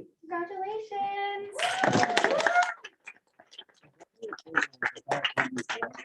Thank you all. I was wrong. Yes. yes, everybody with SFRB who's not a senator, y'all may go home. You can stay if you like, but it is 10:40. You're saying that I have Senator Baum, for what reasons do you seek recognition? Point of information, can I make a motion just to go straight to conference business? To go straight to confidence business, we do in fact need to hear reports from executive and judicial. Thank you. Senator Deason, for what purposes do you seek recognition? I have a motion. Senator Deason, what is your motion? I motion to table all legislation for tonight, until another night. I second. Okay, we have a second. All those in favor say aye. Aye. All those opposed say nay. All those abstaining say abstain. Point of personal privilege, can we open discussion on that real quick? That motion? Why? The motion passed.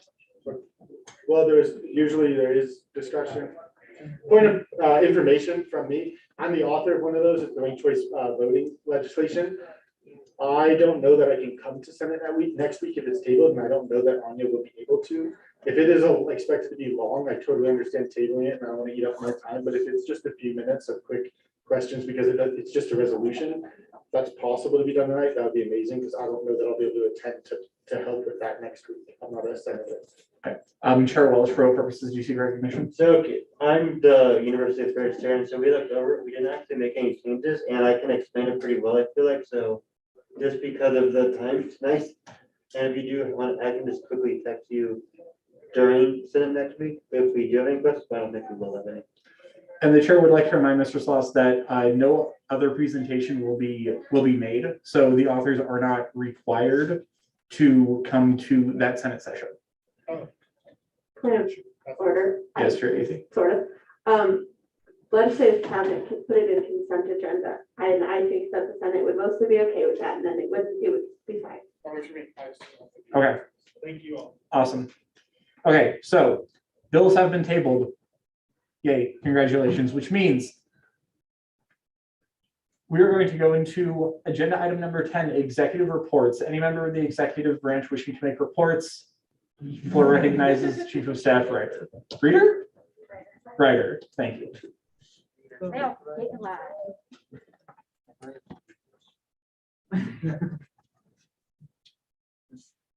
Hi, everyone. My only report for tonight is on, I just want to put something on everyone's radar. On October 20th in like the cabinet time, from 5 to 6:30, we're going to have a diversity, equity, and inclusion training done by Emily Ambrose, and you are all welcome to come. There will be like a little quick 6-page reading before, and it's super informative. She'll talk about it in the presentation, and it's open invite LSC 300. I would love if you all would like to come. I will also remind you next week, probably, maybe in an email. Hi, everybody. I'll keep it really short since it's late. Homecoming is this weekend. For those of you that are excited and aware of that, it's on Friday. We've got Get Your Green on the plaza. So it's like the homecoming parade, but on the plaza instead, just so more groups can participate. Was their main motivation. So that's 4 to 7 p.m. They're going to have each table will decorate and it'll be a part of the competition. And we'll have folks from Chamber of Commerce and communities or businesses in the community sort of in the main area on the plaza. It'll be an amazing event. So I encourage you all to participate and help out if you want at the ASCSU table. The bonfire and the fireworks will be right after that. The next day is the tailgate starting at 8 a.m. setup time. The tailgate starts at 9:30 a.m. So if you all have interest in helping us to set up, that'd be amazing. We're expecting anywhere from 1,500 to 3,000 people for the tailgate. And so it'll be exciting. It'll be a good opportunity to network if you have interest, and we'd love to see you all there. There are currently first-year seminars going on for undeclared students. You have a chance to join as a student panelist and share your story. I did it today and it was amazing. I did 2 back-to-back. Some amazing students that are seeking direction, and I think you all could provide that with your stories and your wisdom and experience. So come find me if you have interest. That's tomorrow. There's like 3 slots tomorrow and probably an ongoing opportunity. And then 2 more, join board for student organization funding. How many of you all have heard of this before? It's the group that oversees $150,000 to all of the student organizations that can apply. It's a major resource for our community, and you have a chance to decide where those funds go. So I'd encourage you to reach out to me or to Emily Bowler, our Director of Finance, if you have interest. And then the last one is just, I obviously can't give full detail on all of our cabinet department updates, but what we can do is go to the executive webpage, You can see my Board of Governors reports where I go very in detail on all of those projects. And you can also watch the recordings that are sent out each Monday of our county meetings. With that, I yield. Thank you, Mr. President. We're now going to move into agenda item number 11 with judicial reports. Will one of the judicial people please come down and give a report? Or go to the second row or third row if y'all feel like it, to use a microphone.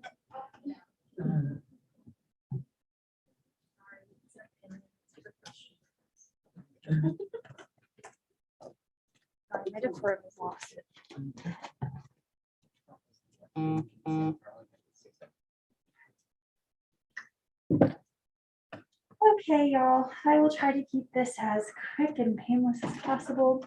The Supreme Court has received and voted to hear opinion 5102. The question seeks the following: does the Constitution allow for a member of the judicial or legislative branch to serve as an executive intern? Do executive interns need to be ratified by Senate? This pertains to Article 1, Section 103C and Section 106, Part A. The court will accept briefs up until next Monday, October 11th at 11:59. As a reminder, briefs are writing arguments on why the court should or should not vote one way or another, and they can be submitted to the Supreme Court email or hand it to one of us in the office. We are also coming up on hiring 2 positions, so please look out for that in the ASCSU weekly email. I will also announce it next week when I have more details. Can I ask, is there any questions? Is there any questions? Okay, wonderful. Okay, agenda item number 12, committee reports. We have one from Budgetary Affairs Committee. I'm sure Osterhout cannot be here tonight. Senator Silverheart, for what purposes do you seek recognition? Point of information. Sorry. I'm so sorry. Point of information, Chair Osterhout asked me to give the report on budgetary affairs as I am the vice chair of budgetary affairs. If that is allowed. It is, if you read the part of the agenda verbatim, then yes, it is. Before you begin that, Chair Welch, for what purposes did you seek recognition? Yeah, I was just making sure that Silverheart would read the thing in the agenda. All right, Senator Silverheart, take it away. Alrighty. Agenda item number 11, committee reports. A, budgetary affairs. Budgetary affairs committee will now be moved to 3:10 p.m. every Friday. Congratulations to the newly elected leadership for BA committee. Alex Silverheart as the vice chair. My name is spelled wrong. And Bailey Shepard as the secretary. Bill number 5103, maximizing ASCSU's potential with the business and nonprofit community, was edited and discharged this past week. It's the way that not everyone is a member of the group me for me. Click here to join the group me. We still have a handful of legislation within the committee, so please come by this week and get the full legislative experience. Thank you, Senator Silverheart. Vice Chair Silverheart.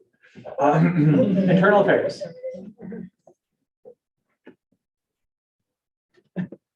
Where's the card? I just lost. I'll try to tell you one second. Okay, it's fine. Hey, all, Internal Affairs elected our vice chair, Sammy May, and our secretary, Eliza Sandoval. If you see them around, offer them your congratulations. I'd also like to give them both a big Senate round of applause. Thank you. As for the rest of the request of these new members, Senator May would like to continue the title of senator, and Secretary Sandoval would like to refer to as secretary. We discharged the executive job descriptions on Friday, and we'll be continuing to look at the Senate bylaws this week. We did not look at them last week, but we heard some of what our members wanted to change about Senate not being allowed to go too late into the night since we were students first. We will also likely chat about removing the fight song from the agenda before we discharge the bylaws. See you all this week. University Affairs. Hello, everyone. Hope you're all doing well. We also had elections this week, and so for vice chair, we elected Hayden Deason, and for secretary, we elected Isaac Never. I'm the campaign secretary, and also like mentioned that all 3 vice chairs are right behind me in a row, so makes sense. They're all great. They're all standing next to each other. And then we're looking at 3 pieces of legislation in the. We have 3 pieces of legislation in my committee right now, and we're meeting at 4 to 5 tomorrow on Thursday. And I want to give a round of applause to all the vice chairs and all the secretaries.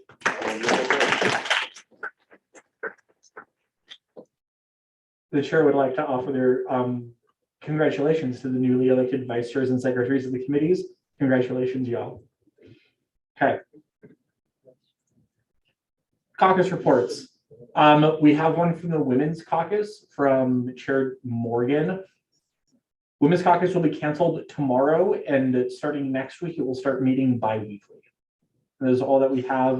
Chair Ritter did not send any updates for D&I. Chair Athey, if you have any from Chair Ritter, now would be a great time.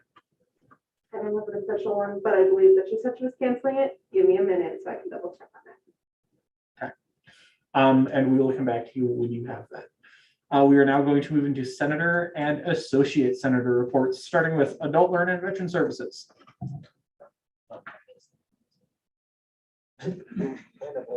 Oh, I'm sorry. I skipped something. Legislative Officer reports. Speaker of the Senate. Speaker Hill does not have anything he wishes to report. I have the group need to prove it if y'all were just like, seems kind of sus. Speaker Pro Tempore. Things that I have. If you do not have a name tag, not the placard in front of you, but a nice little magnetic thing, talk to the front desk. They have a list going for everybody who they need to make name tags for. If you have not been talked to, please talk to somebody at the front desk to get that changed. So way back when all of this started, it seems like many, many years ago, the League of Women Voters had a bunch of dates and events in their presentation, and y'all still have access to that. So if anything that they said was really just like, dang, I really want to go to that, but you forgot the date, don't worry, it all got sent out in that email from the front desk. So y'all still have access to that PowerPoint and all of the dates and all of that important information if you wish to attend any of those that they had. Our parliamentarian has left. Parliamentarian Hunter did not let me know of any updates. I'm now going to go to Recruitment and Retention Officer Torres Doxey. Hi, everyone. My name is Ben Torres. I'm a Recruitment and Retention Officer for those of you that don't know me. And I'd like to remind everyone that I'm a resource here for y'all. And if you're having any, especially on long nights like these, I understand like concerns about mental health and stuff. If you have a concern about mental health, and like you can't attend Senate, please let me know. No questions asked. And if you can't attend that night, no questions asked. And that also goes into committees and yeah. So any mental health concerns, please let me know, or anyone on Senate leadership. Thank you. Yes. And we did get confirmation Chair Ritter is canceling the Diversity and Inclusion Caucus tomorrow. Friday, my apologies. And yes, if y'all can't make it to Senate because of a mental health, for mental health related reasons, the 24 hours in advance you are exempt from that. Even if it's like literally 3 minutes into the meeting, you're just like, I cannot do this, I cannot handle this right now. That is perfectly fine, and that is perfectly a-okay. Do what you need to do to take care of yourself. Okay. So last Senate, I did announce that we were going to do Senator and Associate Senator reports slightly differently this time. So Adult Learner and Veteran Services. Y'all have any updates? Nope, nothing to report. Okay, Senator Sandoval, please put your placard down. You'll be gotten. You might not actually. That's what I was trying to say. Oh my gosh, Senator I feel Sandoval. left out. I am so sorry. It was not in the Constitution. Oh my gosh. Okay, That's what I Senator was trying to Sandoval. get your attention for, was the first generation collective board is not on this list, and I should have said that at the beginning when we were amending the agenda, but I forgot because I didn't look far enough, so that's what I was trying to tell you. Senator Sandoval, do you have any updates from the first generation collective board? No. Okay, my apologies. That will be fixed on the next agenda. Asian Pacific American Cultural Center. No updates right now. Black/African American Cultural Center. No updates. College of Agricultural Sciences. Agricultural Sciences. Wow. Okay. College of Business. Nothing to report. College of Health and Human Sciences. Nothing to report. College of Liberal Arts. I'm writing a bill to add a module alongside NEC that's focusing on Native American cultural heritage. And I'm learning more and gathering more resources on that. So if you have resources surrounding like the module, like the diversity, inclusion, and belonging module and stuff like that, I'm working on that kind of thing. And I'll kind of reach out and get as much information as I can before I start writing the bill. Thank you. Awesome. Senator Trout, are you part of College of Liberal Arts? Yeah, I am. Okay. Time is yours. Perfect. So just a quick thing, the UCA is doing some events. I know tomorrow night they're doing their first Wind Symphony concert. That's been like forever. There are a couple other ones going on. I know a lot of stuff has been sold out. If you're interested in any form of dance, music, theater events, or even community events, you can go to the University Center of Arts website. They have tickets there and whatnot, but please join. It's already on your RAM card. You just need to confirm a ticket. So thank you. College of Natural Sciences.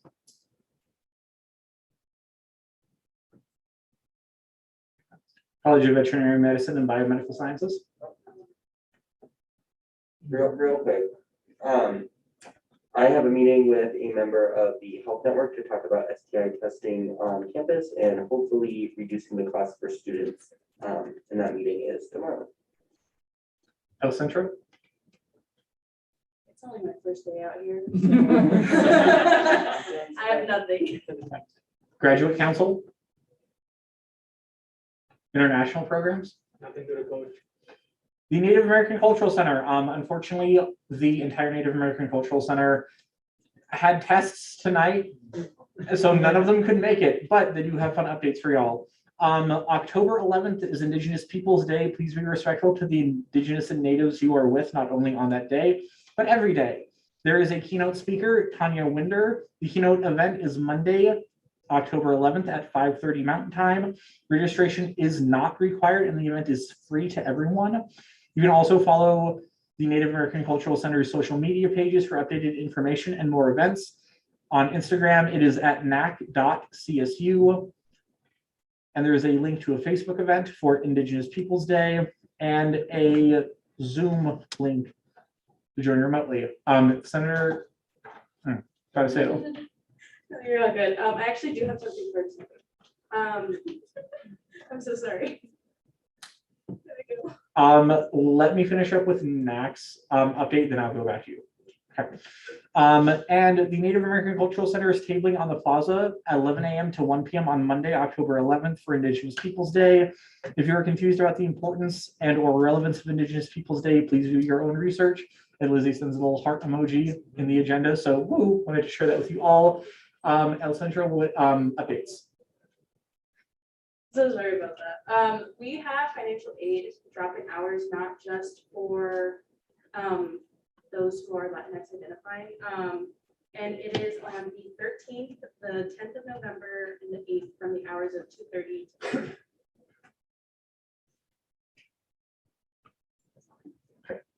Awesome. Thank you so much. The Pride Resource Center. Student Disability Center. I just really quick, SCCU is still looking for more senators and associates, and they posted, well, they should have posted by now, a thing on their Instagram today, so you should all like it so that it boosts and we get representation. Thank you. The Walter Scott Junior College of Engineering. So college engineering is kind of pioneering something right now. This Saturday, we will be the first college to tailgate as a whole. So super excited about it. The point is driving people back to the clubs and really driving engagement, getting people involved, feeling like they got home. So that's what we've got. If y'all want to come through, by all means. Warner College of Natural Resources. Bird Bill, get involved if you're interested. That's it. Thank you. Okay, Bird Bill. That's not interest. That's not vague at all. We appreciate that. The Women and Gender Advocacy Center. Okay. We are also technically now moving into confidence business. However, we tabled and or did all of confidence business. So the confidence clock will not be set. Woo! So we did have the business that we did have. Senate agenda item number 16 was new business. We didn't have any new business. Agenda item number 5217, thank you, math is hard. Bill 5103, maximizing ASCSU's potential with the business and nonprofit community, and resolution 5102, ranked choice voting. Agenda item number 18, ratification and elections of officers, a student fee review board ratification. And we did that. Congratulations. The next agenda item, number 19, is announcements. Do we have any announcements for the space? Chair Forrest Doxy. Yeah, so next week on Wednesday, APAC is hosting a Try to Understand.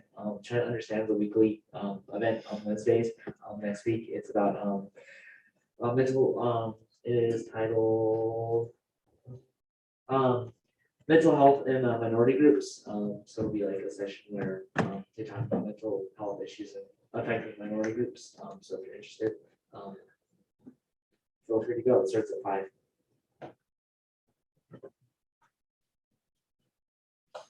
Great. Secretary Sandoval. Okay, I told that to Ariadne in like joking fashion, and it has a nice ring to it, I think. Just a regular, like, kind of personal announcement. My birthday's next Tuesday. So if y'all want to come over to the ASCSU office and just hang out and have fun, maybe go get a beer and Skeller, those of you who are of age, that would be awesome. I would love to spend it with you guys. So that's it. Senator Packer. Let's make this a thing because I'm on Wednesday. Yeah, so we're gonna celebrate Hypром's birthday and my birthday on Tuesday, and then on Wednesday, I vote that we sing him happy birthday. No. Okay, we received staunch opposition from Senator Hyprom, so the chair does not recognize that. Okay, Senator Caracedo. That was so good. El Centro also has a similar discussion. It's called Black Dress. And we have one on the 13th called You Don't Speak Spanish from 5 to 6, if anyone is interested. Yeah, so then if you don't care, a lot of individuals in the Latinx community who don't speak Spanish get a lot of hate for it. And this next week, that is something that we'll be discussing. Any other announcements? Senator, Advisor Deirdre, my apologies. I was about 20 years ago. So, hi all. First of all, thank you all for sticking through with. There's been multiple long evenings, and it's really important questions that you're asking, either guest speakers or on bills, important perspectives that you're sharing. So, I want to applaud you all for being fantastic representatives. To go with the theme of events going on next week on Friday from 1 to 2:30 is a chance. It's a student-only session to meet with the author of The Color of Food. There's also another opportunity, like speech later that afternoon, but there's a student-only session that Friday. I believe it was in the weekly email, but we'll put it in next Monday as well. Also, for those of you that don't know me, I am the advisor to ASCSU, so welcome to new members. I am going to be out of town for a couple weeks here in a couple weeks. Most of you it won't impact at all, but just want to let you all know if you're like, where is Jess? I'm taking leave that I need to use or I will lose it. So if you're like, where is she at? That's where I am. And you all are doing great. I appreciate you all. Any other announcements? Okay. Yes. Could I get the SDPS senators outside for a picture after? I'm gonna do an Instagram takeover, and I would just really like to. Awesome. Any other announcements? Okay. Then the chair has an announcement. A few weeks ago, I did announce that I got my legal name changed. Woo! And I got all of that stuff done. Birth certificate because I was born in Kentucky. Thanks, Mom. And it's been a time. Anyway, I do believe that is it for announcements, and the chair would oh, never mind, Senator Chantel. I motion that we take a road trip to support Emery to get his birth certificate to Kentucky. Just saying, it could be fun. No, we don't like that. Anyway, the chair would smile kindly on a motion to remove both the fight song and ending roll call from the agenda. Motion to remove the fight song and roll call from the ending. That's right. Okay, so that was seconded. All those in favor say aye. Aye. All those against say nay. Okay, with an almost unanimous vote, motion passes. Y'all have a great day. Don't forget, the gavel has not been banged yet. You're not released. Every hour past 8:30, you get office hours. You got hella office hours tonight. Please make sure that that is reflected on Clockify. And Senator Cardoso, please talk to Speaker Hill or one of the advisors about how to join Clockify so that you can get your office hours done. Okay. Point of order, you're exempt from office hours if you just get ratified today. All right, never mind. Okay, adjourn. Me too. Oh my goodness. Bro. Get out of here. Time to go home. Bro, my boyfriend is in the parking lot. I'm ready to go home. I want to, but I have things that I have to do. There's too many people. There's one guy. As soon as it didn't, we're gonna get back. Okay, it's over then. Me too. Yeah. I was looking. I was just like, I'm gonna wear some rolls and a sweater today. Oh my god. And then- Are you on, bro? You guys connecting. The chair recognizes the end of Senate at 11:07. Okay, perfect. Actually, fucking 11:30. Nobody has to know. Nobody has to know. Thank you, Emery. I got you. Judicial people. You'll forever and always be known as judicial people. When I know it was